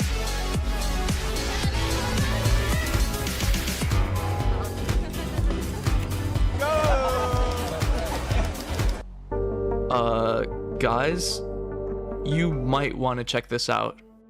I walked through the valley until a massive structure formed in the distance. Blue coloring on the walls, a cascading waterfall out in front. Yep, this was definitely the Trident civilization. And luckily for me, the giant door to enter the civilization was wide open. However, that fact alone means that this civilization isn't afraid of outsiders. The door being open doesn't just help me though, because that means if the Axes got here before me, they would already be inside. At this point, I just have to be prepared to fight anything. I got to the top of the waterfall and walked through the giant opening into the Trident civilization. Before seeing this, I thought the pool in my PvP mansion was the coolest thing ever. But now that I was standing on a trident-shaped rock that was practically in the middle of an ocean, I'm not gonna lie, I was thinking about how much it might cost to move here. Then, I had to quickly remind myself that I did not have time to get distracted by really cool architecture because I have a job to do. And that's find the Eternal Trident before Tabby or Prince Zam gets to it. I came to the unfortunate conclusion that I probably wouldn't get to visit the PvP marketplace in the Trident civilization, which really made me sad because, well, you know me, I would just buy anything, really. But for now, paying 3 PvP attacks to open doors is, I guess it's kind of like a purchase. Alright, I'm not happy about it, but it does the job. I found myself in another room not knowing what to expect, but all of a sudden, I heard the sound of a player taking damage and someone flew into the water below me. It was an Iron Axe, and he immediately started attacking me as soon as he saw me. I hit him away and jumped down into the water. I know I said I had to be ready to fight anything, but this encounter made me realize I was not ready at all. At the end of the day, I don't want to fight these people, but at this point, I realized that simply wasn't an option. I swam up onto a platform where I saw not the axe I was fighting, but a trident. The player charged me, and my first battle against the trident had begun. Prince Zam's plan to escape the sword civilization hinged on the fact that I've never fought a trident before, but after the throw of a trident knocked me in the water, leaving me at 2.5 hearts, I realized it was a wise choice not to fight Prince Zam. Tridents were strong, much stronger than I anticipated. Even with my increased resistance as a diamond sword, it seemed like that trident just tore right through me. Luckily, I made it out of that room in time to regenerate some health, but I do not like the fact that I've been in this new civilization for all of a couple minutes and I've almost died. So first Prince Zam shows up, then the Axis show up, and now a sword. Give me a break. Whatever that room was definitely seemed like a dead end, and I was back in the main room with no leads on where to find the Eternal Trident. That was until I saw the axe I was just fighting, and he was swimming down towards something at the bottom of the ocean. I swam after him, and when I got to the bottom, I stumbled upon some sort of underwater tunnel. Now, I know I'm no expert at PvP physics or whatnot, but this tunnel definitely seemed like it defied the laws of nature. Even with all the openings, it seemed like some invisible force was just stopping the water from flowing in, making for a breathable hallway at the bottom of an ocean. If I had to take a wild guess, I would say this is a more promising lead to the Eternal Trident. Oh, you've got to be kidding me. I walked down the hallway not knowing where I was going. I didn't even have a solid idea of what my plan was, but as I turned around to see an iron axe lunging towards me, I realized that my plan was quite simply to survive. The longer I survive, the higher chance I have of finding the Eternal Trident. If I find the Eternal Trident again, then there's a higher chance I have of seeing Tabby again. And if I do find Tabby, well, then there's a chance I finally figure out what she plans on doing with the Eternal weapons. Right, so survive long enough to get answers. That's basically what my plan boils down to. I won the battle against the Iron Axe with 2.5 hearts. Thought Purple would have put up more of a fight, to be honest. And I was down to my last 3 golden carrots. With the way these PvP battles have been going, it's looking like I'll only have enough food to survive a few more fights. Unless I can miraculously fight like Foray does, that is, not take any damage from a fight. But I don't see that happening in the near future. So, for now I just gotta be smart. Whatever this place in the Trident civilization was, seemed to be a confusing network of hallways that went in all different directions. Now more more than ever, I had to be cautious about which armor stance I choose to hit, because if I open the wrong door, well, someone might just be waiting for me on the other side to take me out. I actually like the fact that there's armor stands everywhere. Maybe I should make it a goal to hit them all. No, why am I thinking like that? Speaking of opening the wrong doors, when I walked into the hallway, an iron axe came charging in from the other side. This is now the second iron axe I've seen down here, which leads me to think this is definitely the place where the Eternal Trident is. Why I've only seen iron axes and not Tabby or the other diamond axe is another question in itself, but I came to the conclusion that that might actually be a good sign. The axes might be sending in their lower level players to weaken the tridents for players like Tabby and the other diamond axe. Just a theory at this point, but if that is their game plan, then that means I'm not too late this time, and they haven't found the trident yet. But after I walked into another hallway and saw a trident on the ground, I realized I was running out of time. The axes were wiping out the tridents in numbers, and soon enough, Tabby would be here to get what she was after. Knowing her, she might already be here. For all I know, she could be standing in the exact same spots where I was standing in, and fighting in the same hallways I fought in. I know this sounds crazy, but I kinda just wish I would open one of these doors to see Tabby standing there. With everything she's done, and everything she wants to do to the swords, I shouldn't be feeling this way. All I am to her is her enemy, but I couldn't help it. I couldn't stop myself from hoping that every PvP attack I paid, every corner I turned, and every hallway I ran through would lead me back to my best friend.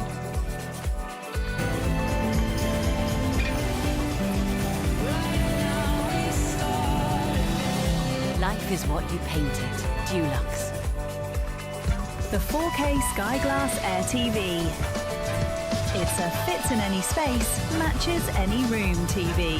It's a smarter TV for a smarter price. Skyglass Air. So, looks like kicking out of the civilization once wasn't enough. If you're after the Trident again, I can assure you, I won't hold back this time.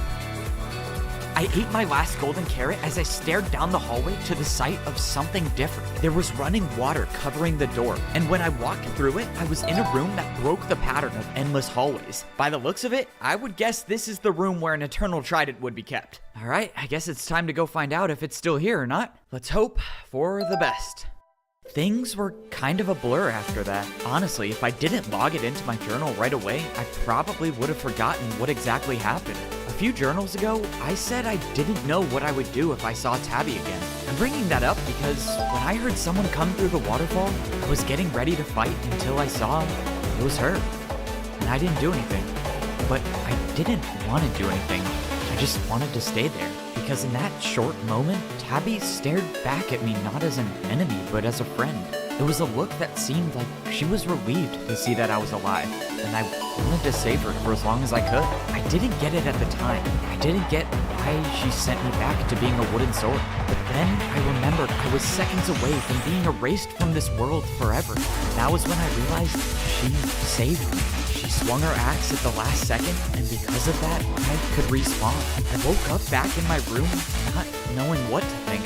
Confused, definitely, but more so sad. There was a lot of things that I wish I could have said to Tabby before I died. At the very least, I would have wanted some answers about what she wants to do with the Eternal Weapons. But now I just have to hope she makes it out of there alive, because she's stuck in there fighting Prince Zam with an Eternal Weapon. And I know she's much more capable at PvP than I am, but PvP civilization is unpredictable. In our world, I've realized that it's not just your PvP abilities that determine whether you can survive or not. It's your ability to be adaptable in any situation. Prince Zam and Tabby both outsmarted the swords and I without using PvP at all. I know I'm dragging this, but point is, I don't know if this is a fight Tabby will win. And the worst thing about this is I couldn't even make it over there in time if I wanted to, so I can't do anything. I just have to hope she makes it out alive. Well, I know this one has been pretty sad. I will try to change the mood around for the next one. Alright, signing off. I can do this. I can do this. I just gotta survive long enough to figure out anything I can about this respawn power. No, you know what?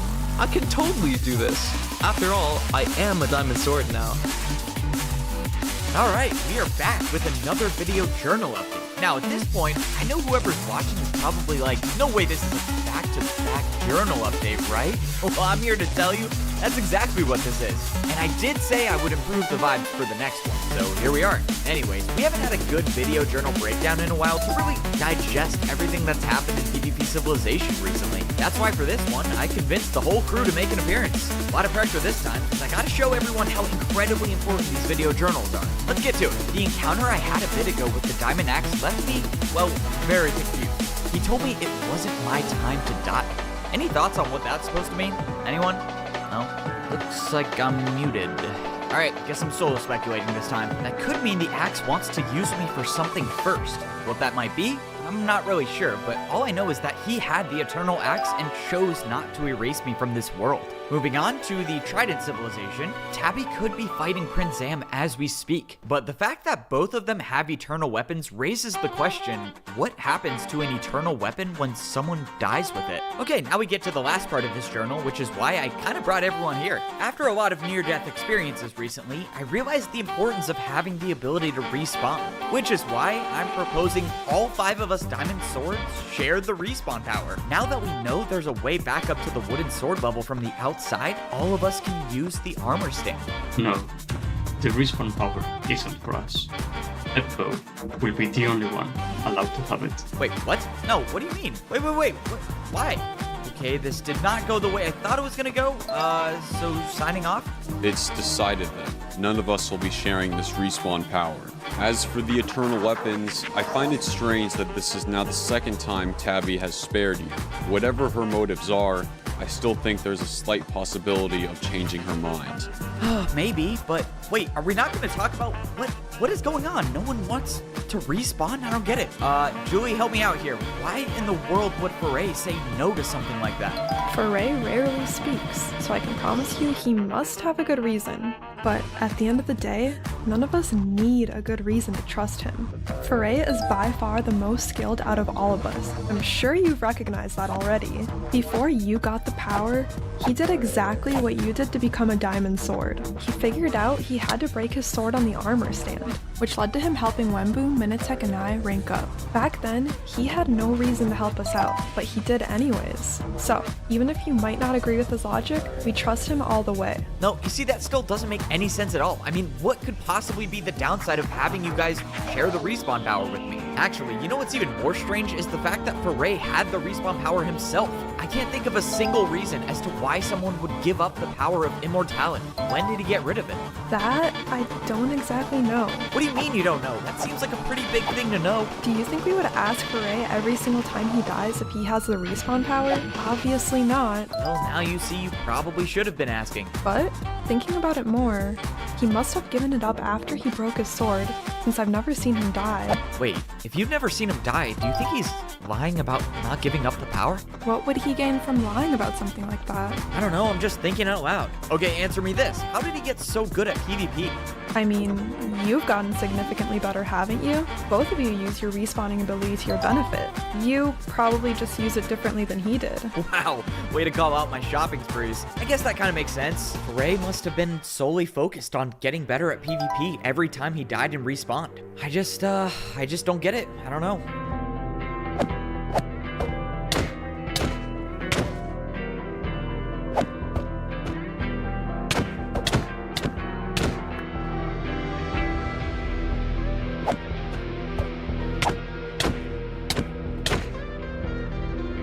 Don't worry about us. We can take care of our own without the respawn power. I know you guys can. I just want to help. I know you're here. Why am I still alive? Because I'm allowing you to stay alive. What do you want from me? I want you to give up the respawn ability. Better yet, let me rephrase. If you don't give up the power, I won't let you respawn. Why? You, Foray, believe that one's PvP ability is the only metric that determines whether someone should live or die in this world. You and I are alike in the sense that we both share that philosophy. But the world doesn't need that right now. So you're gonna give the power up. And I will see to it that this power finds the right person.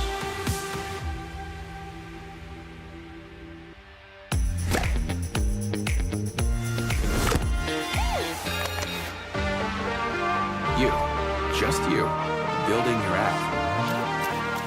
base 44. Describe it. And it's real.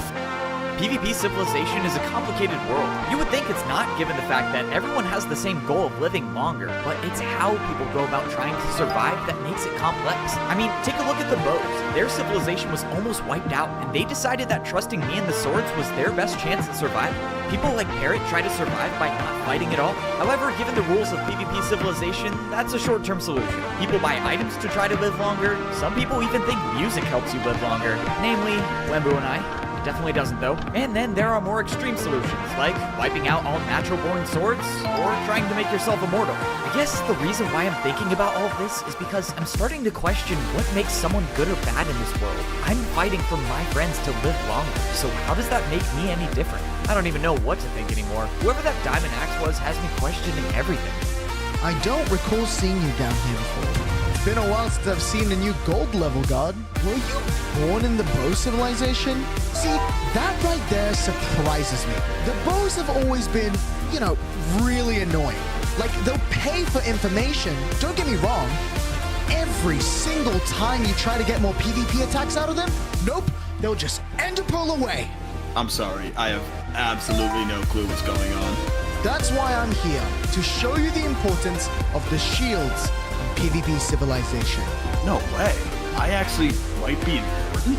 You know what I need? I need a good shopping spree. Maybe buying more stuff will help me manage my existential crisis. It will not, but we do need a plan on what to do next. We don't have much time before all eternal weapons are collected, and we don't know what follows when that happens. Right, we still have no clue what Tabby wants to do with the eternal weapons, and we don't even know what the eternal weapons are capable of. How are we supposed to come up with a plan that will work when we don't even know what we're dealing with? We may be lacking the knowledge our opponents have, but at least we know they are all in the same place. That's true. Tabby and Prince Zam are both in the Trident civilization as we speak, so I guess this does give us a chance to think about what they're gonna do next. Alright, let's break this down. So we know Tabby's friend has the Eternal Axe on him, and if Tabby wins the fight against Prince Zam, she'll have the bow, trident, and sword in her possession. If Prince Zam wins the fight, he'll have the bow, trident, and sword, but not the axe. However, with those three, I'm sure he'll obtain the axe sooner than later. Right, so the one item they'll both need is the one we need to go after. If we get to the Eternal Shield first, we finally might get some control of the situation. Right, if we get the Eternal Shield and bring it back here, they'll have to come to us. Alright, find the Eternal Shield. Sounds like a plan. Wait, does that mean I can't go back to the Trident civilization?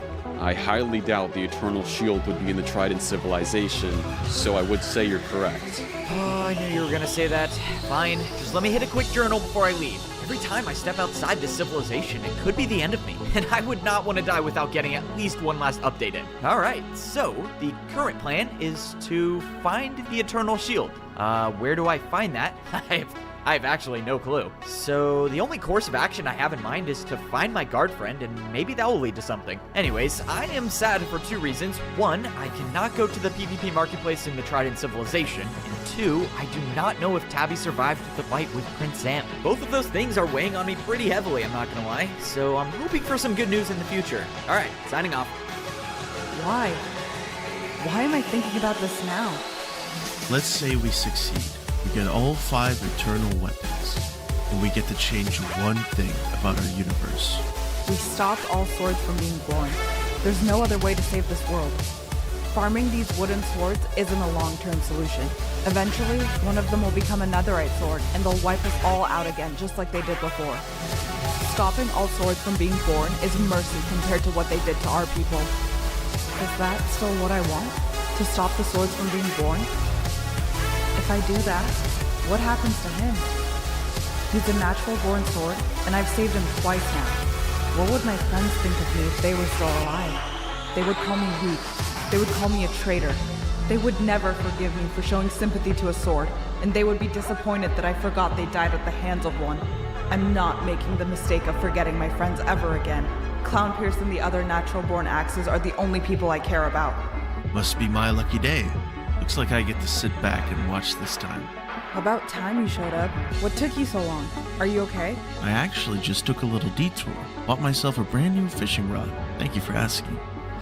This is not real. I thought those days were behind me. Just get over here and help me get rid of this guy. I've landed too many attacks to count, and he still won't die. Go ahead and sit this one out. You rest up at home. I'll bring back the trident. What? What are you talking about? Let's just end this right here together. You have to trust me on this. I have a plan that won't work unless you leave. So go. Fine. Just stay alive.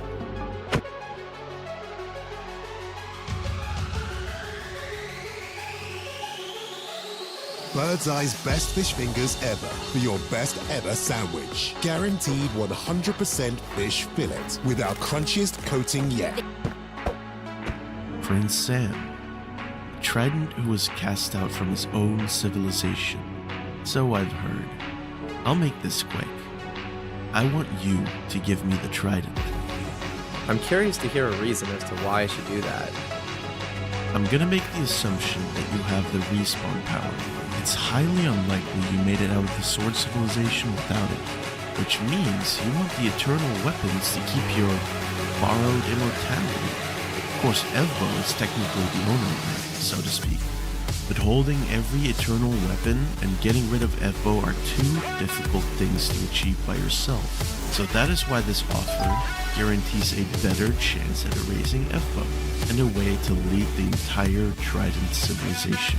I can tell you're not convinced yet, so allow me to fill you in on our plan to erase the swords. The last time I saw my guard friend, we were in the Bow Civilization together. We probably could have been together for longer if I didn't, well, throw my sword in the item frame. But what happened happened, and while he was very disappointed, I just have to hope that we are still on speaking terms. If we are, then I should be able to find him at our usual spot in the Iron Sword level. But if we aren't, which is a possibility given the severity of my mistake, then finding the Eternal Shield might be a lost cause. I have to go down. Staying here is only making things worse for the swords. Why am I hesitating? Evbo wouldn't let me die. But then again, he doesn't speak for the rest of the swords. They might just send me outside and I'll be forced on... What the... You're one of the diamond swords? Yep, that's right. I am a diamond sword. What are you doing here? So Evbo said he would share the respawn power with us. But I think I might have missed it. Can you remind me where it is again? You look a little too comfortable. See what sends you to get rid of me? What? Look, I don't even know you. So, it's the respawn power he's after then. I already let the swords down once. I'm not making that mistake again. Wait, hold on. Whoa, what is this place? This is PvP Civilization's biggest secret. So, only diamond shields can access this place? I'm the only diamond shield alive, so I like to say I'm the only one who can access this place. Why is this place so hard to get to? Because it holds the power to change the world, which is why it's our job to keep it hidden. So you're saying these 5 armor stands are meant for the eternal weapons? And hitting all 5 with each eternal weapon lets the person who uses them wish for anything they want? That seems dangerous. It is, but nothing to worry about. Collecting all eternal items is nearly impossible. It's only been done once. I think I get it, but where's the eternal shield? It could be you, it could be me, it could be any shield that's born. If a diamond shield receives enough PvP attacks, they will become the eternal shield, which is why us shields are so important in this world. If we never let ourselves become the eternal shield, we prevent PvP Civilization from falling apart. When I got to the guard door, I did not find my friend waiting for me. So my plan to find the Eternal Shield was already off to a poor start. Honestly, I'm not even sure why I thought this would work, but I guess this just points out how unprepared we are. People like Tabby and Prince Zam have been plotting for days to erase us swords from this universe. And somehow the best solution I come up with is just to wait in front of this door until it opens. If you're gonna be here for a while, can you let me know now so I can do myself a favor and leave? Yeah, I might be here for a little longer. Why have you just had yourself locked inside of a cell? Bro, this isn't a prison. These rooms are literally for the shields to stay in. Okay, didn't know that. Sorry for interrupting then. But while you're here, I have a job for you. Nope, I am done taking bribes from players. After that Prince Zam guy tried attacking me, I've changed my ways. No, I get it, man. I would totally turn down being a gold level guard too if I were you. Within a few short moments, the guard was back to accepting bribes. And after a few PvP attacks, the guard's iron level helmet finally broke. Alright, here's what's gonna happen. You're gonna wait for that to grow back, or whatever it does. And then you're gonna open this door, and you and I both are gonna figure out what being a gold level shield gives us access to. So let me get this straight. shields are born into all 4 civilizations, and we're supposed to be the ones to stop any one civilization from getting too powerful, but we can't do anything against the Axis? Diamond shields can withstand attacks from the Axis, but still, not much I can do against an entire civilization.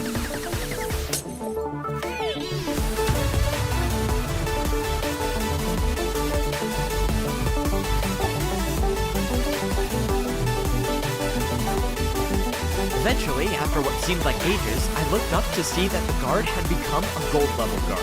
If what my friend told me was true, being a gold level guard allows you to access other civilizations through an underground tunnel system. How this will connect me to the Eternal Shield, I have absolutely no clue. But this is the best idea I have, so down we go. Felt like I was climbing down these ladders forever. Granted, we were still pretty high up in the Sword Civilization, but I had a strong feeling that we were now beneath all of PvP Civilization. We finally made it to the bottom where I saw the guard I was with open a door that had a golden border on it. And what was behind it, I was not exactly ready for. I stepped into a giant underground hallway that had red pillars lining the walls. Now, it's no surprise that this place is meant for the shields, but this was crazy. An entire underground system that only shields have access to. I wonder why. So, what's the plan here? This is my first time here, so I really don't know what I'm doing. Wait, you're not coming with me, bro. I don't know why you thought that. Yeah, you just gotta keep the door open. Wait, what do you mean? I thought we were sticking together for this. Bro, the last time you saw me, you locked me in a cell. So, no, you're not coming with me. Just don't follow me, okay? You can come back another time. There's only one shield in PvP Civilization that I trust to accompany me on a journey, so I gotta stay loyal to him. I ran down the hallway for what seemed like hours until I finally saw something different up ahead. The hallway gave way to a circular room that split off into different directions. What do you know? Well, these new hallways had different colored pillars, resembling the other civilizations. What stuck out to me the most, though, was this giant rectangular door in the middle of the room. At the base of the door, there were diamond-colored blocks, so I guess that means probably only diamond-level shields can open it. Speaking of diamond-level shields, I've never seen one, until now. I turned the corner and one was just standing there right in front of me.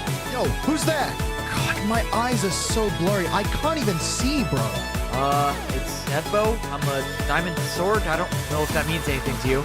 Okay. In that case, I definitely cannot let you be down here. Just give me a few seconds. Sorry, I'm waiting on my vision to come back. Just went blind for a couple of minutes.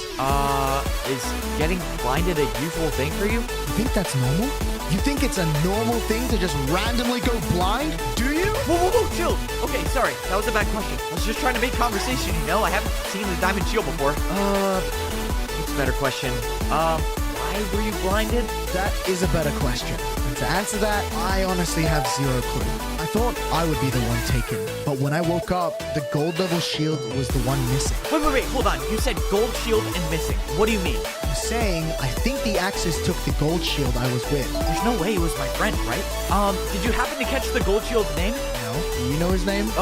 No, but he's got a gold shield, leather armor. Okay, I see the problem now. Okay, if that was my guard friend, why would the Axis take him? Look, I need to get into the Axe civilization. Can you help me do that? I'm sorry, but that's not happening. Out of all of the civilizations, the Axis are the one place the shields don't go. The Axis thrive off of eliminating shields. So if that was your friend, I doubt he's still alive. For whatever reason, this diamond shield wasn't even accepting bribes. And then I realized these high-level shields can apparently knock players back really far. While that was a cool discovery, learning that my guard friend might be captured and possibly even dead, well, that was not good at all. And now that I know that shields don't even go to the Axe civilization, I'm gonna have to go in through the front door. This is the right shield, correct? Yeah, this is the guard that sticks with Evbo. I still don't get why you need him specifically. If there was a diamond shield, this would have been much faster. I guess you don't remember the time I helped save your life, right? Clown Pierce was the one who brought you here. If it was up to me, I would have found someone else. Out of all the places to trap him, why choose the one place where a shield is most likely to die? You'll be fine here.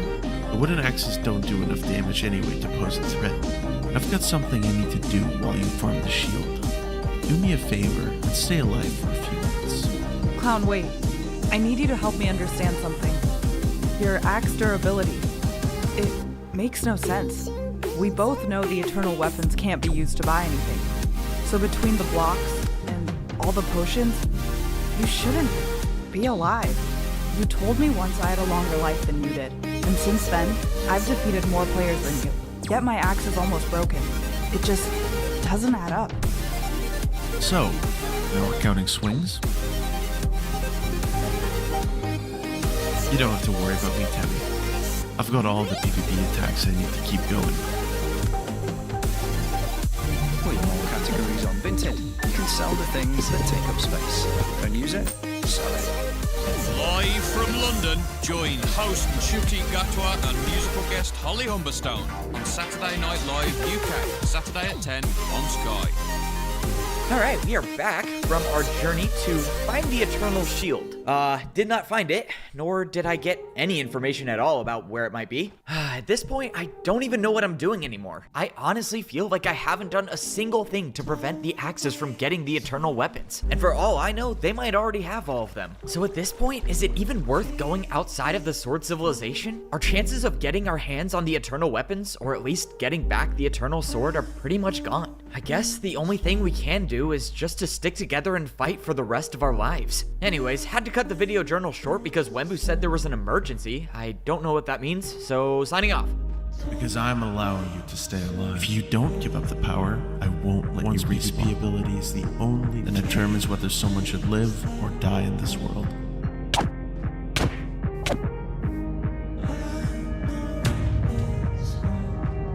Something was happening. Wembu was sprinting as fast as he could, but didn't say a single word. We arrived to see Foray, Minitek, and Julie just standing in a circle, staring at nothing. But then, I saw it. In the middle of all 5 of us, there was this faint distortion in the air. So small, it's a miracle how the Diamond Swords even found this. But this wasn't a thing.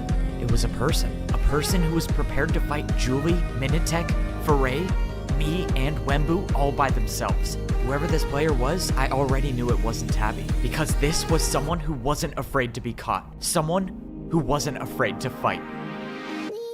This could be it. This could be my last day alive in PvP Civilization. If I don't fight with every ounce of strength I have, I'll die here without knowing if the other Diamond Swords made it out alive. It all comes down to this fight. If the Diamond Swords and I can defeat this player holding the Diamond Axe, we can survive. But this blindness is complicating things, so much that you can't even tell who you're fighting until you're a couple blocks away. Okay, at least you're still alive. Come on, this fight's not over yet. We need to stick together. Julie was right. We needed to be sticking together, but it was impossible to do that when we would lose each other in a matter of seconds. In an ideal world, we should have had a plan to prepare for this, but we didn't. So for now, I have to worry about my own survival. I was running around with just 2 hearts, and 1 hit from the Eternal Axe might mean I never spawn in this world again. I don't even know how this happened. We had the Diamond Axe surrounded. He was completely cornered against 5 Diamond Swords. No one should have been able to get out of a situation like that. But before we knew it, he threw down a potion, and we were fighting in the dark. So far, I only knew of Julie being alive, but a few seconds later, I found Minitek. Go hide in your room while we fight this. We can't have you die. I wanted to help the Diamond Swords fight, but it looks like Minitek had a different idea. He wants me to hide so I don't risk dying permanently and giving up the respawn power. As much as the plan makes sense, what good would me hiding in here do if the Diamond Swords can't win the fight? I just have to trust them, I guess. Wait, Wembu? Evbo, we need to fight as a team to beat this guy. I know, I agree. I want to fight, but Minitek told me to hide here. Wait, did he tell you that too?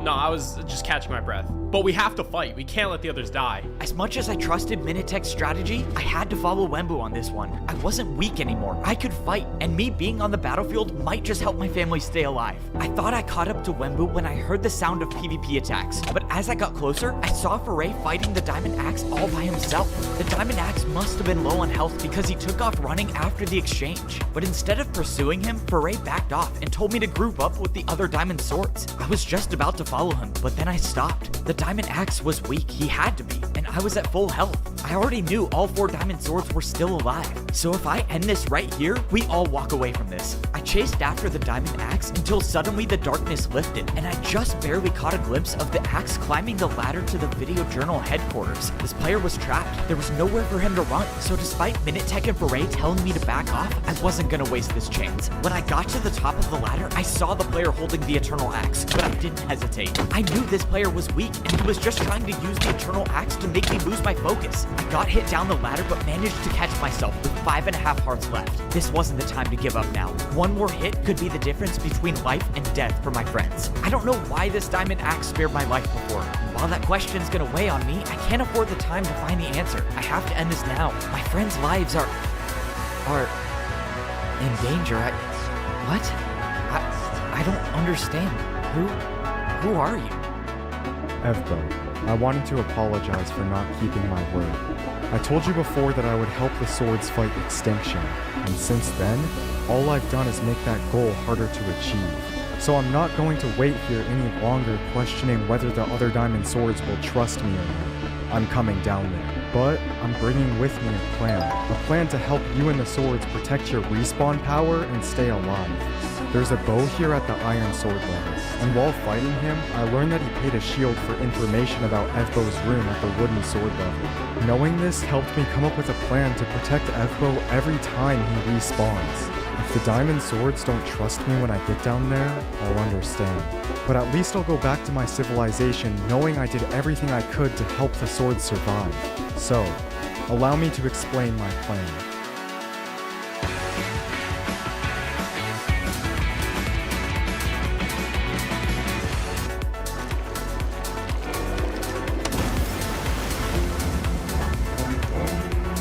Imagine this feeling. You'd be surprised to see how easy it is to become friends with your enemy in PvP Civilization. I mean, it's not easy given the fact that people usually fight before they even get the chance to talk, but if you do get the chance to talk to your enemy, you start to realize that we're all just kind of the same. Doesn't matter if you're a sword, shield, bow, axe, or trident, everyone just wants to protect themselves and the people they care about. Oh, I'm not joking, I bought 5 of these. Diamond Sword got down to 61 PvP attacks, but I didn't even care. 1,500 PvP attacks in one trip is impressive, but it doesn't come close to my record of 3,000. Oh, of course you have the record. Will you buy potions and food and stuff? Try buying stuff that actually has no value. Am I upset that my new friend Clownpierce is a better spender than I am? Yes, a little, but it's kind of awesome having someone that just gets me, you know? Anyways, quick journal this time because Clownpierce and I are going to the Axe Civilization. The other Diamond Swords are going to be very confused, but rest assured they will be safe. And that's all that really matters to me, so on that note, signing off. Why haven't we found Evbo yet? He's probably still in his room. I told him to hide. I have a feeling he might not be there. I didn't expect the Diamond Swords to understand why I was leaving the Sword Civilization with the same person we were just fighting against. I wish I could just tell them what was going on, but apparently the less people that know about this plan, the better. Julie, stop! We don't need to fight. Evbo, what are you doing? Clownpierce and I are going to the Axe Civilization. I promise you guys that this will all make sense soon, but just believe me that you guys are safe. How do we know that's true? Tell us what's going on. Julie, you told me once before that you didn't need a good reason to trust Foray, so all I'm asking is just for you to do the same with me. Do you trust me? Yes, I do. See you guys soon, okay?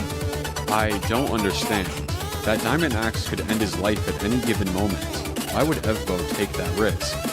Because it's not a diamond axe. He's a sword.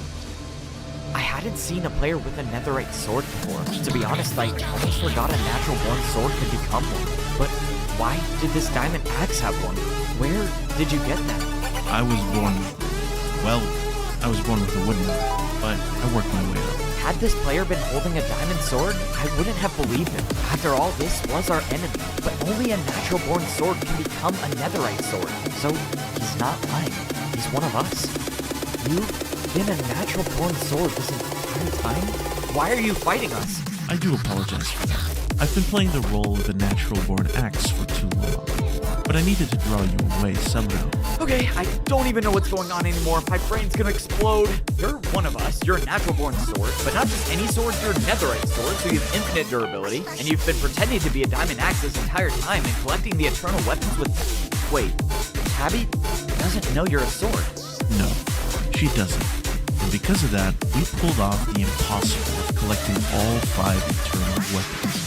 I expect she'll figure out a way in sooner than later. Of course, I'm hoping that our plan to save the world will help distract her from the pain. Hearing the player known as Clownpierce say that reminded me of myself. I thought Tabby was a sword for my entire life, and Tabby spent her life thinking that Clownpierce has been an axe. Hold up, you didn't say your plan to save the world, you said our plan. You drew me away from the other diamond swords for a reason, right? I watched as Clownpierce walked over to the video journal machine. Honestly, this right here might have been the moment where Clownpierce and I became friends. I could tell right away, this guy appreciated a good video journal. So much that he incorporated video journals into his plan to save the world. Before meeting Clownpierce, I thought this machine right here was only used to make copies of all video journals that have been recorded. But apparently, this master video journal machine can be used to share video messages through any machine in the world. So, you placed a video journal machine in every civilization and you're sending a message to all of them? We're not sending it just yet, but once we're ready, yes, all civilizations will see this. Don't tell me you're... No way you're gonna live record this right here. Okay, if this is going to all civilizations, I have to be in this. If you were in this, the plan wouldn't work. No, you can't do this to me. I can't be in the most important video journal of all time. You're just gonna have to sit back and watch this time. After the video journal was over, Clownpierce put away his diamond axe and grabbed the video journal log. Witnessing the message Clownpierce was gonna send to all other civilizations left me speechless. First off, his performance was legendary. I mean, I was starting to doubt my own video journaling capabilities, but it was the complexity of his plan that had me at a loss for words. Clownpierce has been plotting this before I was even born into PvP Civilization, and somehow I ended up being the one he chose to help make this plan come true. So after we go to the Axe Civilization, I'm gonna be the one that comes back here and sends the message to every civilization. After that message is out in the world, well, nothing will ever be the same after that. The thing about Clownpierce's plan is I wasn't just being used as the messenger for his video journal. I was the main part of the plan. With the message he recorded for the other civilizations, I had a lot of questions about my role in saving the world.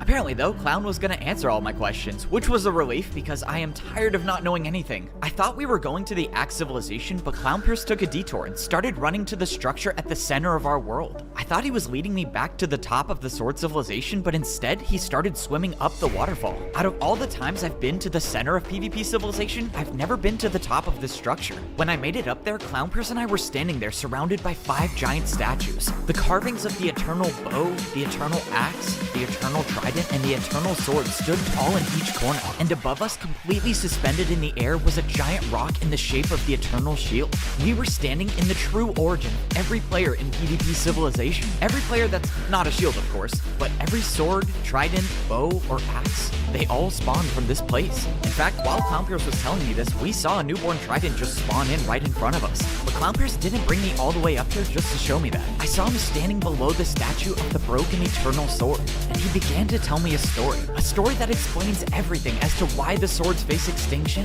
and why the Eternal weapons are so important in this world. It was the story of the first player in PvP Civilization. The first player was born as a sword, and they were far more skilled at any other player in PvP, so much that they were able to collect every Eternal item by themselves. By then, the other civilizations were already fighting each other for survival, which is what led the original sword to use the power of the Eternal weapons. Within the structure at the center of PvP Civilization, the original player hit 5 armor stands with every Eternal weapon, granting them one wish. In an effort to make sure that the Sword Civilization lives on, the player wished for the infinite durability of the Eternal Sword to be shared with every natural-born sword. Whoa, so that's why it's broken, right? Every natural-born sword has like a little piece of the Eternal Sword in them.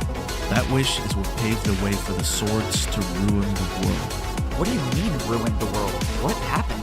Can you stop putting your shield up? This is just wasting time for both of us. If what I'm doing helps Evbo and the other swords, then it seems like there couldn't be a better use of my time. Let's not pretend you were sticking with Evbo for any other reason than to get more PvP attacks. Despite what you might think of me, we're actually trying to save the world here. You know, Evbo still talks about you all the time, right? You might not care at all, but to him, you're still his best friend. I remember when Evbo first saw you, and already he was bribing me for a chance just to talk to you again. Is there a point you're getting at here? Because I'd rather not listen to this. My point is, Evbo isn't like you, or me, or the rest of the world. Everyone in PvP Civilization just cares about themselves, but Evbo was the guy that let himself die over and over just to save you. I wouldn't have needed saving if the swords never took my life away. I was a wooden axe when the swords invaded our civilization. I remember sitting around that campfire with all of the other wooden axes, talking about how incredible life would be if we were to become diamond axes.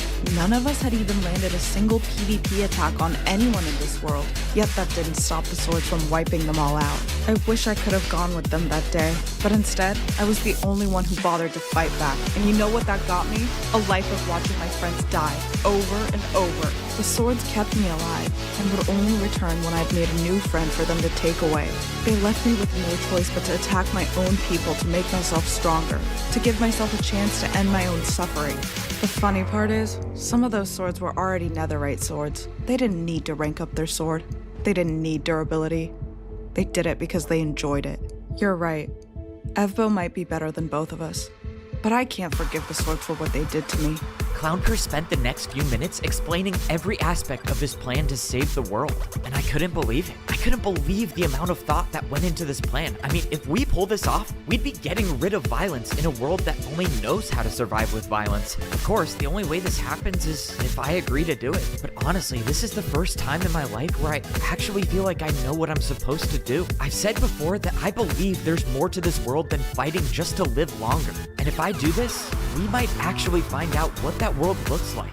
Well, this was it. The plan to save the world was set, and I was on board. However, in order for the plan to succeed, there were still a couple more things needed to be done, which is why Clownpierce and I were traveling to the one civilization I haven't been to yet. The Axes are supposedly the most ruthless players in PvP Civilization. And yes, I'm aware I'm just walking right in with a sword, but apparently I'll be fine. I don't know, I'm still very much doubting that. Regardless, this is the place I need to be, because Tabby's in here, and she is a part of this plan too. At the entrance to the Axe Civilization, Clownpierce and I split up to go our separate ways. He was gonna set up the last video journal needed so that the Axes would see his message. Yes, obviously I was disappointed that that wasn't my job, but I had a task of my own. I was gonna go talk to my best friend, and hopefully not die this time. My last two interactions with Tabby have ended with me dying, and yes, I know last time she technically saved my life, but I still died, so my point still stands. Being in the Axe Civilization was crazy. Apparently Clownpierce sent me to the area of the civilization that only had wooden axes in it, so I guess I'm relatively safe here. I didn't really know what I was supposed to be looking for. Clownpierce just said that Tabby would be here. I didn't even see anyone here, to be honest, but a few seconds later, I caught the glimpse of a diamond axe standing directly in front of me. I already knew from Clownpierce that she was still alive, but well, this was the first time seeing her with my own eyes. What are you doing here? I gave you a chance to live longer and now you come here? Are you trying to die? Hearing Tabby be concerned about my survival kinda made me think that I might not die for the third time. It's okay, I'm not trying to die. Well, at least not now, that is. But Clownpierce was the one who brought me here. We came here together, and right now he's, well, I actually don't know what he's doing, but he's here. And he brought me here to help you guys use the Eternal Weapons. Why would Clownpierce bring you here to help us? And why would I ever believe that you would help us get rid of your own family? Because I know what you've been through. I know you've lost everyone you've ever cared about. And if I went through what you did, I also probably wouldn't allow myself to trust a sword. You might not believe me, but you're my best friend. And if you believe that wiping out the swords is the best way to achieve peace, then I'm gonna stick with you. I do have one request though, if you're willing. It's not that crazy. I just want to know if my guard friend's alive. I didn't expect this request to go through, to be honest, but then I realized I was standing in front of my guard friend this entire time. You've been here through this whole conversation? Sorry, man, I didn't know you became a diamond shield. But does it look like I even had the choice to become one? Oh, you became one anyways, so congrats. Can you just tell her to let me out? Okay, so here's the weird part. We actually do need you to become the Eternal Shield, but I already talked with Clownpierce, and once you get the Eternal Shield, you'll be fine. All right, well, Tabby, thanks for letting me stay alive this time. I have to do something real quick, but I'll be back. Wait. You know what we plan to do with the Eternal Weapons, so you must know that there's a chance this gets rid of you for good. Yeah, I know. In fact, I'm counting on dying. But lately, I've been thinking a lot about something. When I was a wooden sword, I thought my enemy was the one I was supposed to fight. That player gave his life for me, and now when I look back, I realize he was never my enemy to begin with. The bows, axes, and tridents all think the swords are the enemy. So maybe it just takes dying for them to realize that we're not. You know what I think? I think it's easy to fight back against your enemy, and I think it's hard to forgive your enemy. But someone who gives you their life, that's someone who's never been your enemy. There's something we need to discuss, but before we do that, I want to apologize for not being upfront about this. The Diamond Swords let me back into the Sword Civilization, but I still owed them a big explanation. I promised them that after I do this one last thing, I will give them the entire plan, start to finish, and everything will make sense after that. So, that brings us to the last task, which is showing Clownpierce's message to the entire world. I was just about to send it, but then I realized there was already a journal in here, and it was from Parrot. Huh, alright, well, I guess I can afford a couple minutes to watch this. Allow me to explain my plan. The respawn power is currently owned by you. You're the one who bought the room, but Prince Zam is proof that others can use the armor stand as long as they get access to it. And obviously that makes dying something risky for you, who shouldn't be worried about dying. Stopping other people from getting access to the armor stand is necessary to protect you, which is where the information I learned comes in. You can only close your door from the inside, so anytime you leave to rank up, any player has the time to steal the power for themselves. However, according to the shield, your door closes 30 seconds after you rank up to become a stone sword. Knowing this, the Diamond Swords can use this information to protect you every time you respawn. If the Diamond Swords teleport back to the Wooden Sword level every time they anticipate you dying, they can guard the door until it closes, and no one will be able to steal the power.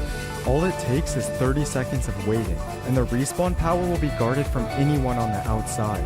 Going through this routine might give you all an opening to get rid of Prince Sam's respawn ability as well, which is necessary to make this plan effective.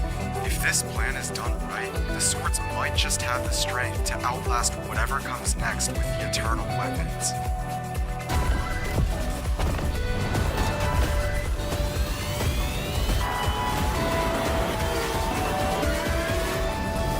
I'm not gonna lie, seeing a video journal message from Parrot always gets me a little nervous. I mean, before this one, he was like 2 for 2 for sharing the worst messages possible. However, this message, I was not expecting at all. I will say, Clownpurse and I already have the plan laid out to save the world, but honestly, Parrot's idea changes the entire game. His idea might have just been the missing piece that will tie this whole thing together and make this work. Alright, it's time to send the message. Once I send this, the bows will see it, the tridents will see it, and the axes will see it. And after that, well, it's just me against the whole world. Alright, let's do it.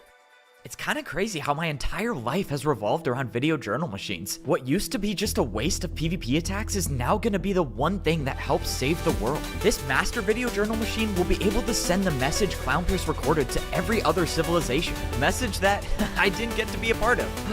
I'm not happy about it, but I guess being the one to share the message is equally important. Wait, what is this? Live broadcast? I haven't used the master video journal machine before, but I mean, I guess that kind of sounds like share, right? Yeah, it's got to be the same thing. Alright, I guess I'm live broadcasting to everyone. Let's do this. I gotta say, this machine is the one thing in PvP Civilization that's never let me down. I mean, it just does everything. Communication, emotional reflection. It's just so cool. Alright, is this thing working? Hey, it's me. Hey, it's me. Whoa, it's playing back my voice. Whoa, it's playing back my voice. Why is it playing back my... Wait, I'm live right now. That's what live broadcast means? I hit stop on the live broadcast as soon as possible, but the damage might have already been done. What is wrong with me? I just ruined the plan to save the world. Possibly. I don't know. What did I even say? I don't think I gave anything away, did I? Oh, I had one job. I had one job to share a message, and I already messed it up. Okay, you know what? I'm gonna share the message, and I'm gonna hope that all of PvP Civilization just forgets about that. I opened the video journal machine and actually hit the right button this time. Now, Clownpurse's message was being broadcasted all over PvP Civilization, which is what should have been playing instead of a zoomed-in shot of my face. So now it's time to fill the other Diamond Swords in on the entire plan to save the world. Because once Clownpurse's message finishes, the world's gonna change, and we're gonna have to be ready for it. Hello, PvP Civilization. If you're seeing this message, I would like to apologize on behalf of the Axis for the losses suffered on all sides of this battle. The Axis and I now have possession over all 5 eternal weapons, and with each civilization being reduced to a fraction of what they once were, fighting back against us would be meaningless. Fortunately, we all serve to benefit from the eternal weapons. The first player to ever use the eternal weapons gave the swords the power to become immortal. I plan on using the eternal weapons to take that power away. After today, no player shall ever become a netherite sword again. However, that doesn't mean the swords are no longer a threat. The diamond sword that goes by the name of Evbo will still have the respawn ability. Once Clownpurse uses the weapons, no natural-born sword will be able to become a netherite sword ever again, and all the other civilizations will know that I'm the one with the respawn ability. Hold up, how is telling literally everyone about your power going to save the world? And now everyone is going to come after you. I don't get it. In your message, you're telling the entire world that I have the respawn ability. How is that gonna help us save PvP Civilization? That sounds like I'm just gonna die. Saving everyone will only be possible if you're the common enemy. Only when the whole world is against you will you have the chance to prove you're not the enemy. This has been Clownpurse's plan from the beginning, to have me be the common enemy for the bows, axes, and tridents. If all other civilizations are focused on getting rid of me, well, that's the attention I need if I'm gonna change their perceptions about the swords. But me becoming the target isn't just about saving the other diamond swords, it's about saving everyone. So before Clownpurse told me the rest of the plan, I already knew what the solution was. That's kind of the point. I need to be the target for this plan to work. I understand your reasoning, but think about where this positions us. Protecting you will be a much harder task now that everyone has you as their target. Well, that's why I'm not allowing you guys to fight, believe it or not. Your guys' job of protecting me is over. Well, actually, Parrot had an interesting addition to this plan, so it might not be entirely over. But the fight against the other civilizations is a fight that I can't have you guys be a part of. You guys protecting me won't help convince the other civilizations that the swords aren't the enemy, and you might die in the process. Okay, but how are you going to survive this by yourself? Fighting one person is difficult as is. How are you going to defeat the bows, axes, and tridents? I'm with you there. Fighting off 3 civilizations isn't exactly easy, but I never said I would be alone. The fight to eliminate Evbo will be PvP Civilization's greatest battle. Not only can he respawn himself, but he has now shared his ability with a powerful ally. The diamond axe that goes by the name of Tabby has betrayed our own civilization by siding with Evbo, and now possesses the respawn ability herself. Both of these players need to be eliminated if we are to survive in PvP Civilization. Quick, follow me. New Mixer Urea Seeker Repair to reduce up to 90% of flakes for less than £10. Buy Mixer. Something's going on here, something big. You are here to protect our world against the alien threat. You've made the bond, and now it's time to armor up your dinosaurs. Cool. I'm coming for you, Armosaurs. Time is running out. Hit the gas, and that's an order. I need a little help, guys. Gotcha. Yes. Are you sure Tabby's gonna even go for this plan? I mean, what if she just decides that she's better off on her own? How do you know she'll protect me? Because she cares about you, and now that I've given her the option of surviving by herself or surviving with you, I'm confident she will make the right choice. Clownpear's lying about Tabby having the respawn power just to turn the whole world against her was pretty cruel, I had to admit. And he did that knowing Tabby would have to push aside her hatred for the swords if she wants to survive. I'm not sure if it's gonna work, but, well, if it does, I guess I gotta thank my wingman Clownpears for bringing back my best friend. Okay, I'm sorry. You're gonna have Tabby be the one to help you fight against the world? You die every time you're with her. No, actually the last time I did not die, I'll have you know. And there's also no guarantee that she even follows through with this plan. Honestly, she might be strong enough to survive on her own without our help. But it's funny you bring up me dying around her because, well, if this plan's gonna work, I need to die. And strangely, Tabby's kind of the only one I trust to make that happen. Both Tabby and Evbo will continue.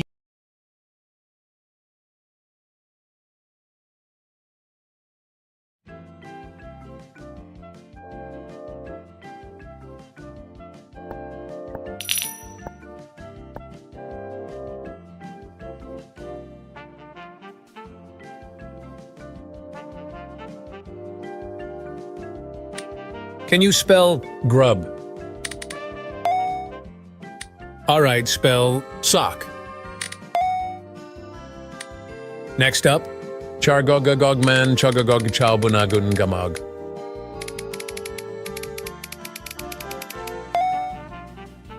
All right, try spelling brown. Your next word is burger. All right, try spelling spring. All right, spell giant. All right, try spelling quack. Your word is intent.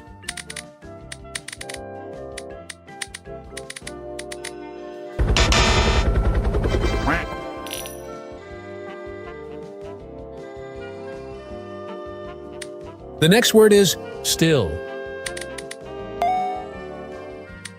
Can you spell echo? Spell irony. Please spell shark. All right, spell brain. Your next word is white.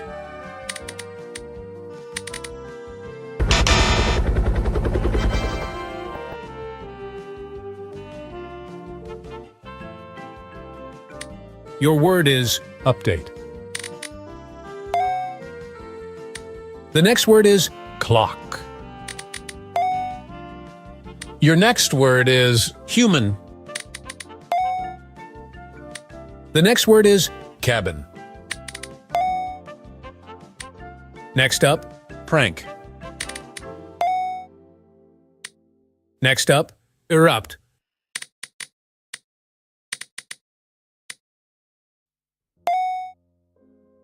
Please spell circle. Your next word is defy. Alright, spell rot. Please spell hungry. The next word is exile. Next up, green.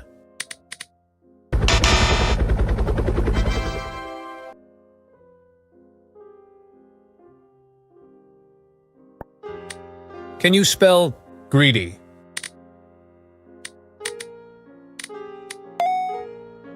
Alright, try spelling chargogagogman chagagog chaubunagun gamag.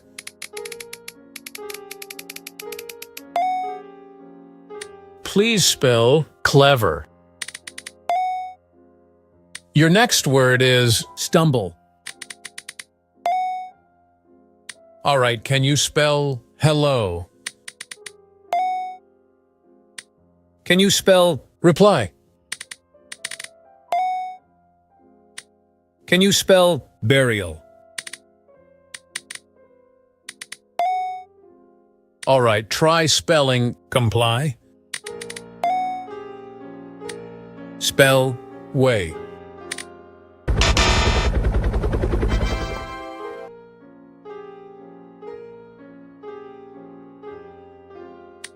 Spell lake.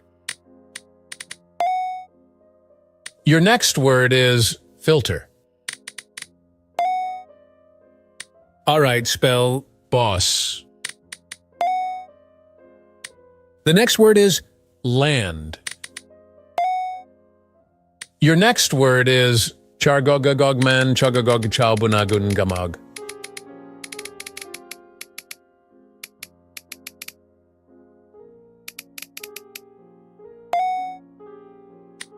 Can you spell proof? The next word is pasta.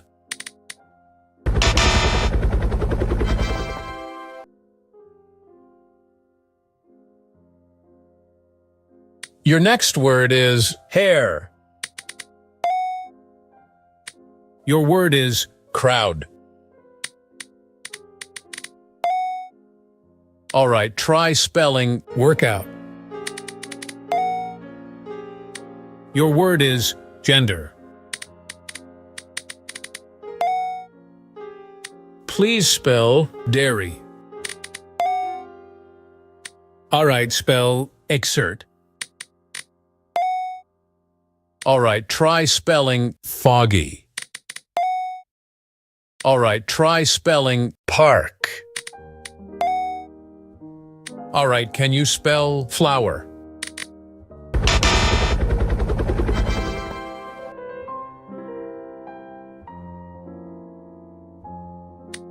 Next up, bean.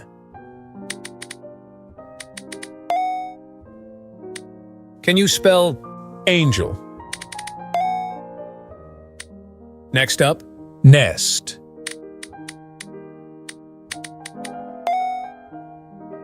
Please spell convey. Alright, spell clutch.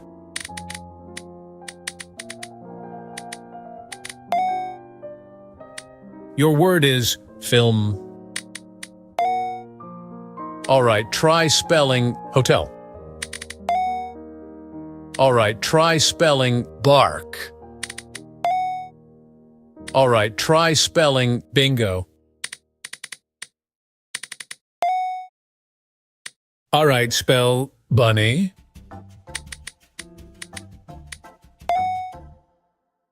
Alright, spell bread.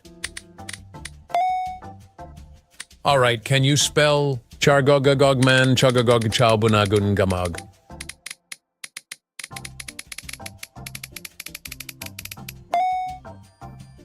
All right, spell cliff.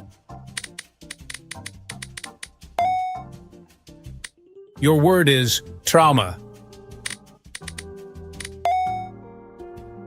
All right, spell sigh.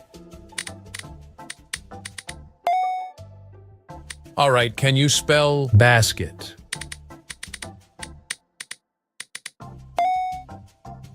All right, can you spell melt? Please spell iron. All right, try spelling queen. Your word is house. The next word is forbid. Your word is demon.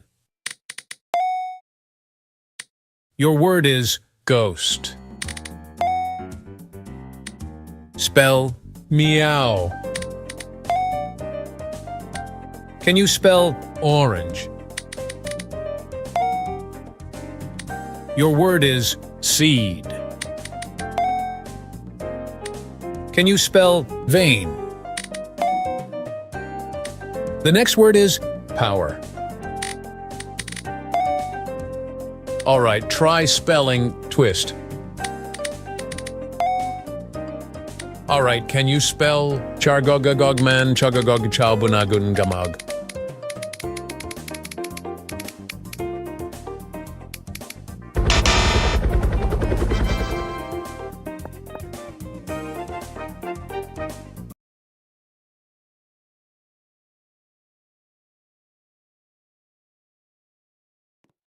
Can you spell alliance?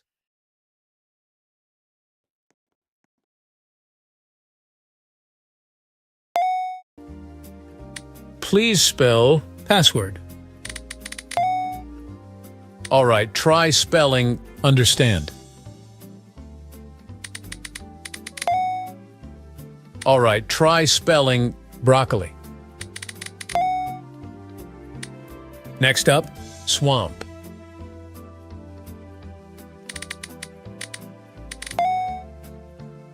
All right, spell dilate.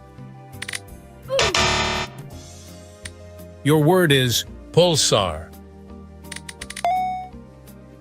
All right, can you spell walnut? All right, try spelling akin. The next word is bayonet.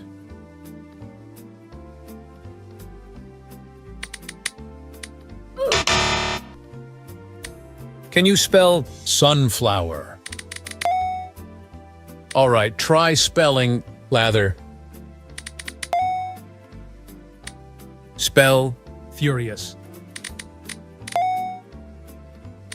The next word is sigma. Your word is center. All right, can you spell lactose? Please spell absence. Can you spell damage? Can you spell spooky? Your word is remarkable. The next word is bamboo. Your next word is tremendous. Next up, agaric. All right, try spelling enact.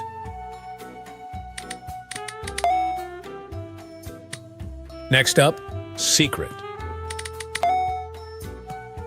All right, spell recipient. All right, try spelling thesis. All right, can you spell zombie? All right, try spelling debris. Your word is resurrection.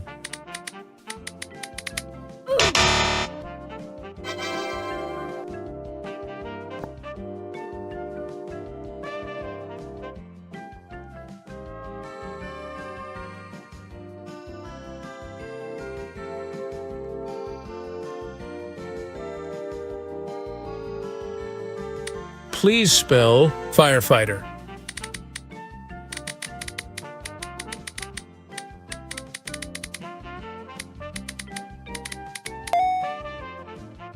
Please spell window. Please spell semicircle.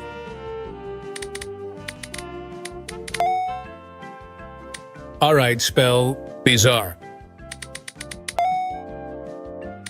The next word is guideline.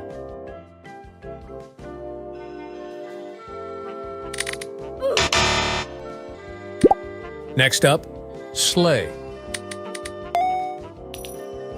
The next word is special.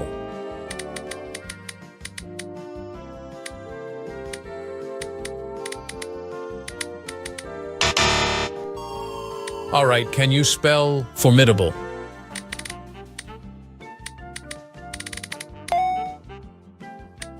Next up, leafy. Can you spell beach?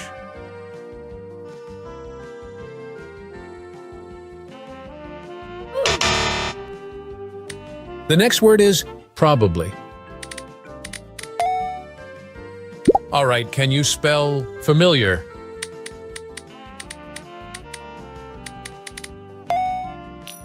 All right, try spelling subsidy.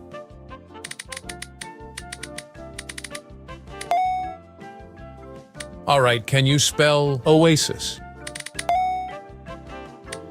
Next up, liable. Your next word is cooking.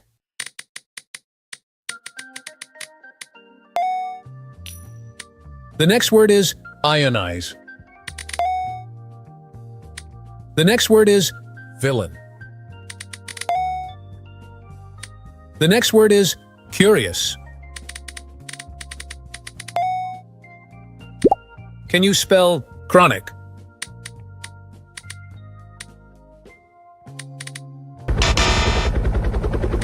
The next word is rye. Next up, frolic. Please spell scrutiny. Spell daffodil. Your word is telepathy. The next word is sniffle. Your next word is seldom. All right, spell church. Your word is plethora. All right, try spelling cognitive. Please spell candlelight. All right, spell predominantly. Next up, flamboyant. The next word is negotiation. The next word is introspect. The next word is charisma. All right, spell hypothesis. All right, spell agriculture. Your word is violation.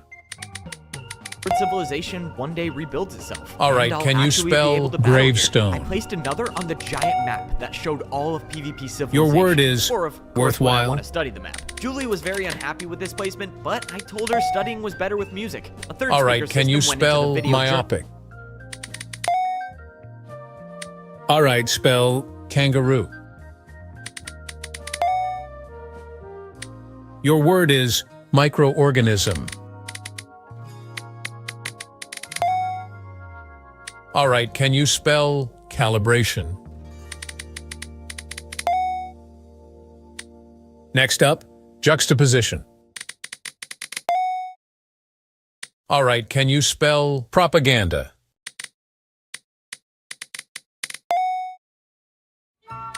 The next word is elaborate.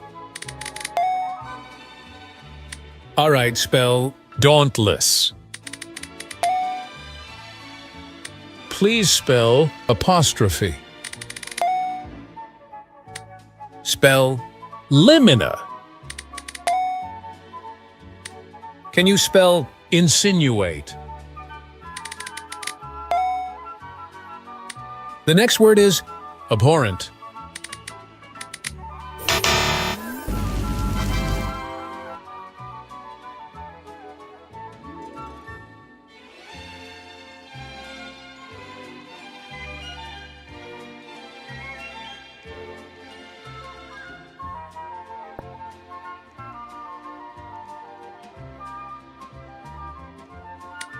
Spell powder.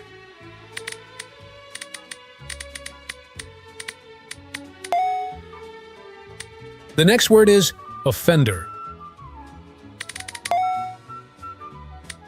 Spell congratulate. Please spell chicken. Please spell meditate.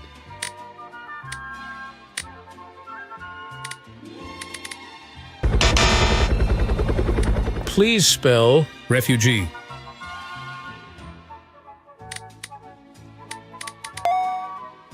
All right, try spelling catalog.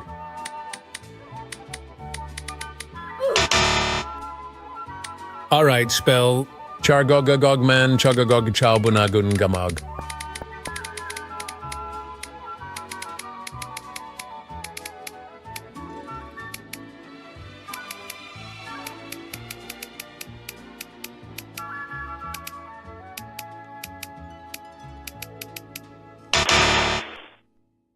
All right, spell gradual. All right, can you spell obesity? Can you spell growl? Next up, pursuit.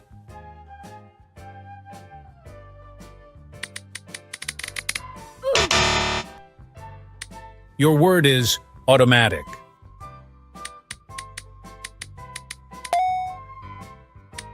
Can you spell agnostic?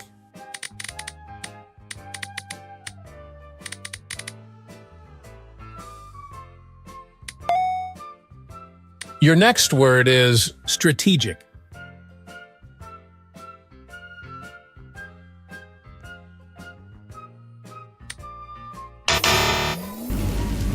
The next word is harbor.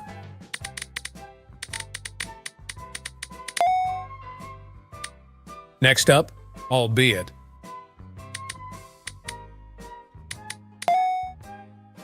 All right, can you spell syntax?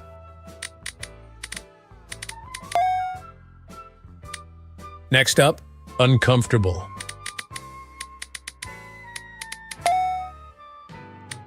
Can you spell purple? The next word is jaded. All right, can you spell pigeon? All right, try spelling abolish.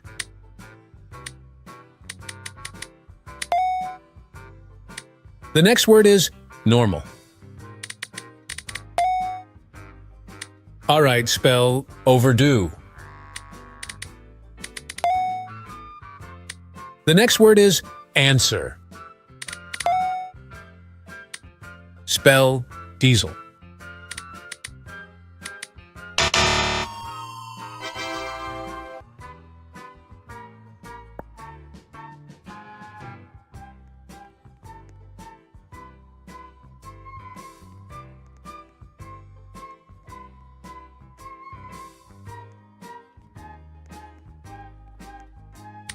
The next word is tangerine.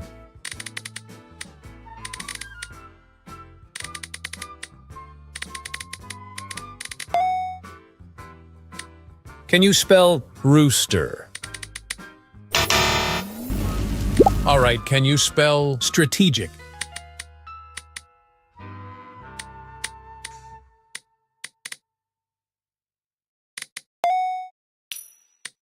Next up, powder. Alright, spell warrior. Alright, try spelling akin. Please spell atone. Spell walnut. Alright, spell liable. Spell secret.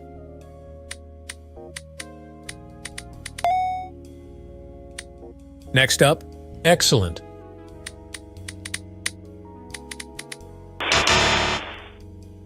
Alright, spell probably. Your next word is special.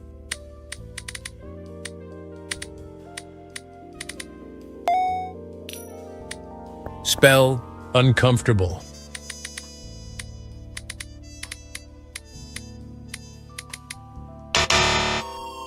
All right, try spelling alphabet.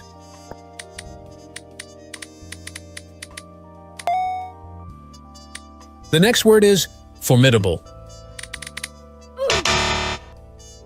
Your next word is firefighter.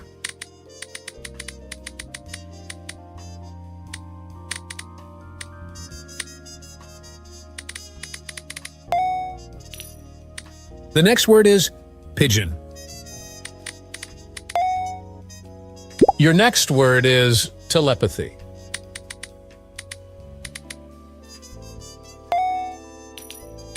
The next word is daffodil.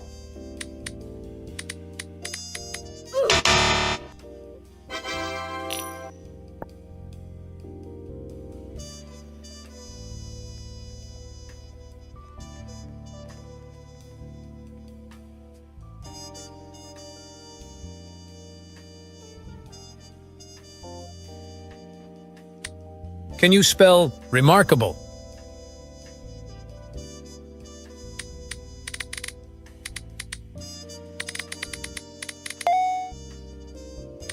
The next word is guideline. The next word is meditate.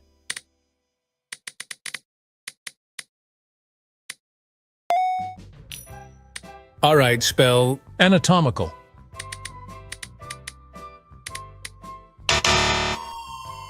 All right, can you spell integrity?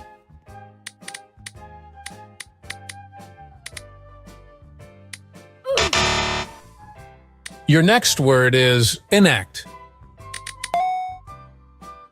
All right, spell chargogagogman chugagog chalbunagun gamag.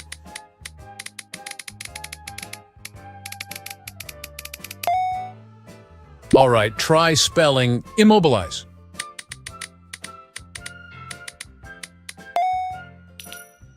All right, spell curious.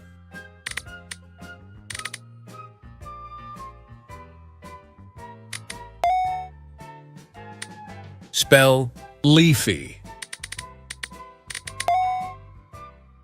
Please spell spooky. All right, try spelling syntax. Your next word is pumpkin. Next up, heresy.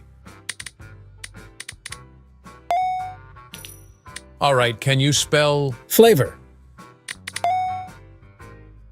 Your next word is damage. Can you spell dilate?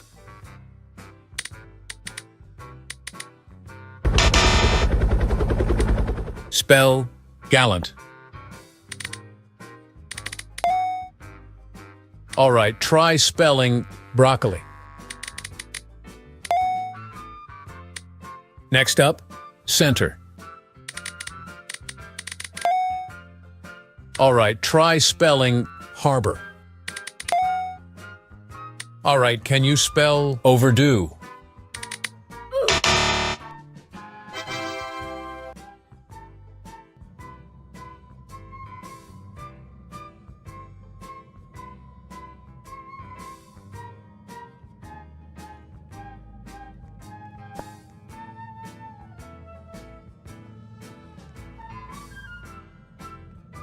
All right, try spelling breakthrough.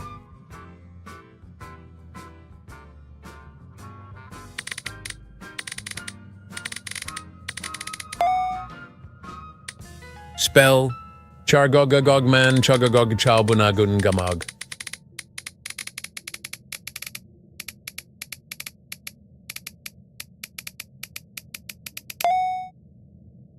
Please spell catalog.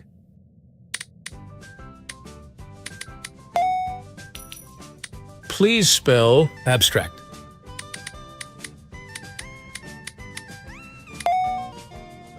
Your next word is growl. All right, can you spell oasis? Spell vague. Your word is furious. Please spell armor.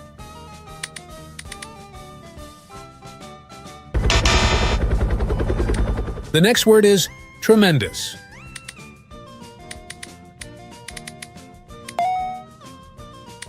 Can you spell agnostic? All right, can you spell semicircle?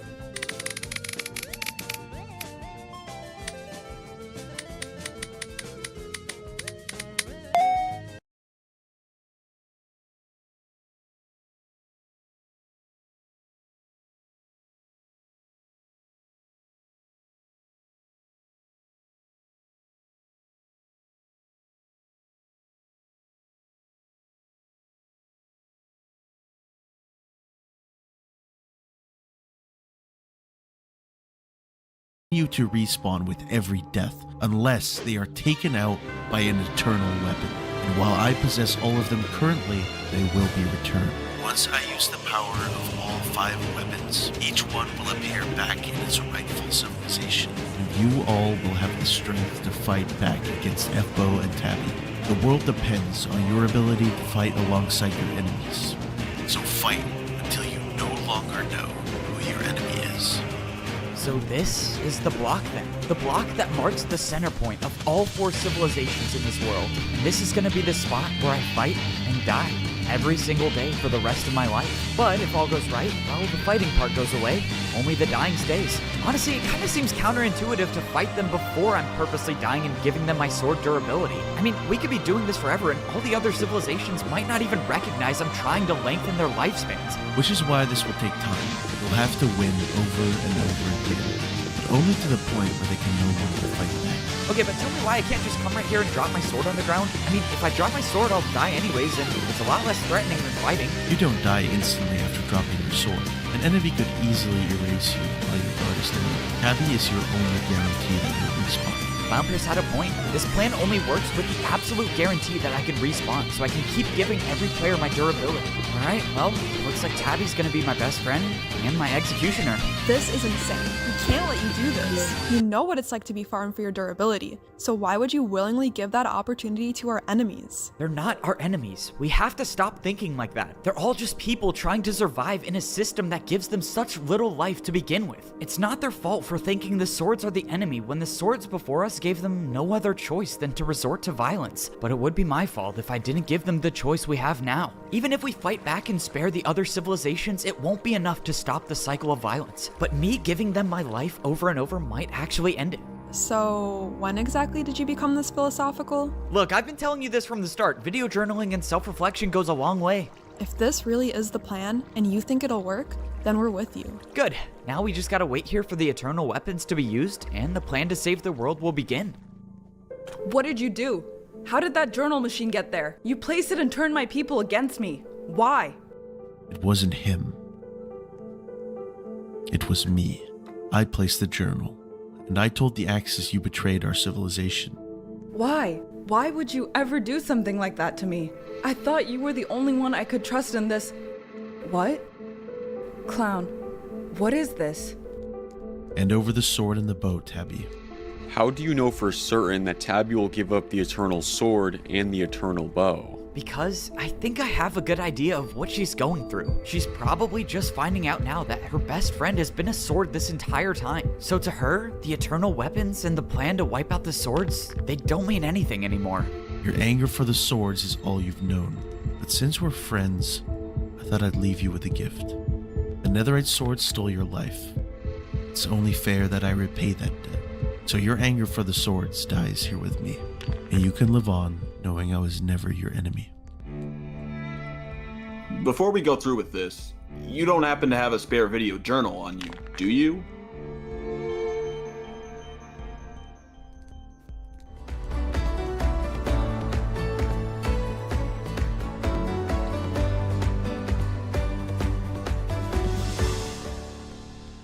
I'm Noah. My job is your life.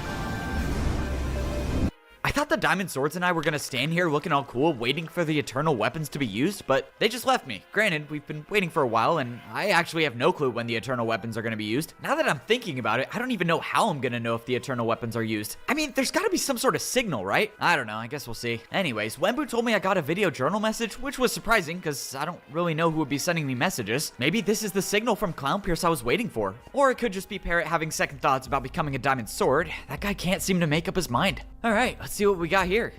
Wait, what is this? Man, this is strange.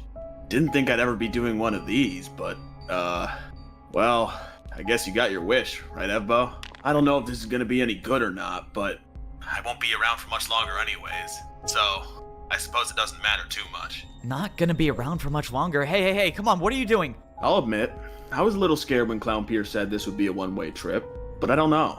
Something inside of me seemed to be waiting for the chance to finally do something good for this world. No, come on, this is not real. He has to be waiting at that door, right? He has to be. For a while, I've been wondering what it means to be a shield in PvP Civilization. It didn't make sense to me that our only purpose as shields was to make the lives harder for the players fighting to survive in PvP Civilization. But when I met that diamond level shield, I realized we do have a purpose. We just lost our way. Come on, you're not dying on me like this. You're not just gonna leave me a message. Somewhere in our past, shields used to be the ones to protect people, the ones to provide some sort of balance to this world. And when I look back at our journey, well, I didn't really do that job at all. But I'm not gonna have that be what I'm remembered for. Not by you, at least. You and Clownpierce are giving everything you have to this plan to save the world. Using the eternal weapons will cost him his life, and if he succeeds, you'll be giving your life to PvP Civilization every single day. So it wouldn't be fair for me to stop that from happening just to save my own life. After each eternal weapon is used, they all go back to their own civilizations. But I am the shield, so I guess I'll just disappear, maybe? Man, I can't believe how much I sound like you right now, when you just start saying anything that comes to mind. Oh, this journal is definitely getting too long.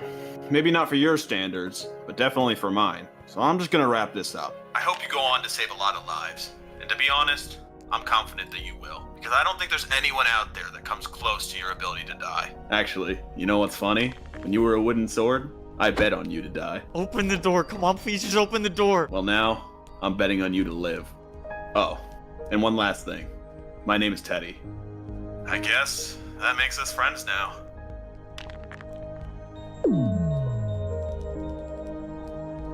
I stood in front of the guard door waiting for it to open, but as much as I yelled and as much as I hit it with my sword, nothing happened. I didn't know it at the time, but that fifth boom I heard was the last thing I would ever hear from my guard friend. No, the last thing I would hear from Teddy ever again. If I had known that, I wouldn't have spent as much time as I did swinging at a door that would never open. To my surprise, well, I guess it shouldn't be a surprise given the fact that I stood there for such a long time, but the door ended up opening. I don't know how she got there, but I turned around to see someone just as broken as I was staring back at me.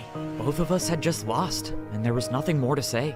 I don't know what Clownpierce told Tabby right before he died, but whatever he said brought back the look I saw in Tabby when we were both swords. We barely spoke a word to each other, but I already knew she was gonna stick by my side. It didn't seem fair to me that I had to lose a friend just to get one back, but I guess there wasn't any other way around it. The only thing I could do from here is make sure Teddy's sacrifice meant something, and continue on with our plan to save the world, knowing it was only possible because of him. He bet his life on me, So with every PvP battle that comes my way, I'm not gonna forget that. Tabby and I ran into Parrot on the way back down to the Diamond Sword level. Now that he chose to drop down, the Sword Civilization was about to have everyone from just about every civilization. Honestly, I think Tabby being there is what gave Parrot the confidence to face the Diamond Swords as an outsider. But at the end of the day, what the other Diamond Swords thought about Tabby and Parrot being there didn't mean anything. The Diamond Swords trusted me enough to trust them. So, it's time to do this. It's time to save the world. The Diamond Swords aren't allowed to fight, but they do have a pretty big part in this plan, all thanks to Parrot. Every time I die, the Diamond Swords will be waiting for me outside my room at the Wooden Sword level. And every time I leave my room, they'll make sure no one else gets access to the respawn power before the door closes. So I can continue doing the first part of the plan, which is to give my life over and over until there's no more fighting in PvP Civilization. We ran to the center of our universe and I watched as every Diamond Sword teleported back to the Wooden Sword level for the first times in their lives. But while they knew what they were doing, Tabby still had no idea what her role was.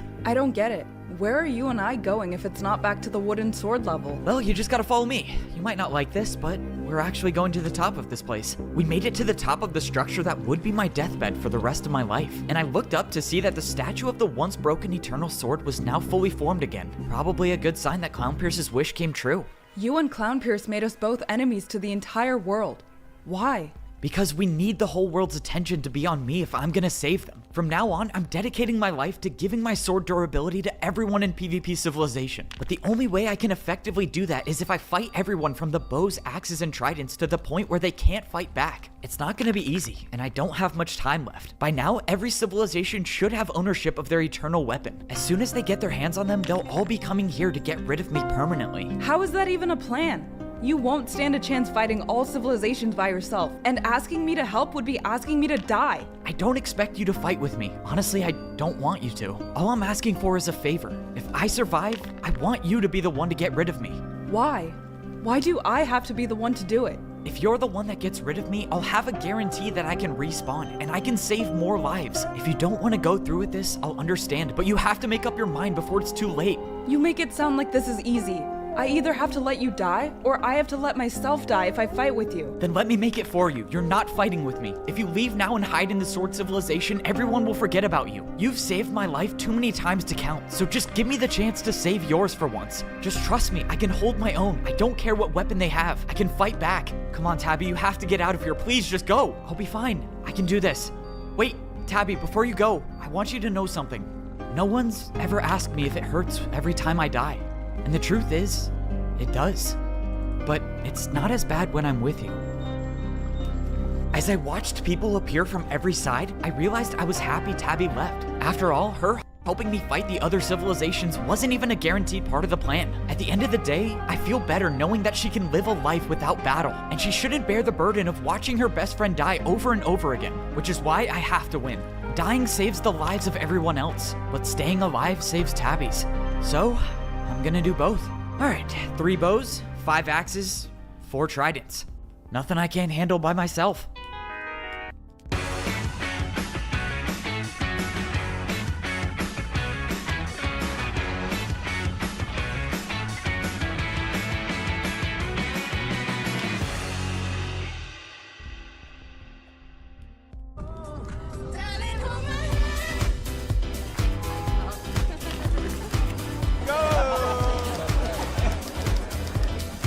Never gonna be undone.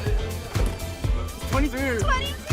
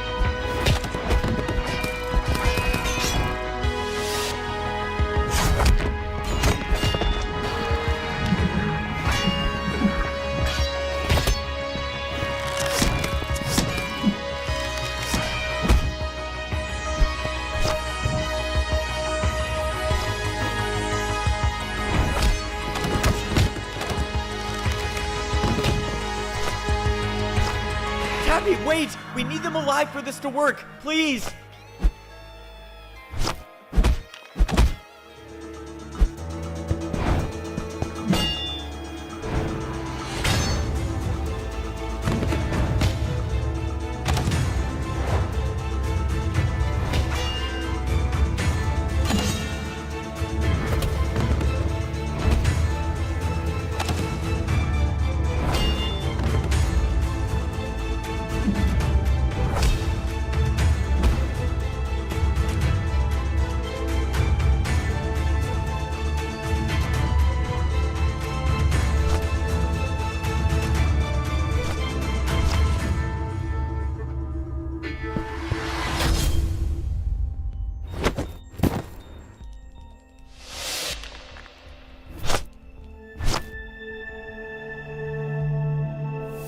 Well, that wasn't that bad, right? Seriously? Sorry, yeah, that was pretty tough. But the good news is it only gets easier from here.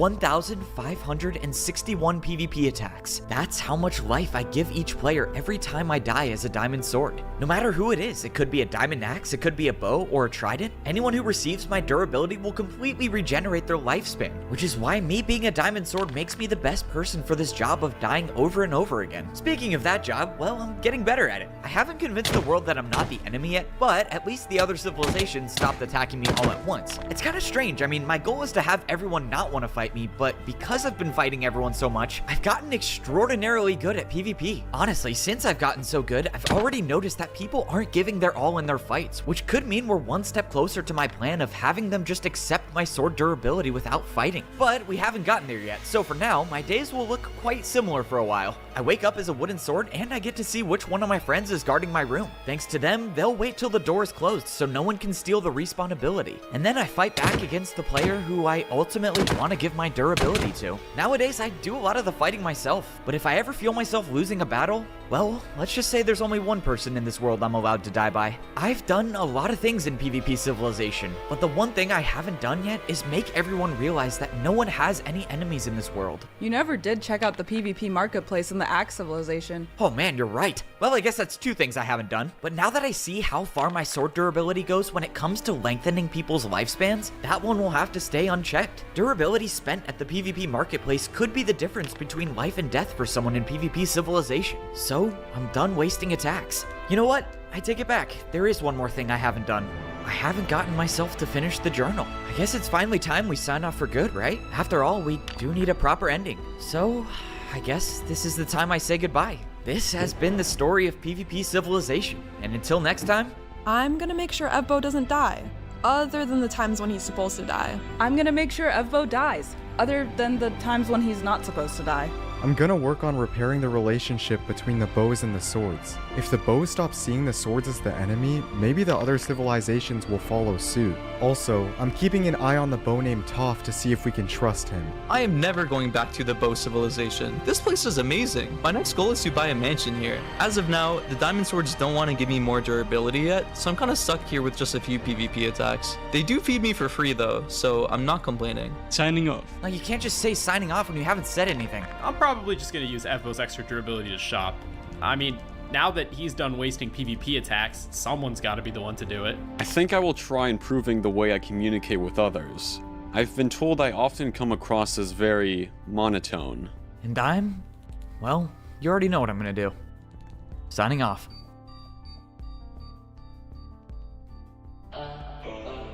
Bird's Eye's crunchiest fish fingers. I track progress toward my goals with Asana. See how you can too. Try it for free.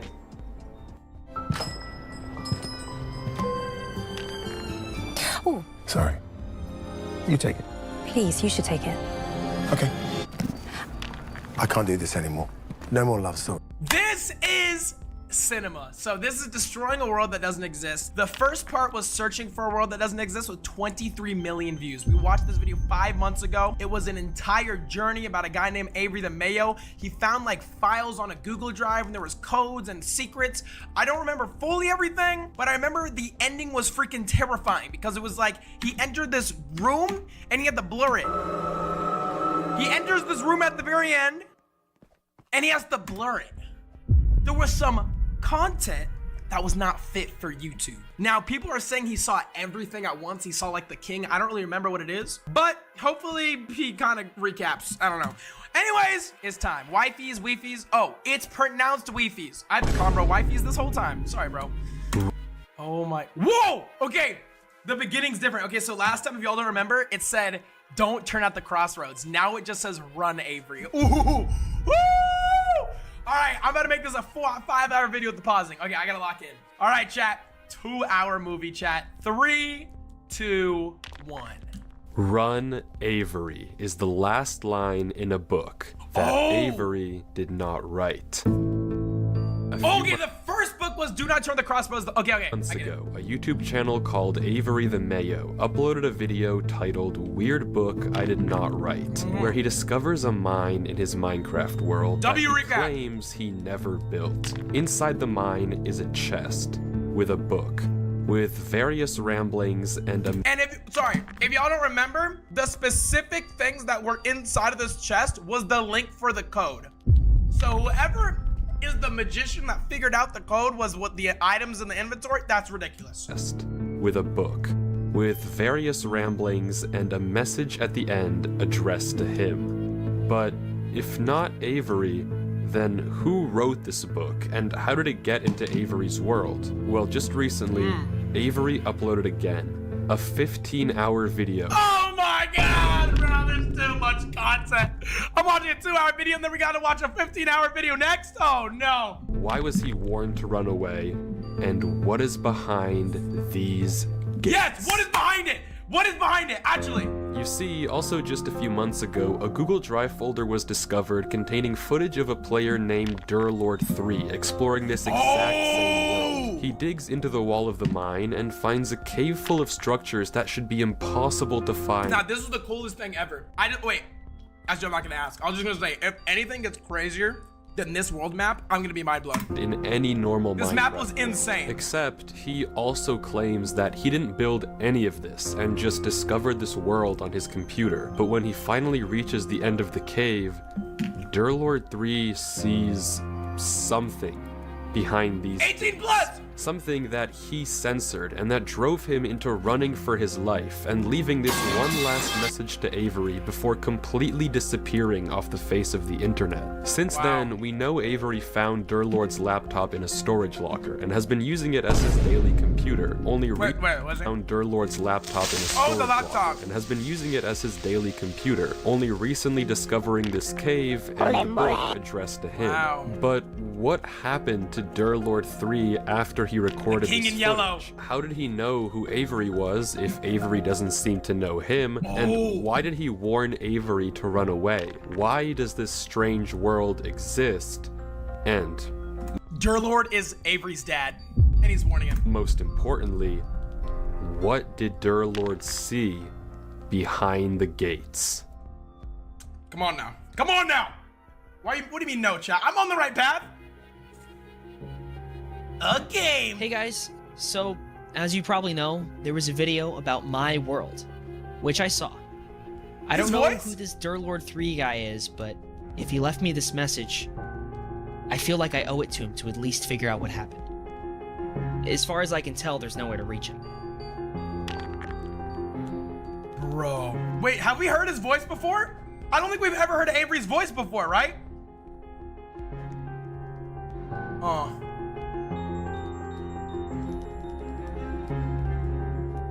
As Avery explores the cave, there's no evidence of what could have happened to Durlord3, no messages he left behind. Wait, that's the section where the torches slowly started disappearing, right? Into Durlord3, no messages he left behind. Yeah, also he's in creative mode, like he's shooting. Oh yeah, the angel. Dude, this seed is crazy. How can the seed get crazier But than this? finally, Avery reaches a crossroads at the end of the tunnel. The crossroads! And despite the book's warnings, he turns left. Oh. Right. Wait, what? Wait. Right. Just kidding, just kidding. No! No! No, Avery! No! What do you mean, just And kidding? there they are. The gates. No.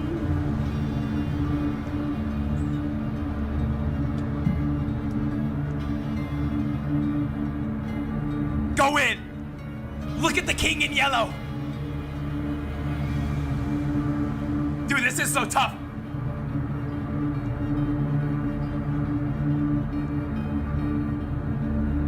D-Club! I'm too stunned to speak right now.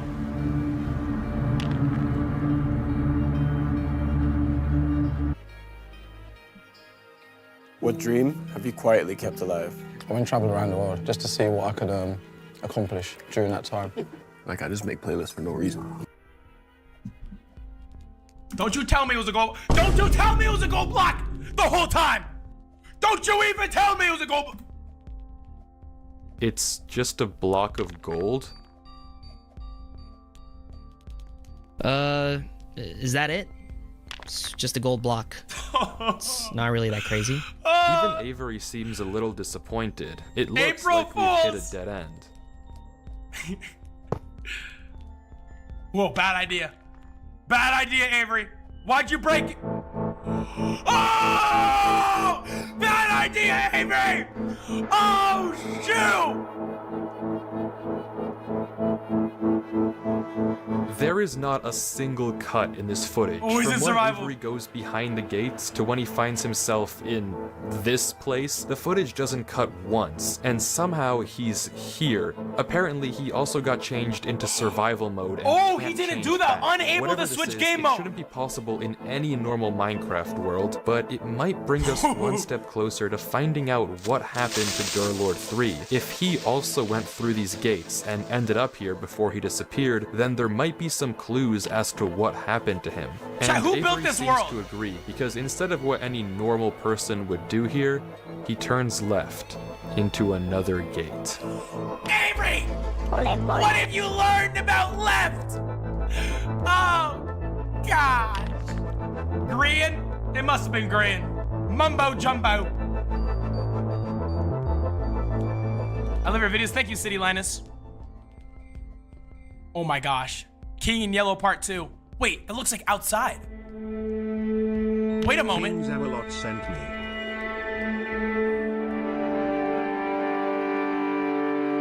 Is this Avatar? Life. Let me put this back on.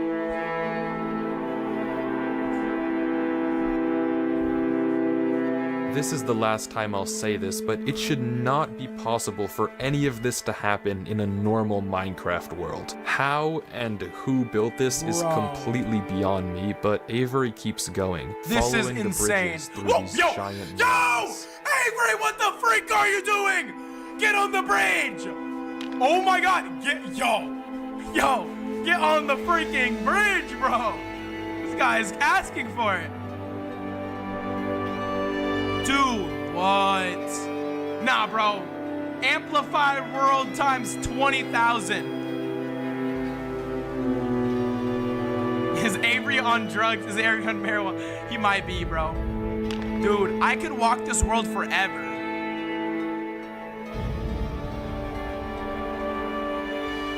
You can always clutch with slime blocks. Oh, true. What the freak just happened? All right, hold up. I was about to say, he could. What if he does a crazy clutch where he does a slime block at the bottom? Wait, what? Yo, why is this in? Yo, what is? Well, I'm trying to watch Minecraft. Why do we got? Okay. Oh my gosh. All right, Avery, lock in. Yo, Avery, can you stay on the middle of the bridge?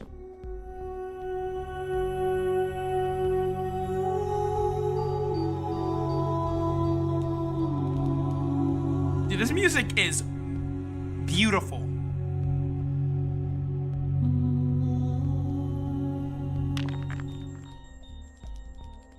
Dude, I have a bunch of movie ratings I did, over 20, and this story ranked 3rd all time. It's so good. No freaking way. Well, I'm in for a treat. 75 on music. Oh wait, no, I think it's called Rising now, the emote. Bro, this bridge is so cool. I'm about to get jump scared. I'm scared.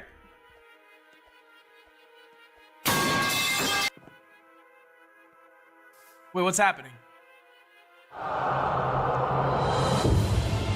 Oh my, Avery! Oh my God, Avery, why are you going back on the bridge? Avery, why are you going back on the bridge? Oh my God. Oh, Avery, Avery, Avery! Oh my God. Oh my God, no! Go, Avery! He's gonna have to slime block. No!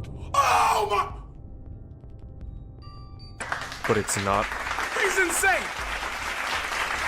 He's insane!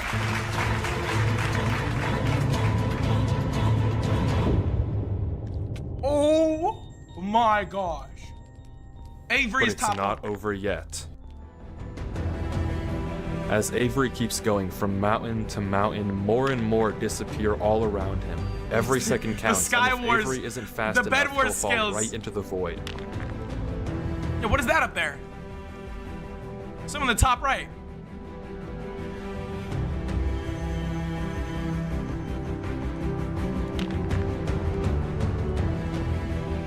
The thing doesn't want to kill him, but to fill him with all knowledge. Wait, the sky looks overcast. What is loading? Avery, get on that grass right now. Is that a...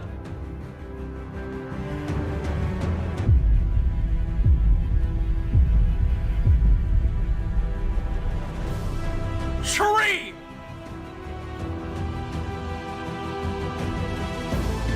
Bro, what kind of tree is this?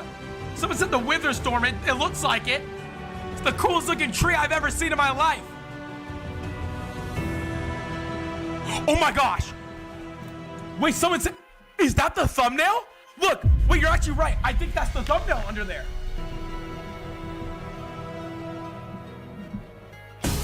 We went out when we should have been out. Chase the sunrises, sunsets.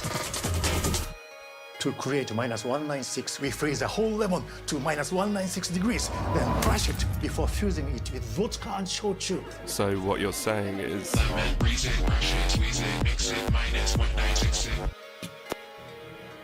Tree As 3. Avery heads over to this massive tree, I want to mention something you might have noticed. Some of the blocks on the mountains didn't look naturally is it not generated. Minecraft? I mean, none of this looks naturally generated, but some of these blocks don't look like they're part of the mountains. Yeah, In what's fact, Netherite if you doing take there? a look back at Durlord 3's footage and It is. Oh inventory crap, they got before trolled, he they got vanished, trolled. all of the blocks we can see on the mountains line up with blocks that he had in his inventory. That likely means that Durlord 3 was here, and we now have a concrete trail of breadcrumbs to follow and find him. And just as Avery reaches the roots of the tree, we can see even more clues. I mean, this bridge is obvious, but there are also small specks of moss that must have been placed by... Bro, Avery, what did Avery This say? bridge is obvious. This looks man-made? Bro, this look, bro, what do you Yes, but there even are mean? also This looks small specks insane. of What do you mean it moss looks that must have man-made? been placed by hand. Someone was definitely here. Oh wait, he's talking about those blocks. I thought he's talking about the whole structure. I guess it is man-made. But who would make this, bro? This is freaking crazy. Oh, he meant the And bridge. after reaching the bottom, Avery heads into yet another gate. The King of Yellow 3. Oh my god. Big mistake, Avery. And he's back. Except now he's one row of doors closer to the end of the hall, one row closer to Durlord 3. Whatever this place is, disregarding who even made it, Durlord 3 is almost definitely somewhere here. Behind one of these gates is the answer to what happened to Durlord and the truth of what this place is. All Avery has to do is keep looking. There was a trail of blocks, so hopefully following them should lead me to Durlord. Wait, bro. Shouldn't be too hard. Bro, we're already halfway because he already made it halfway to the.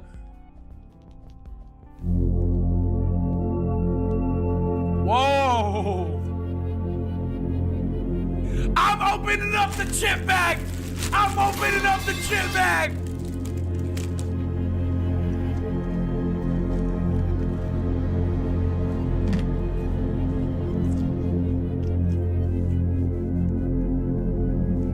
This looks insane. This is a new update in Minecraft.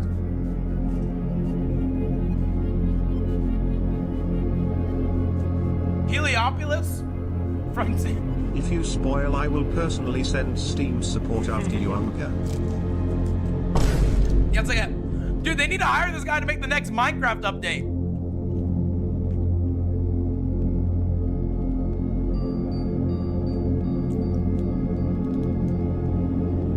Oh no. He's gonna turn, chat. Wait, he's gonna turn around. Something be behind him. No, wait. Oh, I was wrong. Barrel. Barrel.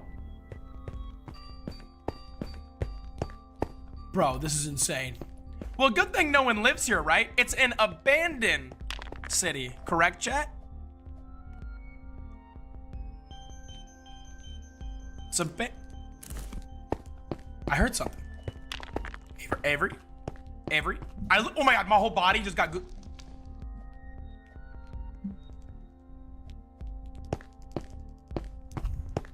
I got goosebumps. The light went out. What light? It's a small detail, but the light from the house that Avery just explored, it's gone. My brother ate my... Oh! Nah, no. I'm leaving. I'm exiting the game. Happen normally, and it can only mean one thing. Something is here. No, don't say something. No, don't say something. Oh, heck no. Chat, imagine that happens in a single player world. Imagine you're playing a single player world and that happens. Yeah, Avery, run! Run, Avery! Hurry!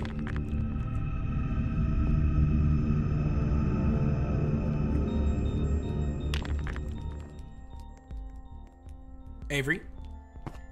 Dude, the silence is deafening. Okay, yo, funny stuff. Weefies, funny stuff. I don't like these black rooms. These pure black rooms are freaking me out. It's like pure black blocks. I didn't even know those are in the game.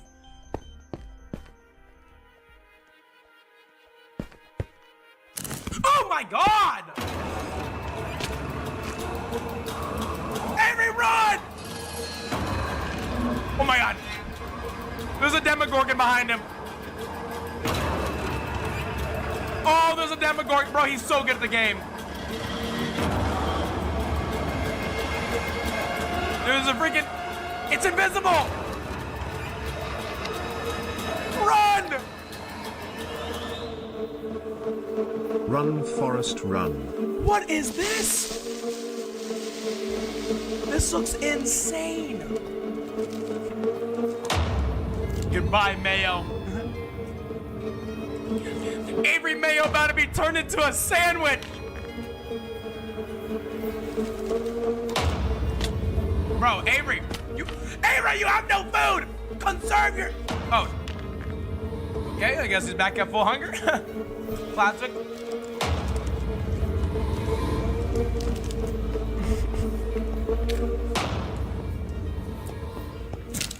How much do you have left to watch?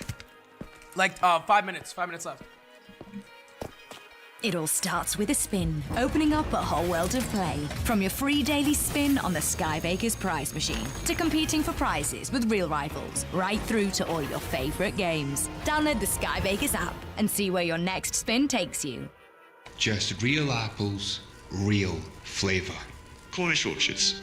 Cider you can trust. Avery exits a little rattled, rightfully so. But once again, he's another row of doors closer to the end. Another row closer to Durlord 3. It was brief, but you may have caught sight of a single crafting table when Avery was running up the stairs. It doesn't make sense to just be there, which again likely means that someone was here before Avery. Someone like Durlord. It might be creepy, but we're on the right track. We just have to keep watching. I'm telling you, Durlord is his father. It makes sense. He wants to warn his son about the dangers. I'm telling you, bro. It's his father. How'd you know?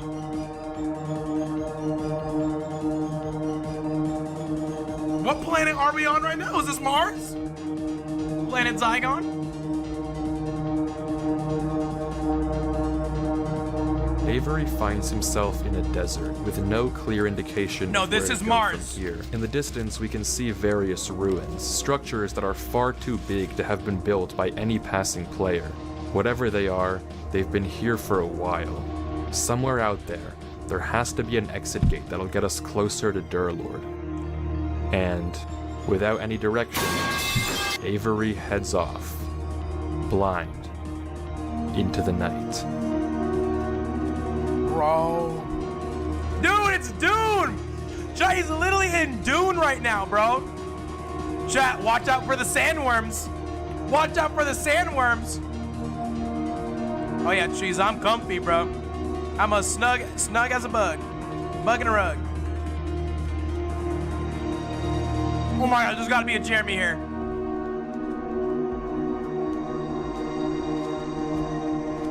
Chat, do you know how many Minecraft players got Avery's skin after this video? I bet 1 million Minecraft players changed their skin to Avery the Mayo. Bro is the main character. Planet Zygon is approaching. It's strangely quiet in the desert. W. No Burrito. sign of anything following Avery. He passes ruin after ruin after ruin. The scenery doesn't seem to change no matter where he goes. The dunes are endless in every direction. Dune! Until finally, Avery sees it. What? An obelisk. What's an obelisk? That is something. Bro! And as Avery gets closer, we can see that it has some strange symbols carved into the base. Tower from Avery last pauses, episode? as if trying to decipher the code, and the footage stalls. Oh! Hold up! Question mark? 7. I'm done.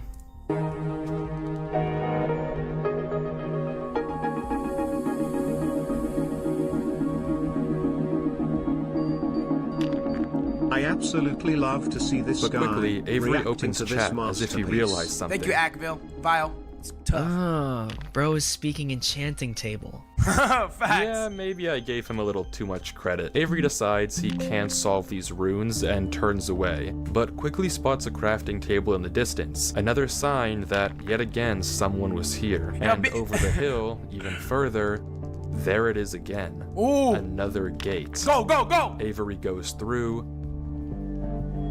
And now we'll be closer to and once Durlord. more finds himself closer to the end of the hall.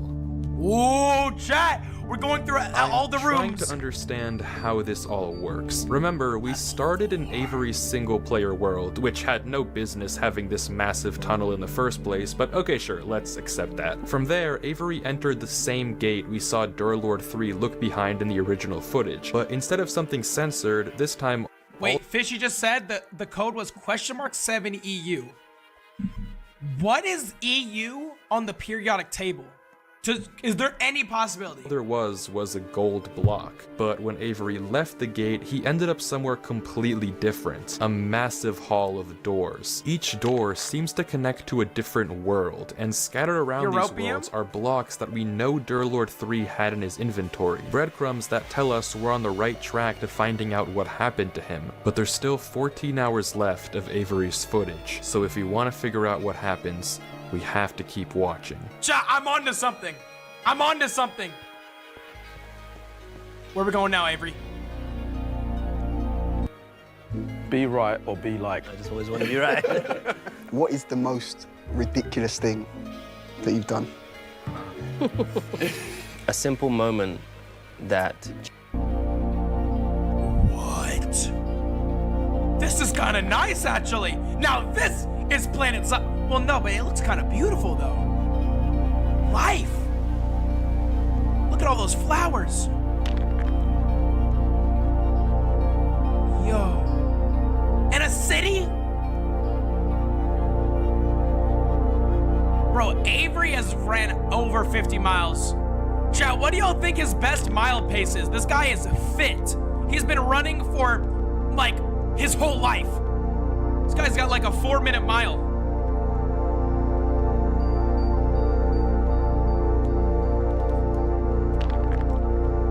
Imagine living here. Bro, imagine sleeping in that bed. Ooh, that one's Subnautica biome. Bucket Man, you're actually Avery so goes right. from house to house, exploring this Is this seemingly part much one? more tranquil And are you world. watching Every one of part these two after worlds this? has Now, Akville, this is the final part, or part 2. as an entrance gate and an exit gate, but this red dimension is the first Thank you, one Akvile. without an obvious exit, and as a result, Avery doesn't know what to do. He's kind of just Where's here. Canadian The when only you need thing him? He can do What, is Bayesian go Canadian? from house to house and try to find any clue about where the exit gate is. No loot, bro? Yo, L scavenge, bro. Why is every chest empty? We need some loot. Oh, not Bayesian Canadian? Yeah, maybe I don't know what I'm talking about. Ooh, carpet? Ooh, Jai, you're right. Oh, wait a second. Come on, Avery. Avery, look at the carpet. What? What's the lamp from before? Yo! Hey, don't you? Hey, yo, don't! Hey, yo! Hi, Hey, Sammy. hey, don't! Good luck yo. surviving this video. Nah. Smile. It's so peak. Nah, bruh. Yo, it's so one and only Kazzo. Yo, Kazo, button pushing. Thank you for the prime. W button pushing. Did we just get scammed? Man. Kazo. Oh, Kazo. Yeah, what's up, bro? Avery, did you really just rebuild it? Yep, carpet. Break that carpet. Do it, Avery. But there's nothing here. Oh. Everywhere he looks, it's just dead end after dead end. He tries counting the beds in each house, going to every last one and Lectern? taking note. Maybe this is the way out. Wait. He's counting what? Okay, Avery is literally a NASA physicist. In no world, if he gets this right. Oh, the carpet was an arrow? Oh my gosh, you guys But are right. once again, there's no pattern. Chat, is he delusional or a NASA physicist? Which one? And Avery gives up. What? Avery, we have an hour left. Don't you dare give up. Okay, I'm done with this. Where are you? I know you're here. Let me decode the code. Someone decode it, chat. I said, where are you? Ooh, Avery's mad. Answer me. Yo, Avery. Where are you? Lightning comes from the sky. He's angry. Look at me. I am here. You were so eager to find me earlier. Big mistake. Come at me. Oh! Avery! Come to me right now or I'll leave. Avery, calm down. Oh no.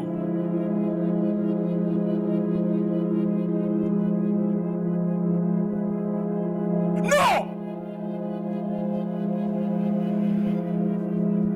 Wait! That's illegal! Avery, you can't do that! Avery, you can't do that! Wait, you got some mods. Wait, you got some new update. Wait, Avery, you gotta update some mods, bro. You gotta update some mods.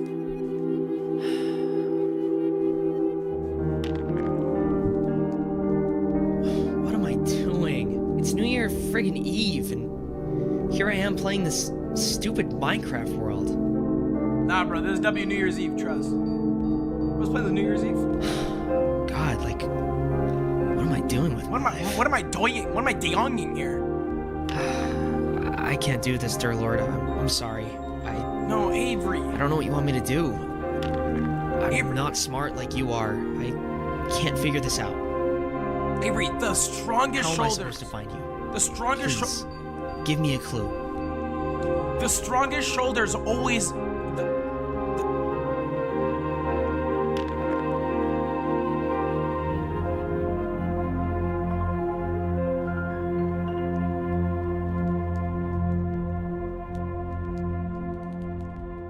Avery, you're in the middle of all of it. You're literally in the center. You're just dig down. You're literally. What is that?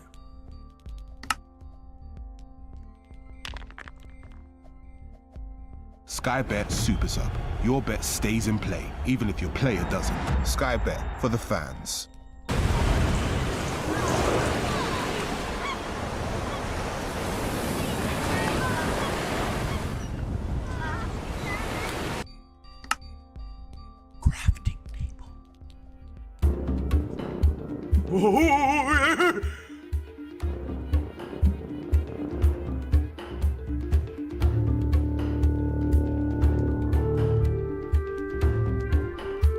Hey, my boy Avery got a crafting table. My boy Avery in a stable. My boy Avery don't abide by labels. My boy Avery, he's writing a fable.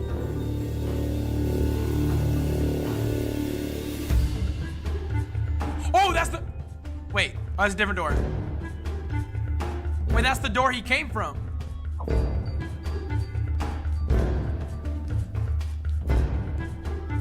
But something isn't right. Rewinding the footage and looking at this exact spot on the hill, there's no crafting table in sight. This table appeared later, as if to guide Avery to this exit gate.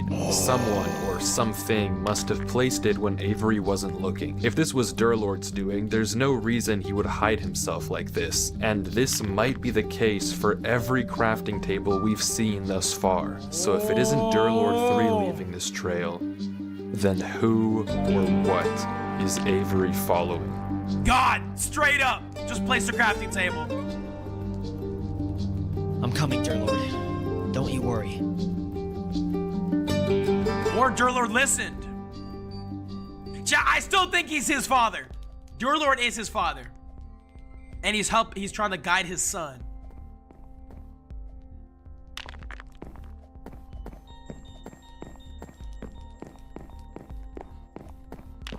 Where are we at right now?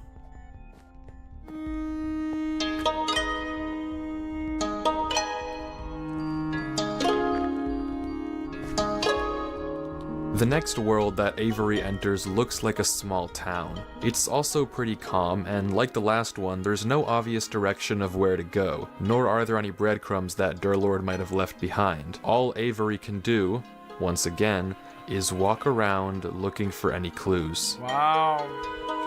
Nah, I'm gonna be honest, bro. I ain't finding no clues if you put me in Avery's shoes, bro. Oh, nope! Y'all saw that! Y'all saw that! I would be like, nah, bang! There's a smoke right there. There's a building on fire, and that's the clue. Genius. 1. You can play 8-ball In Minecraft? Or what's the game called?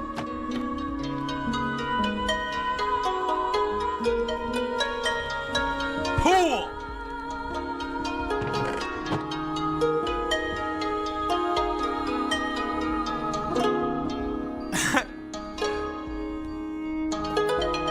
I'm getting a new MacBook today. It's a MacBook Air in midnight color in This music is so good. 512 gigabytes. Yo, Kazo, that's hype, bro. Now you're gonna love it. Yo, this music making me feel different, though. Who playing this, bro? Come on, find the clue. Avery, it's alive. Avery.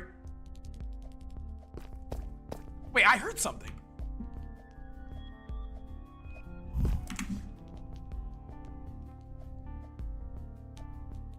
Oh, I'm tripping. Avery? Avery, it's alive. Hey King's Amelot, it's midnight for me, so if there will be any jump scares, I am not sleeping. Avery. Avery the Mayo. He's gonna find it. Oh, Avery. What the freak? Out of nowhere, the sky goes black and we can hear a noise. Avery, horrible hiding spot. Avery? It's not about finding the next gate anymore. It's about getting out of here without being seen. By what?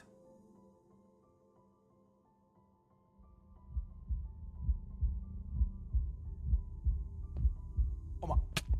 Avery?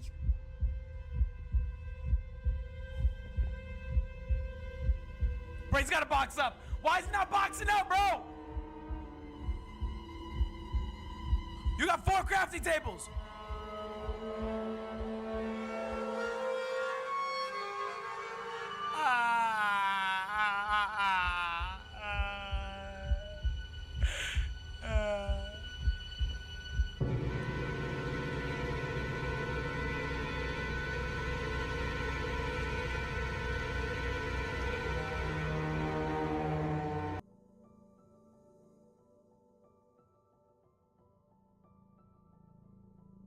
Get 2 pairs from £15 at Glasses Direct. Your glasses, your way.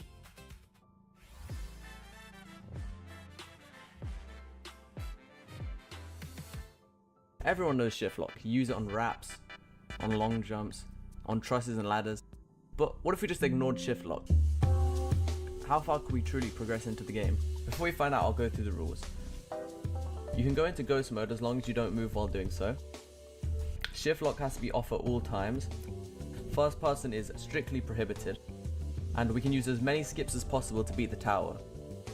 And finally, are we rating towers with the colours green, yellow and red? Green means a tower is possible without shift lock in first person. Yellow means you can reach the wind pad of the tower, but you will get kicked. And red means a tower is impossible without shift lock or first person.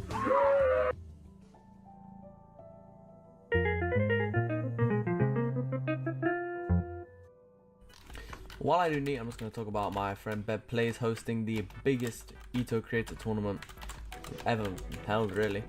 So it'd be greatly appreciated if you head over to his channel after this video, subscribe and watch out for that.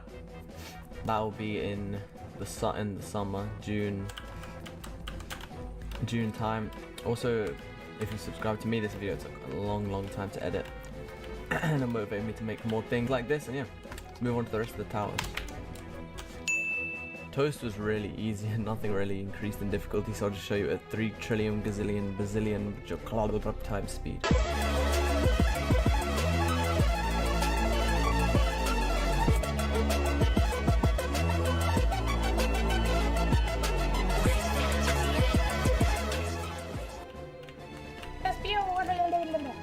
at the easy trail. Yeah, unsurprisingly Toast is possible without shift lock, but yeah, maybe Tower of Anger will change that.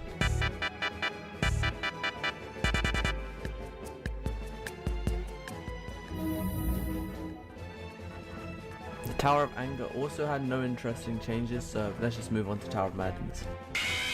There's not much to commentate on Tower of Madness, so I'll just show you these highlights. I put old. This is a skip. Oh, you were out there. Alright guys, I'm back. Oh, you no. Oh no. What's this? Oh! What the? What the fuck? Oh, snipe the win. I'm better than you.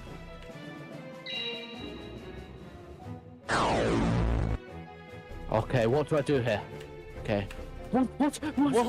They're falling. Wait, what? Oh, if they're What in is peace, what is the best? Jump back, jump back. Oh! Millimeters. Oh, wait. Oh, does that count as a box, James?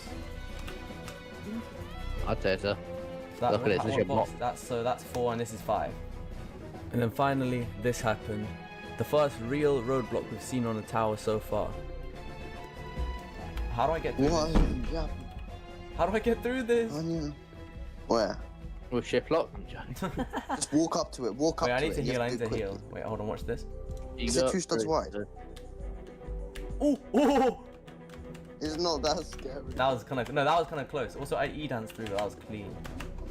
Oh, this floor has the best music. After that, the rest of the tower was relatively easy, and nothing really stood out as being any harder.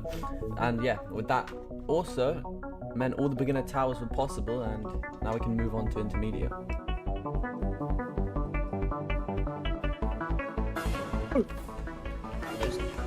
Watch this. Watch this. Wow, that really wasn't as cool as I expected. Anyway, that's the beginners done. Oh, first person, restart. We have to do them all again.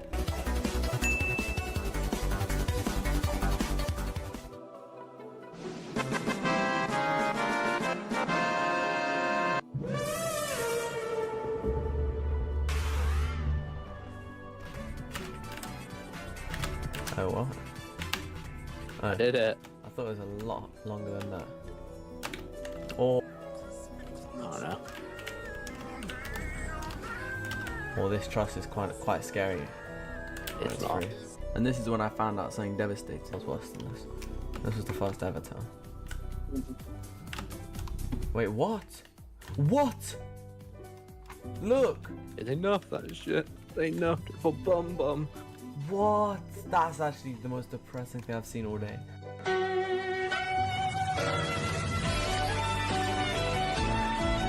Everyone used to fail there and quit the game. Okay, just remove every fucking jump on every tower then if you're gonna fall and quit the game. I'm not a bitch! Don't try and off that skip, little bro. I'm pretty sure Sword said they did that because the noobs used to fail that and quit. Like, bro, just the noobs keep failing and quit. Oh, watch this, James, watch this. I get up. I can't. Oh! That was beautiful. Fucking hell. What happened? I missed it. Tower of Heck with shift lockless, and then I just walked up. I'm gonna kill myself. Oh, I just had a run. What? Oh, these are actually hard. They're actually kind of hard. Yeah. All right, let's do. We're gonna do the skip here. No, I think it's too long. Oh my god. Oh, hell no. That's motivated me to do the skip. Hold on. Let me build up some momentum. That was bullshit. Oh hell no, that was a devious fail. It's TSPMO right now. Wouldn't shut the fuck up. I just remembered about that skip. More! Didn't look down below. Watch time go right out the window. Trying to hold on, but you didn't even know. Oh wait, I ain't doing good control. I need to rather do it. I remember Taylor Swift. It was like this, yeah, this jump. I could not see this one that I was looking for. It all fell apart. What it meant to me will actually be a memory. At the time when I tried so hard and got so far. But in the end, it doesn't even matter. Wait, let's go around the frame. Should we do a frame walk, James, for the team? Don't touch the wind pad though. I'm gonna touch it, you know that.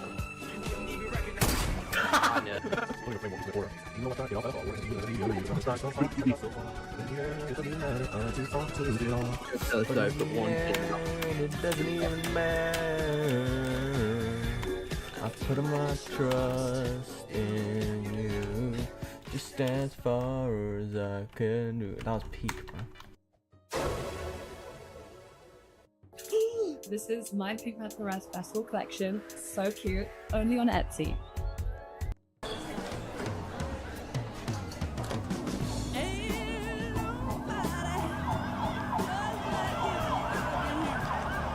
Good evening.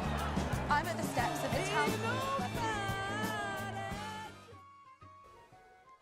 Our first hard Tower of the Ring was completed, and it was definitely harder than all of the beginner towers, but there was nothing too crazy in there, so let's just move on to Killjoys.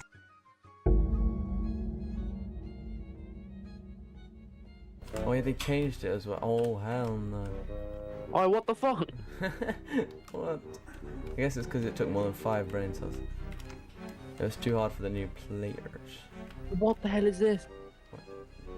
What? Well, that's like 20 times easier. What? Like a huge platform there. We can do the skip, I think.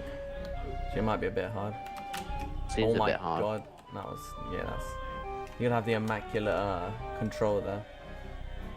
Should I try it? What was that? Alright, let's go and get this button. Look, oh, this is gonna be... I already failed it. Why'd I do it that way? Lock in. Oh! Oh! That is a bad jump. It is quite bad. Alright, let's see. I'm so excited to do the neat tower crossing. What? Almost got it. Keep moving. Neat! Oh, that's so bad. Who greenlit that idea to remove the neat crossing? Alright, we need all the...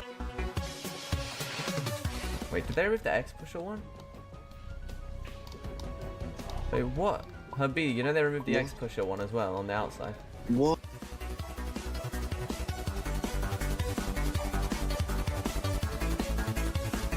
That's all 20 keys. But that's 19. But oh, they changed it. Okay, to be honest, this was actually a good change. This needed changing. This was awful. Okay, what is this? What jumps require a safety net? Wow. Wow, these jumps are truly just nil. Wait, what? Didn't there used to be a balloon here? There's definitely used to be a balloon there, bro. What is this?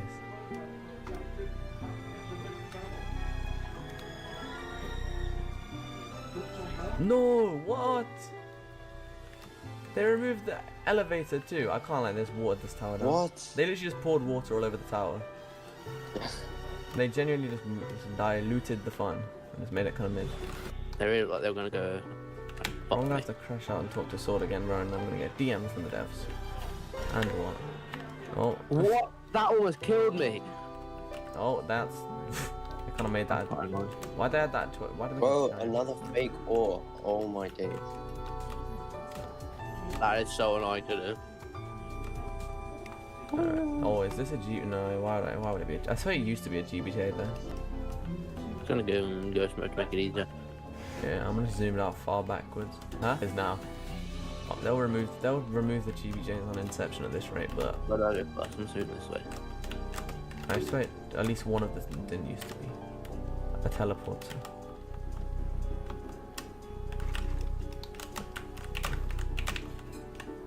Well, that's quite a hard jump, you know. It's a head hitter onto a ladder.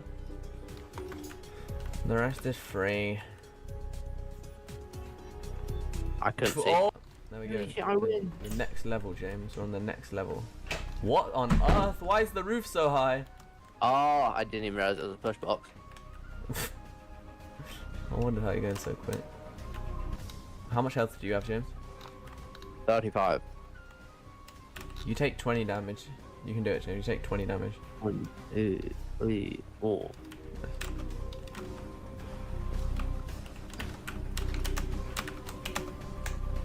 What is better than you? Who's this guy? I think is speedrunning past us. Us new gens. I'm an old generation in a new body.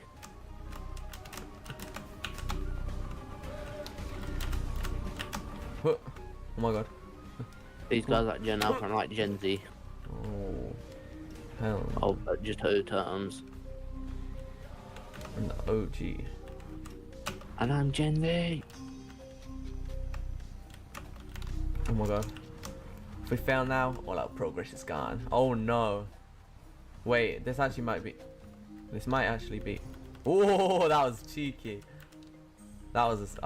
For a second, I thought we were cooked. Shit, I did the same. Oh, I don't jump. If you jump, you get smoked. So tap, go out, and then. Yeah, exactly like that. How do? There we go. You thought you were teaching me, I was teaching you. Yeah, literally. Oh, we're at the wind path, nice. We failed the end, I'm pretty sure. Wait, this is the final stretch! Final stretch! Nah! Come on. This is it. Do you like tower stress? No, we're doing keyboard eating. Keyboard eating next. Ba ba bum.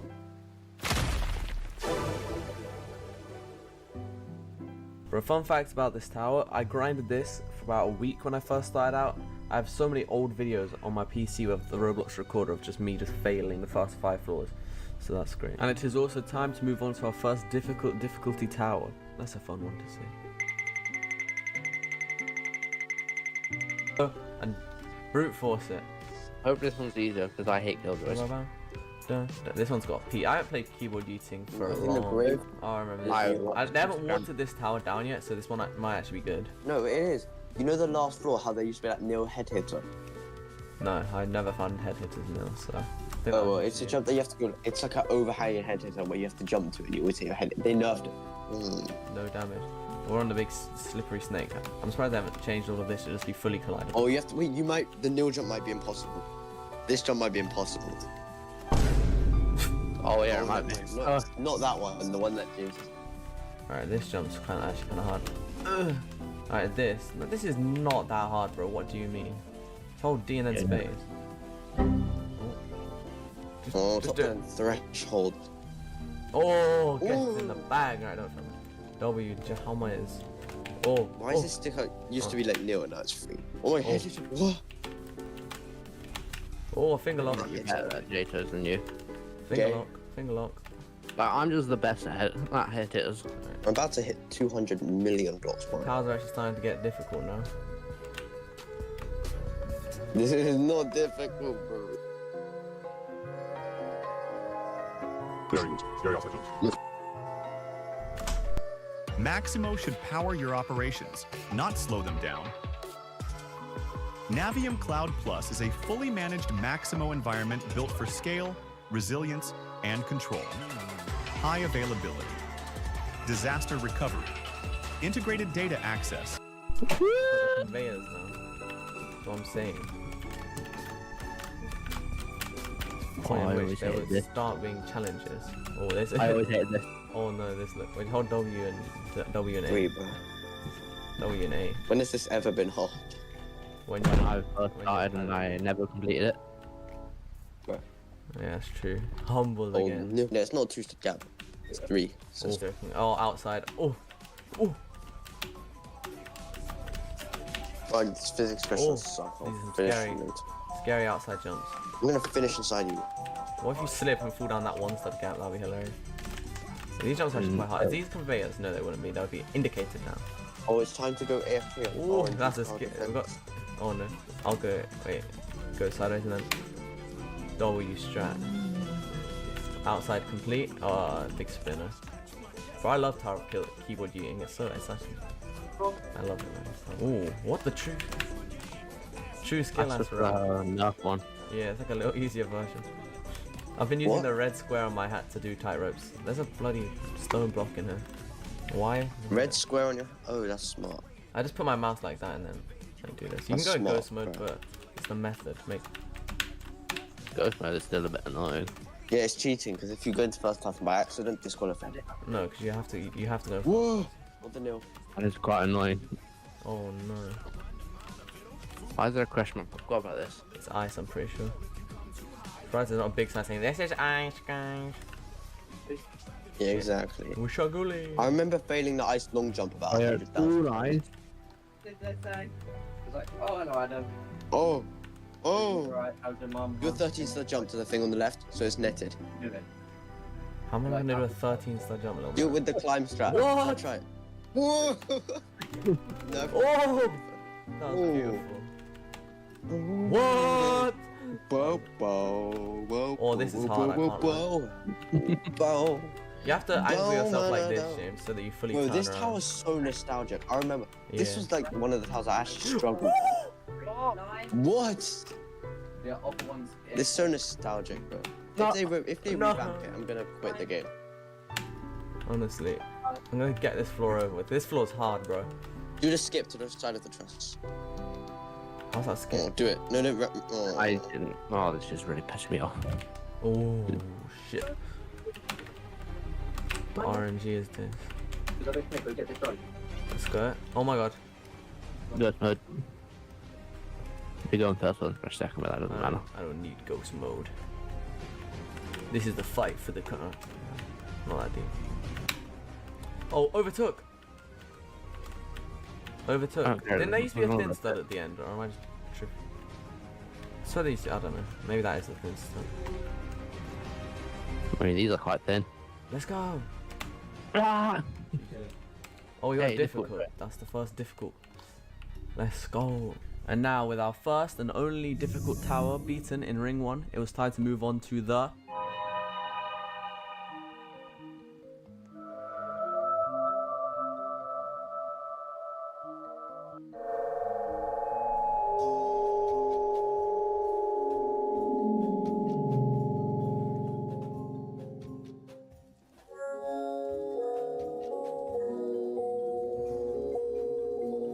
It's not letting me through it yet, let me through. It's not recommended for beginners.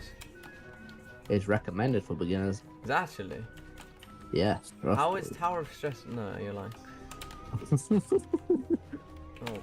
Oh, we got it. Oh, what? Oh. I'm smart. I'm not doing that. I'm doing this. I'm gonna see if I can do this way. I can't do it normally. Gave up, bro.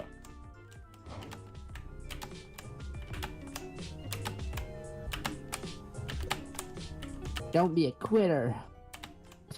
I did it.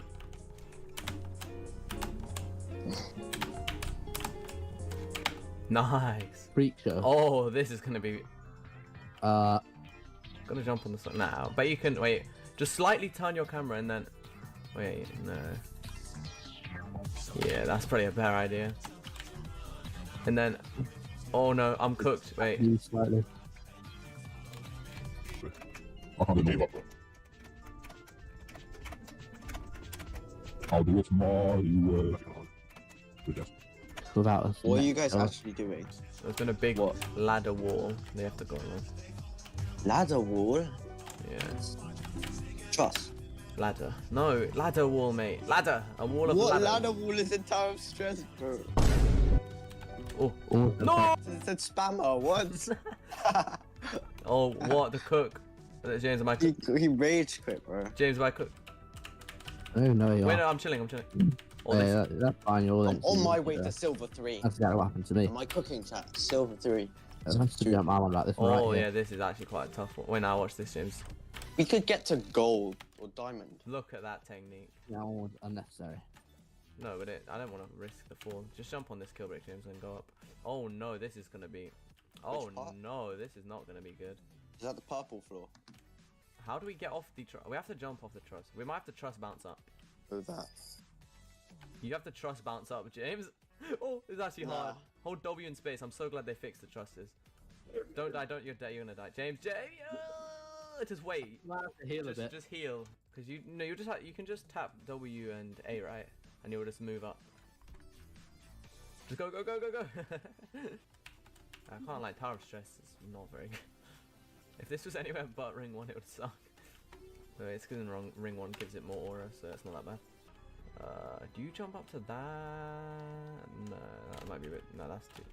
Oh no, that. Oh my god! What if I? Hello.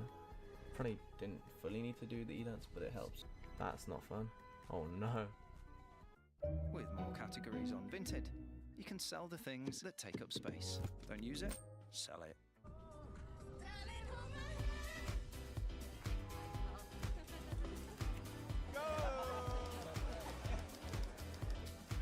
Never gonna get undone.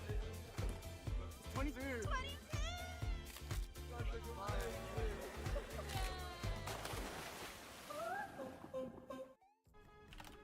Oh, I did not like that, bro.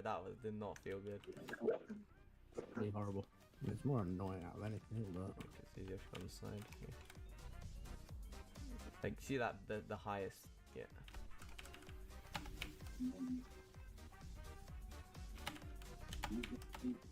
Go, go, go, go. These don't carry, do they? Yeah. Oh, I know they carry, you know. Oh, we're on the giant truss. Okay, I don't think you really have to set it up that well, but I'll tell you how close oh no. Well, I had like a decent amount. Please, please. Oh. I'm really slightly. What is this kind of really kind of just screen on the wow. All this stuff is recorded. Oh, there's a trap agent, but no, not told. There's the most obvious trap element. It's not very crazy. Yeah, the challenging is gonna start getting proper. I mean, this one's already had a few pretty tough sections. So imagine you full one jump, but that whole thing again. I couldn't see. Oh hell no!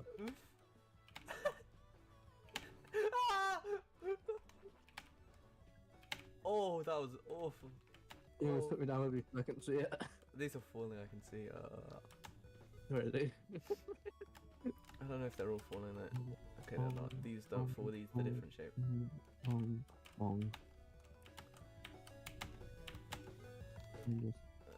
Climb up. Oh, that one. Oh, this is quite a... Is this floor 10? Oh, sick. Oh, is that thin studs? Oh no, right, it's just black. You can walk across it, I'm pretty sure. Oh, thank God. Yeah, it's fully collidable, thank God.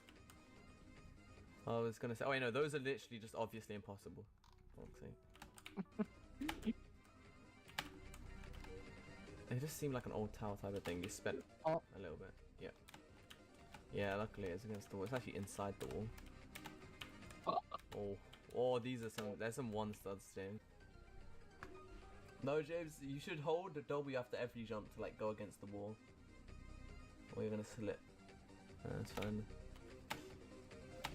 Yeah. And there's the wind pad. Yeah. Wait, they did change the wind room a little bit. They added a golden statue on the top. Oh.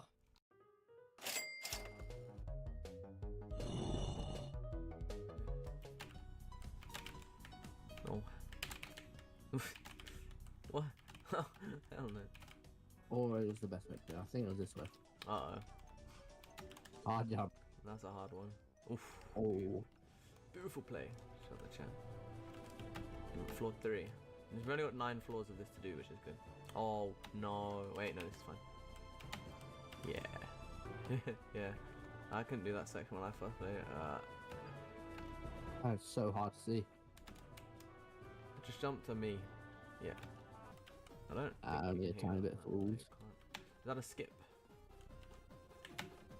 Yeah, it's more than one, so it's 1 by 3. Do we go this way? No, in fact we don't go this way. Just label. Well, I don't want to climb that one because it's 2 stuff climb over. It's fine, you won't climb it. Oh no, another one of these. Oh my God. It's a bit close.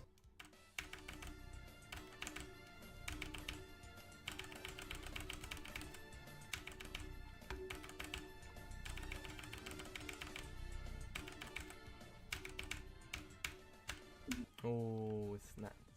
Oh, this jump's gonna be quite challenging. Get it, because it's tower challenging. Oh, that was, oh my God. Oh, there's falls. But it still worked. Or outside section. I don't know if anything on this outside falls. I'll go ahead and just tell you.